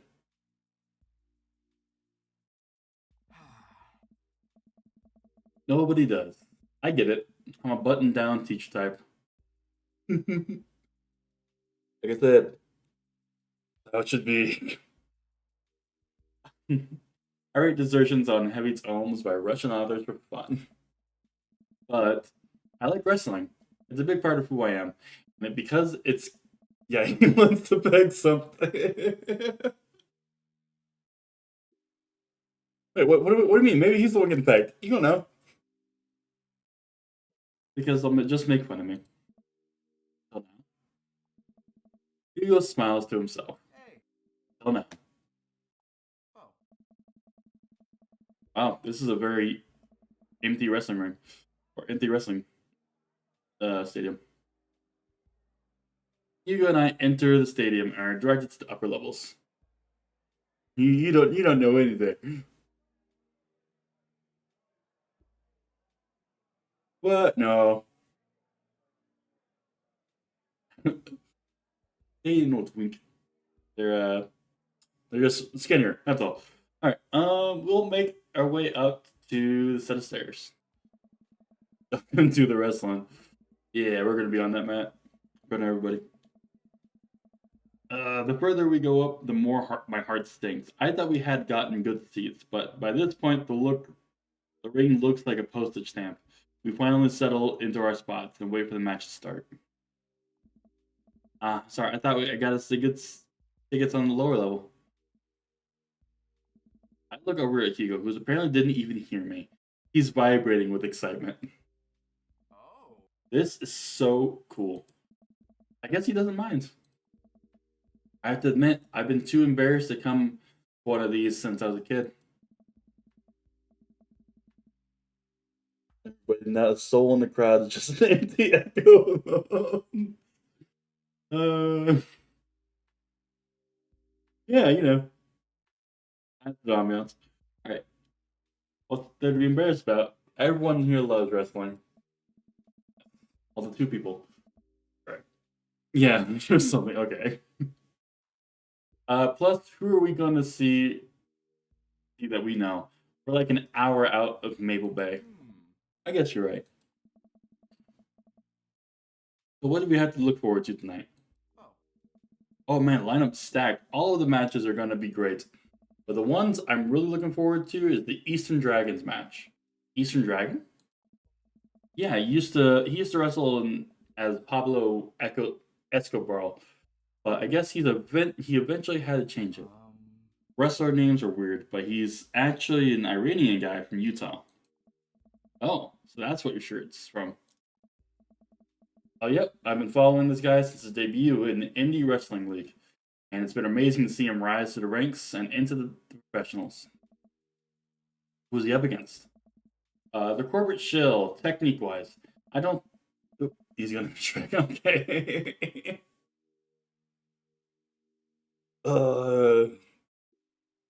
Yes, all over the place, clearly. Alright. I don't think he's that good a wrestler, and I don't even think the fans like him. Certainly an interesting character, though. The stadium looks lights dim, and the crowd starts screaming. Butt rock blasts through the sound systems, and some pirates techniques set off around the ring. Ladies and gentlemen of the sold-out crowd of Mill Creek, Massachusetts, who's ready to power slam? Okay, Hugo and Ice Cream. We watch two wrestlers in the Southern Dandy and Johnny Snowman walk out to even more butt rock. The Southern Dandy mixes the drinks and mints julep in the ring before the matches. Gonna rock your butt? Okay. Oh, you got a bunch of little gay jokes you want to tell me, huh? No, I'm gonna rock his butt. That's how it's gonna work. I'm the top in this situation. And the Southern Dandy mixes the drinks, and the crowd eats up. Southern Dandy from Maine. Is Johnny Snowman not from the North Pole? He's from Georgia, actually. Oh, after a long match, the Johnny Snowman, who's dressed up like a muscular elf, does the Hugo called a German suplex on Southern Dandy. Listen, the game is giving the jokes. I'm just okay.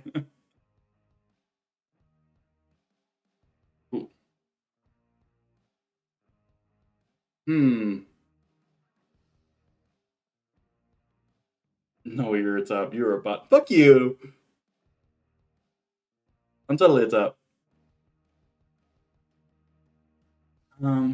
Especially not against the wrestling knowledge teacher. Okay.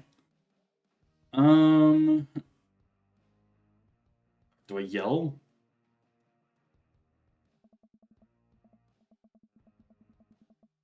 No. Johnny Snowman does indeed elbow the heck out of him. That's gonna hurt. Oh god, is he okay? Wrestling is a sport of communication. All these guys train together, not to know not only how to perform moves, but how to respond to them. It allows them to look like they're being hurt, but only kind of hurt. The crowd cheers Johnny Snowman pins Southern Dandy and is announced as the winner. Oh, I hope I didn't just fuck up with that choice. These choices all matter because he didn't give me any reactions. Okay, the next match features the wrestler named Generation Y2K. Comes out looking like a hipster barista. He takes selfies with fans and is way up in the ring, pauses after everyone posts on Instagram. He's really playing up the millennial thing, huh? Like, oh god damn it. Y2K wasn't that long ago. should have picked the middle one, probably. He started a boogeyman to the old-timer wrestling fans. His opponent, the old-timer, walks out. Oh. The crowd seems divided on who they're rooting for. With old-timer, seems like he wants you to enjoy the show as well as not put on an act. Yeah, that makes sense. Okay. Up the ropes, Generation Y2K blinds the old-timer with a flash on his camera and is able to hit him in the wooden match. He takes a celebratory selfie with his unconscious opponent. During the break, Hugo and I leave and get refills from the concession stand. We wind our way through the clusters of wrestling fans to get into the line. So, what do you think so far? I'm glad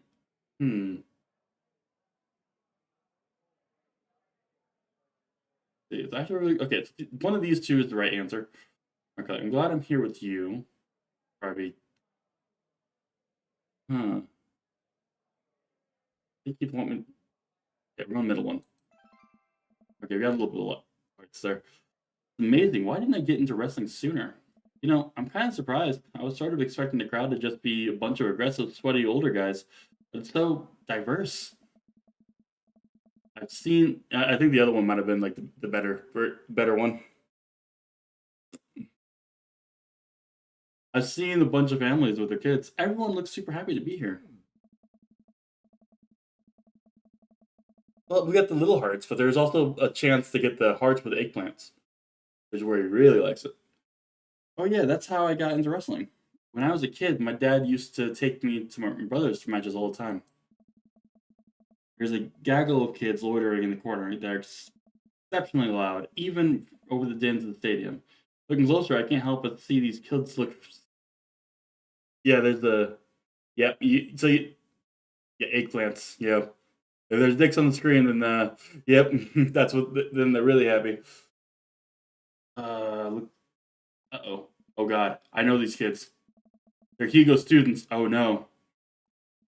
So don't turn around when I tell you this, but some of your students are here. Hugo immediately tenses up. Oh my god, I can't let them see me here. I position myself between the kids and Hugo, getting them all thumbs up. Hugo, hoping that I can act as a human shield. I glance over the group of children and I recognize the Colin kid. He kicks one of his friends in the shin and laughs. Man, that Colin kid is a piece of work. Colin? If he sees me here, he'll never let it go. He's a master manipulator. We have to get back to the road. Oh, okay. Take the receipts. What's the plan? Ooh. This is a sneaking mission. Create a diversion. Oh, well? What the fuck? You're just giving me all kinds of bits today, aren't you? Bad timing, kids around. It's okay. Okay.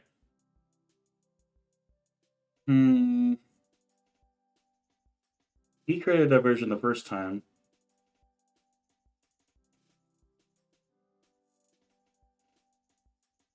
Oh, I know in the first day he created the version for me to get the kid out. So I'm not sure if he okay. It said it lied. What do you mean? We gotta be sneaky. If we're gonna get back that ring unscathed, how quiet are you? I've gotten pretty good at sneaking up on students who are texting under their desks, so I can be very quiet if I need to be. Perfect. We just need to find some cover. Hide behind as we navigate to our seats. Where to? Okay. Quick, get inside my shirt.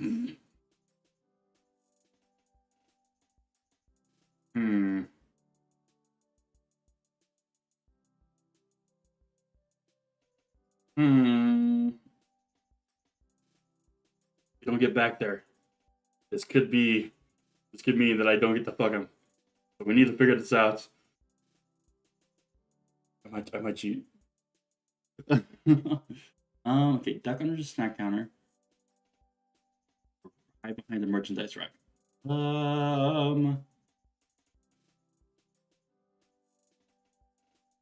Or get inside my shirt. No, they're probably paying attention. Okay, hold on. Yeah, we've already potentially made mistakes. But this is the meaningful moment.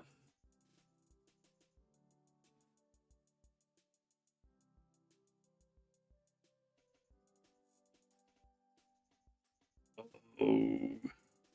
Okay, hold on. I know this is where I fucked up with some of them. I didn't get the fuck, or didn't get the happy ending. That's why me and the best friend were dating.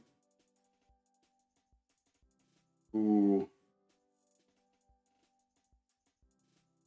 The shirt seal the deal. All right, sure, we'll do it.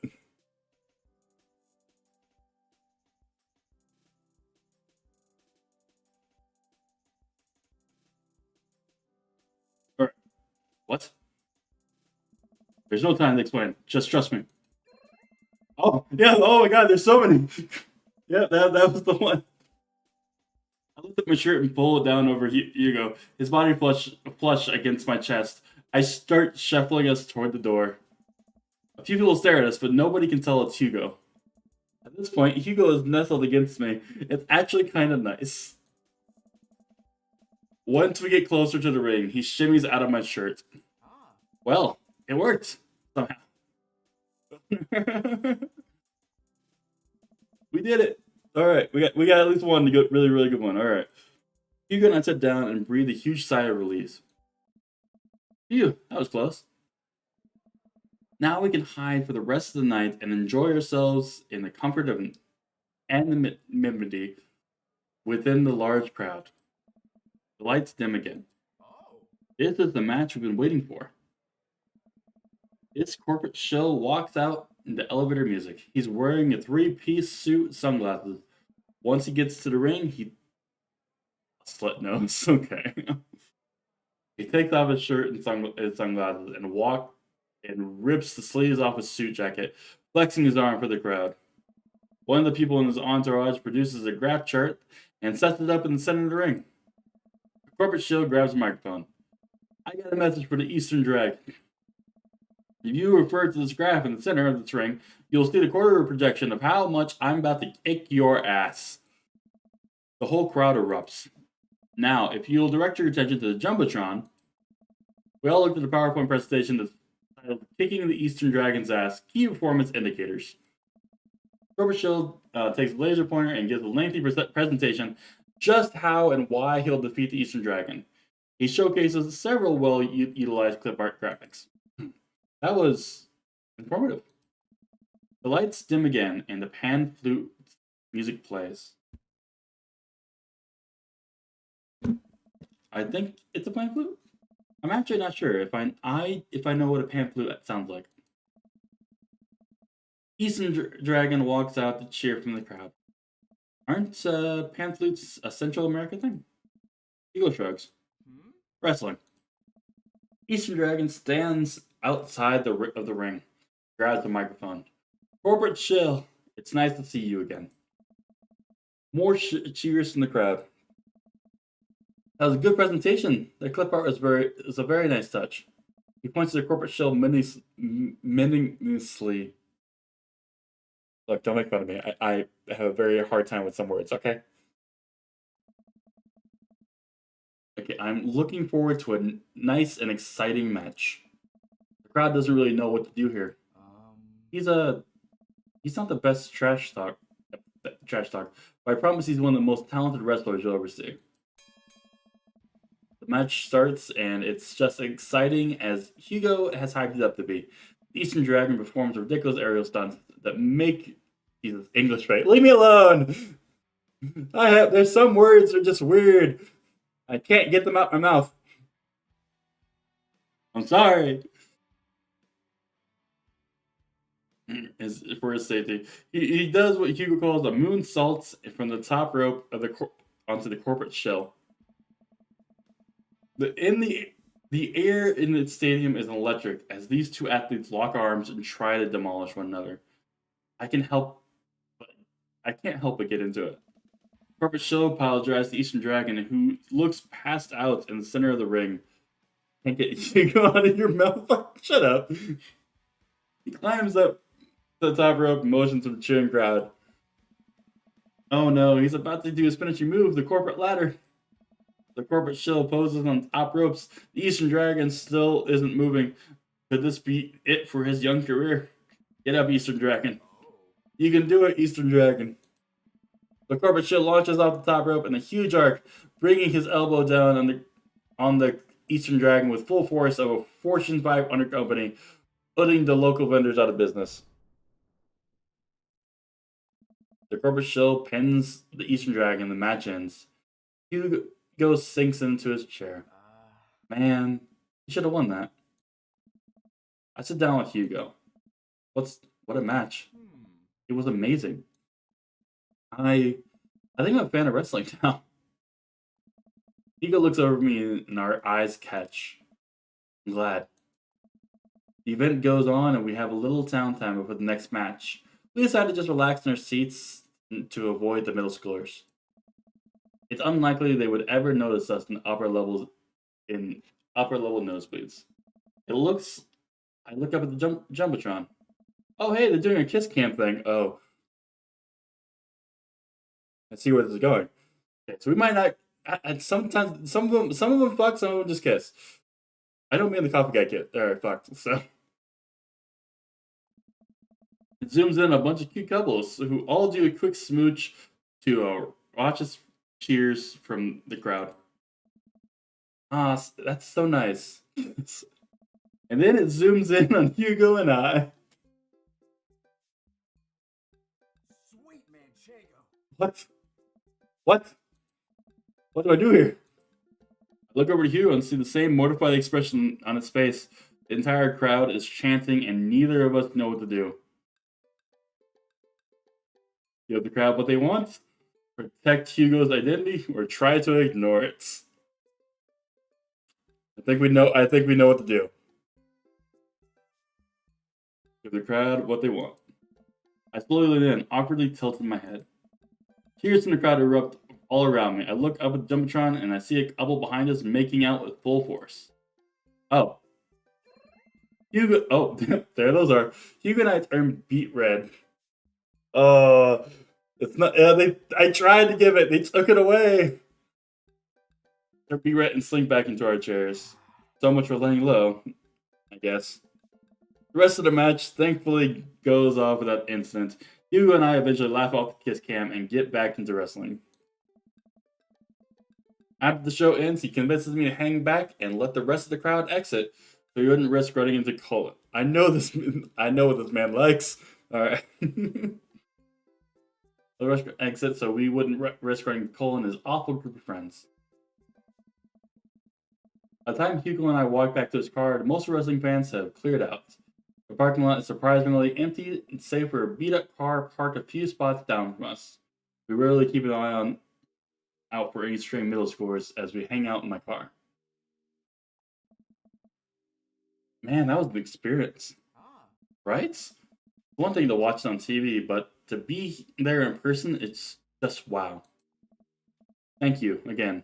I would never have gotten to experience this if it weren't for you. It's just me and Hugo in front of the car in an empty parking lot. I look down. Real seeker for sure. Likes to keep professional but can't help. Yeah, absolutely. Kind of funny about that, about the kiss cam, huh? Yeah, it was super funny. But neither of us are smiling. We look at each other's eyes, and I can feel the warmth radiating from my cheeks. We stare at each other for just a little bit too long. Hey, cool shirt. I turn around, see a guy in a hoodie and the basketball shorts walking up to us and a duffel bag over his shoulder. I haven't seen one of those in years. I look down our boners touch. Oh Lord. I haven't seen one of those in years. Whoa. Oh my god. Yeah, I got it from a trade with this guy from the streetsmarts.net. I love that website. Someone always posts these awesome, super detailed breakdowns of matches in the indie circuit. Have you seen those? The name's like J something. JDS Slaminger? Yeah, that's him. Those are my write-ups. Your JDS Slam? You're kidding me. Oh man, I'm such a huge fan of yours, by the way. Of your work. It's so nice to meet you. The man vigorously shakes Hugo's hand. I am honored. Man, I wish I could stay in chat. I have so many questions. Yeah, what's up? Nah. This is my man. He's not taking him. I work hard to get this man. I have so many questions, but I'll PM you on forums if you ever want to talk shop. Absolutely. The man starts to walk away. Hugo coughs nervously to get his attention again. Is there any chance you could sign my shirt? The guy turns around and beams. Oh, you got so close to him. It's the wrestler he's a fan of. I turned around and beams. And we did it. I gave you 2 dick answers. Yep. Wait. It's all finally clicks into place for me. You're the Eastern Dragon? I love your work. Thank you, man. The Eastern Dragon signs Hugo's shirt and waves goodbye and walks into his car. I stand there with my mouth open the entire time. That was the Eastern Dragon. Oh. He likes my work. Dude, you're like friends with the Eastern Dragon now. He's gonna PM me. Hugo and I high five. He's so excited he's shaking. Mr. Vega? Oh, fuck. Just as dense as you? Okay. I'm not that dense. Oh man. Colin and his cronies just pop out of nowhere. Oh no, here we go. Huh? Colin, I see you and your friends all the way out here. What are you doing here? I don't see a library anywhere near us. I was watching the Power Slam series with my friend. Mr. Vega likes wrestling. What a fart knocker. Actually, that's pretty cool. Shut up, dickweed. Nah, man. That's actually a rad as hell. Who were you just talking to? Probably one of the stupid book nerd friends? Actually, he was talking to his good buddy, the Eastern Dragon. All of Colin's friends gasp. Guys, come on, he's lying. There's no way that the Eastern Dragon would hang out with these losers. Oh yeah? How did I get his autograph then? Colin's friends lose their minds, screaming their heads off. Colin is red as anger. Yeah, fuck you, Colin. Oh. See you in class, bitch.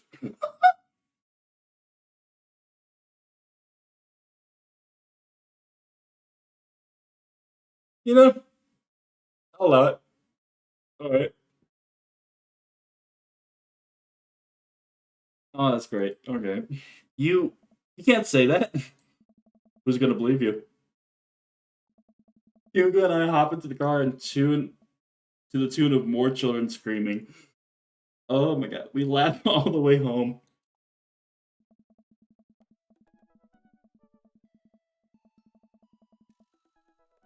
Hugo and I descend the stairs to his home into the wrestling man's cave, where we both crack a beer.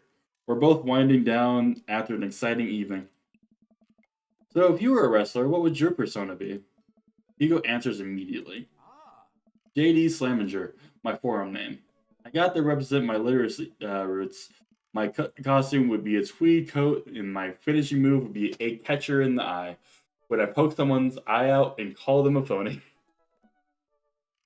Wow. Oh. I've given a lot of thought about. A lot of thought. What about you? I would be. One more choice. Alright. Just dad. Mario Bomb Clancy. Sex. Okay, we're trying.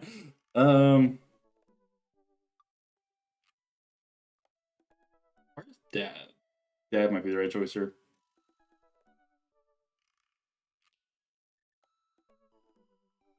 We're picking Dad. Ooh, maybe this will be the right answer. I don't even wrestle. I just throw dad puns at the opponent until they submit. Nice to meet you, Hungry. I'm Dad. You know. I'm just now realizing I don't know any actual wrestling moves. You know, I could teach you some.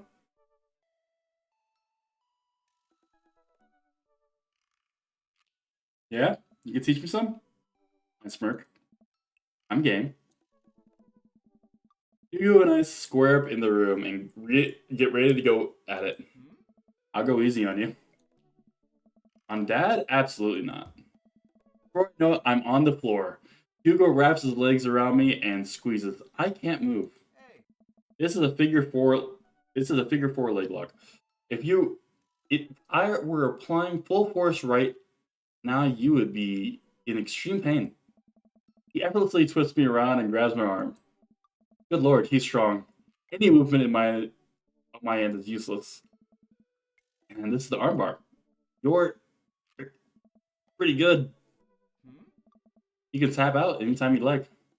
Not a chance. Hugo flips around one last time on top of me. He hooks his arm under my leg and presses his body. Okay. Press down my chest. And this is me penning you. Oh. Fuck no. Our faces are inches apart right now. I can't tell if I'm breathing heavily because of the physical activity or because of something else. Tap out, you coward. Go for it.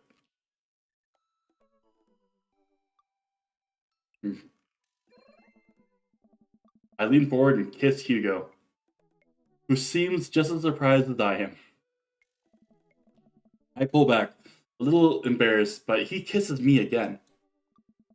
He slowly releases his submission hold on me and cradles my face in his hands. He presses his forehead against mine and we laugh. I guess we both win. Guess so. Pull him back and in for another kiss. Do we have any more moves you can show me? I think I might have a few. And that was it. That was. Fortunately, it doesn't show. Like talk about it too much. So that's about as much detail as you're going to get from it. But we get this. Gave me goosebumps. Going all the Hugo dates. We have to kiss at least. I guess not all of them fuck. Ooh, I think I'm happy. Well, no, they definitely fucked. That was definitely an innuendo. They wrestled for sure, or we wrestled. There's definitely fucking involved. I'm gonna just, yeah. All right.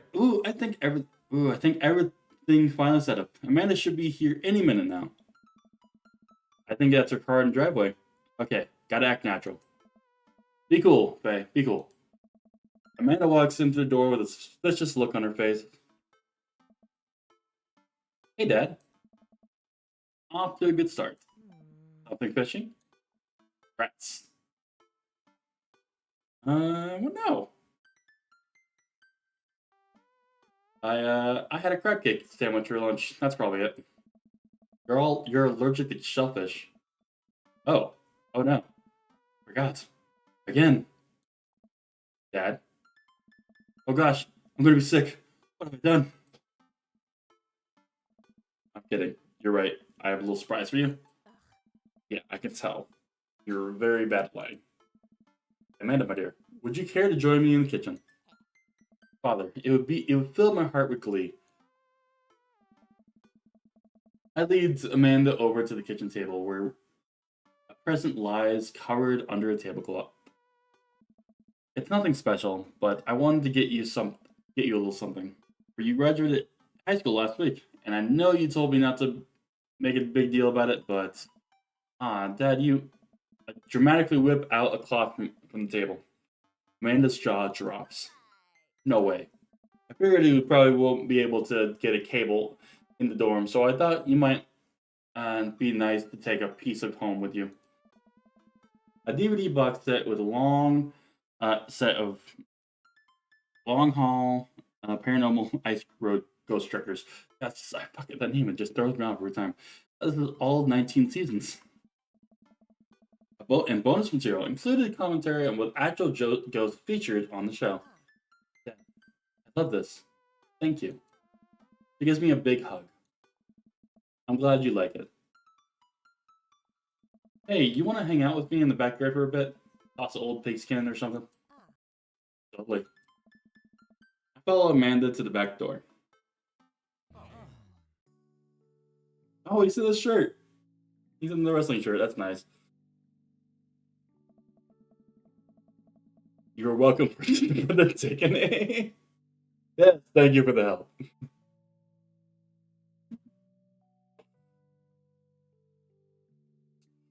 I guess next time we get to go for this guy, where we steal him from his wife. He's the last one, I think. He's one with the creepy kids. I'm not really looking forward to that one, to be honest with you. All right. It's only not a big deal, but you seem to have forgotten that my entire mission in life is to make a big deal out of your accomplishments. So you consider your graduation party. Surprise. Dad, everyone's here. Well, yeah.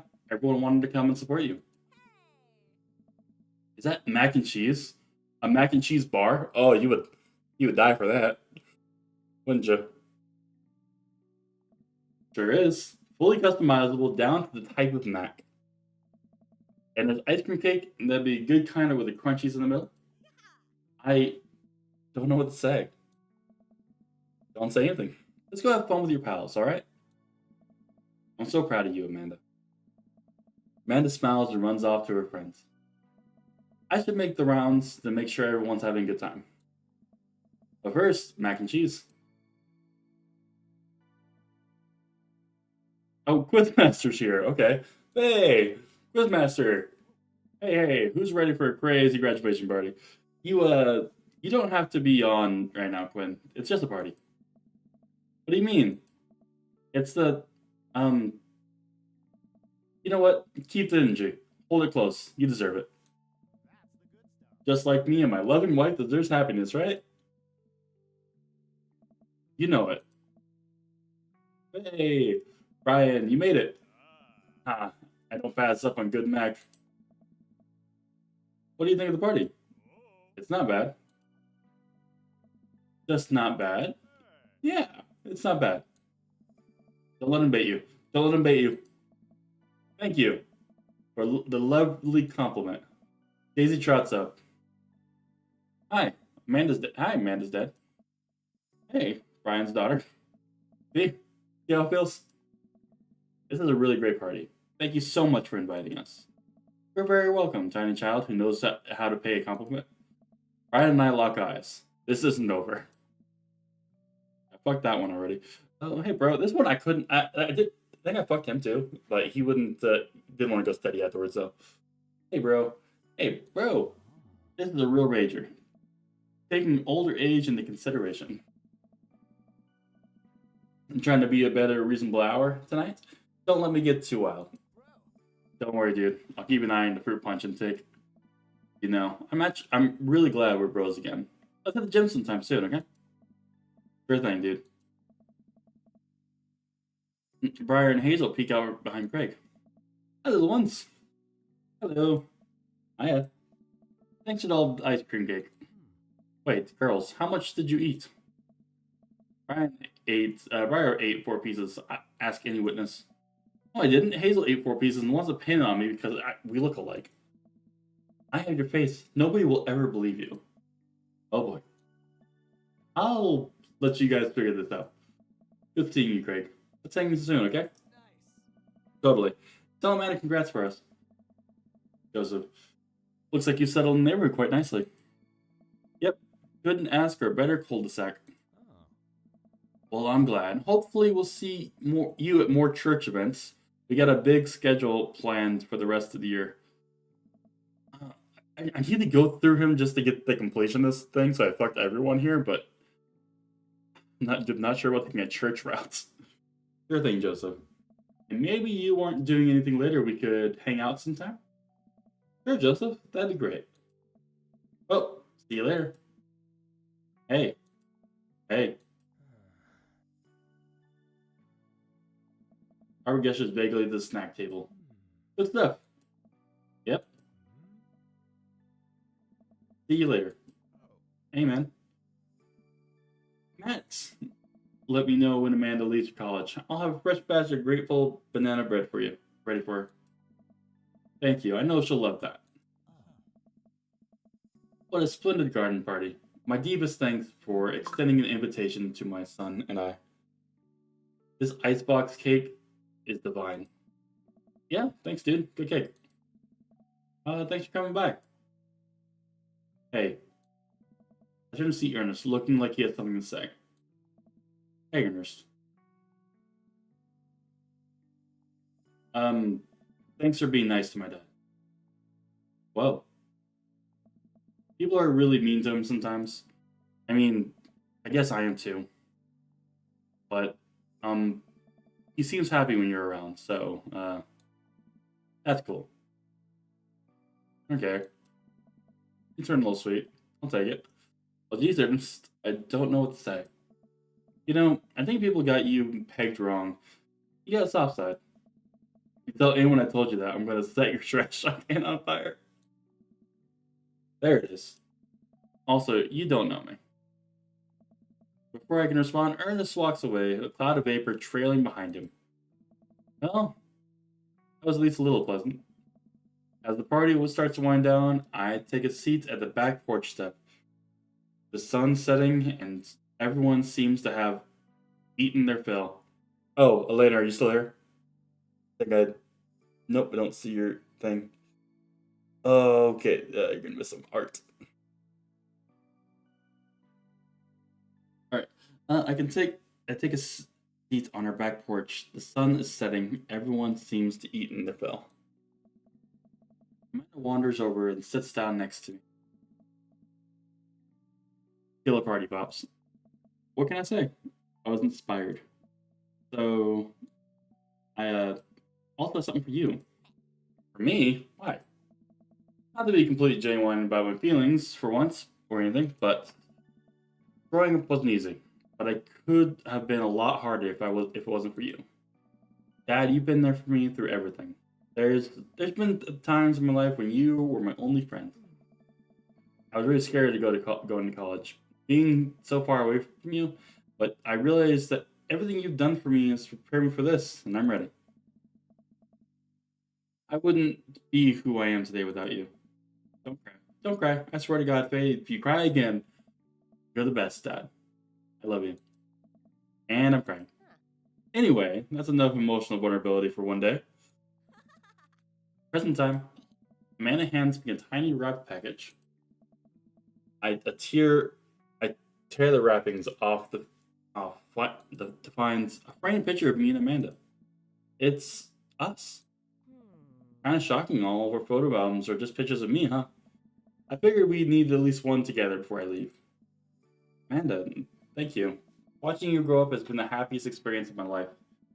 You're such a talented, intelligent young woman, and I'm so excited to see what the future holds for you. Knock 'em dead, kid. Always do. And Amanda and I share a hug. This is only the beginning, Pops. Plenty of more memories for us down the road. Memories to make and stuff to break, right? Oh, I'm gonna break so much stuff. Intentionally and unintentionally. You're probably gonna have to pay for most of it. It would be my honor. Amanda hops up. Looks like someone's been waiting to talk to you. I glance over the backyard where Hugo is sitting on the bench beneath our cherry blossom tree. He smiles at me. I'll leave you to it. Me and the Emmas are gonna go get ice cream. Love you, Pops. Amanda runs off to join her friends. Wait, I thought you and Emmas were cool. And other ones? I take a seat next to Hugo and the last guest to make their way out of the party. Cool shirt? Oh. Thanks. It reminds me of a special night. So the secret's out, huh? Hugo likes wrestling. No, I was really nervous to come here dressed like this, but everybody in the neighborhood, they were nothing but accepting of me and my hobbies. It turns out Craig's a huge fan too. And Colin told everyone at school that I'm into wrestling, but it actually backfired on him. Kids have a weird sort of respect for me now. A few of them even asked for me to sponsor for the wrestling club. Not the Olympic wrestling. The wrestling that I like. I actually like both. And there's an important distinction. I think you know which one I'm talking about. It just goes to show nothing is wrong with being open about what you like. I agree. And as long as I'm open, I'm also a huge fan of very handsome dads who throw great parties for the kid and love a good word jumble. I blush. I'm a big fan of. Quick, think of something clever. Hugos? This Hugo specifically. Hugo laughs. He drags his arm around my shoulders and pulls me closer. He plants a soft kiss on my forehead. I'm happy here. Me too. Hugo and I watch the sun dip below the horizon together. Hey, do you think maybe later you could show me some new wrestling moves? Hey, how about I show you how to pump a handle pile driver? I can't help but giggle. What's that? You'll see. That sounds like a hand job. Alright. And of course, there's always, like, when you do successfully here with the dates, there's always a piece of banner at the end. So let's see the reveal. Oh, that's just adorable.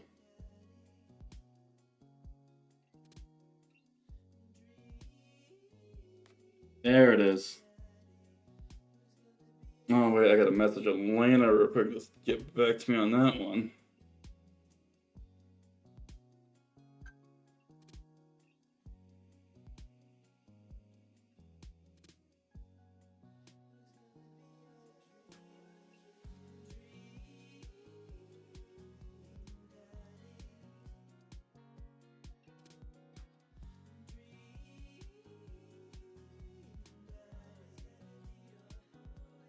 Yeah, we're gonna wait for them to show up again real quick because I know they would probably want to see this at least a little bit.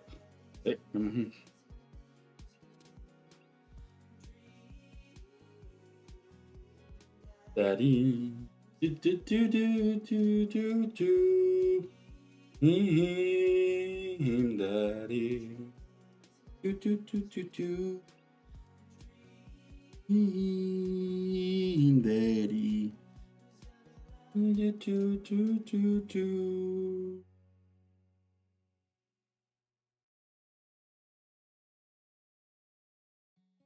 Oh, I think she might have gotten off. Actually, off. All right.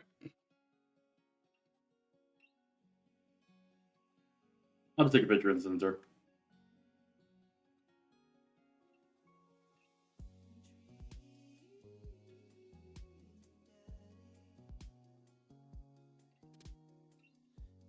Oh, I only have a second to do this.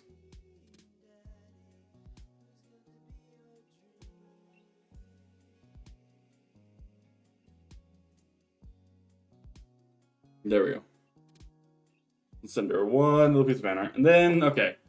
Yeah, we're going to go ahead and end this here. I think 5 hours is what that took us. A bit of a longer stream. Apparently, I've been clipped during some of it. But we're going to go ahead and rate out. I'm sure there's someone who will get a laugh at this. All right. But anyone who happens to be lurking in chat, appreciate you being here. You stick around for a raid or not, it's up to you. There is no harm in it. If you wish to or not, I understand. But I hope you all have a good night. Bye-bye.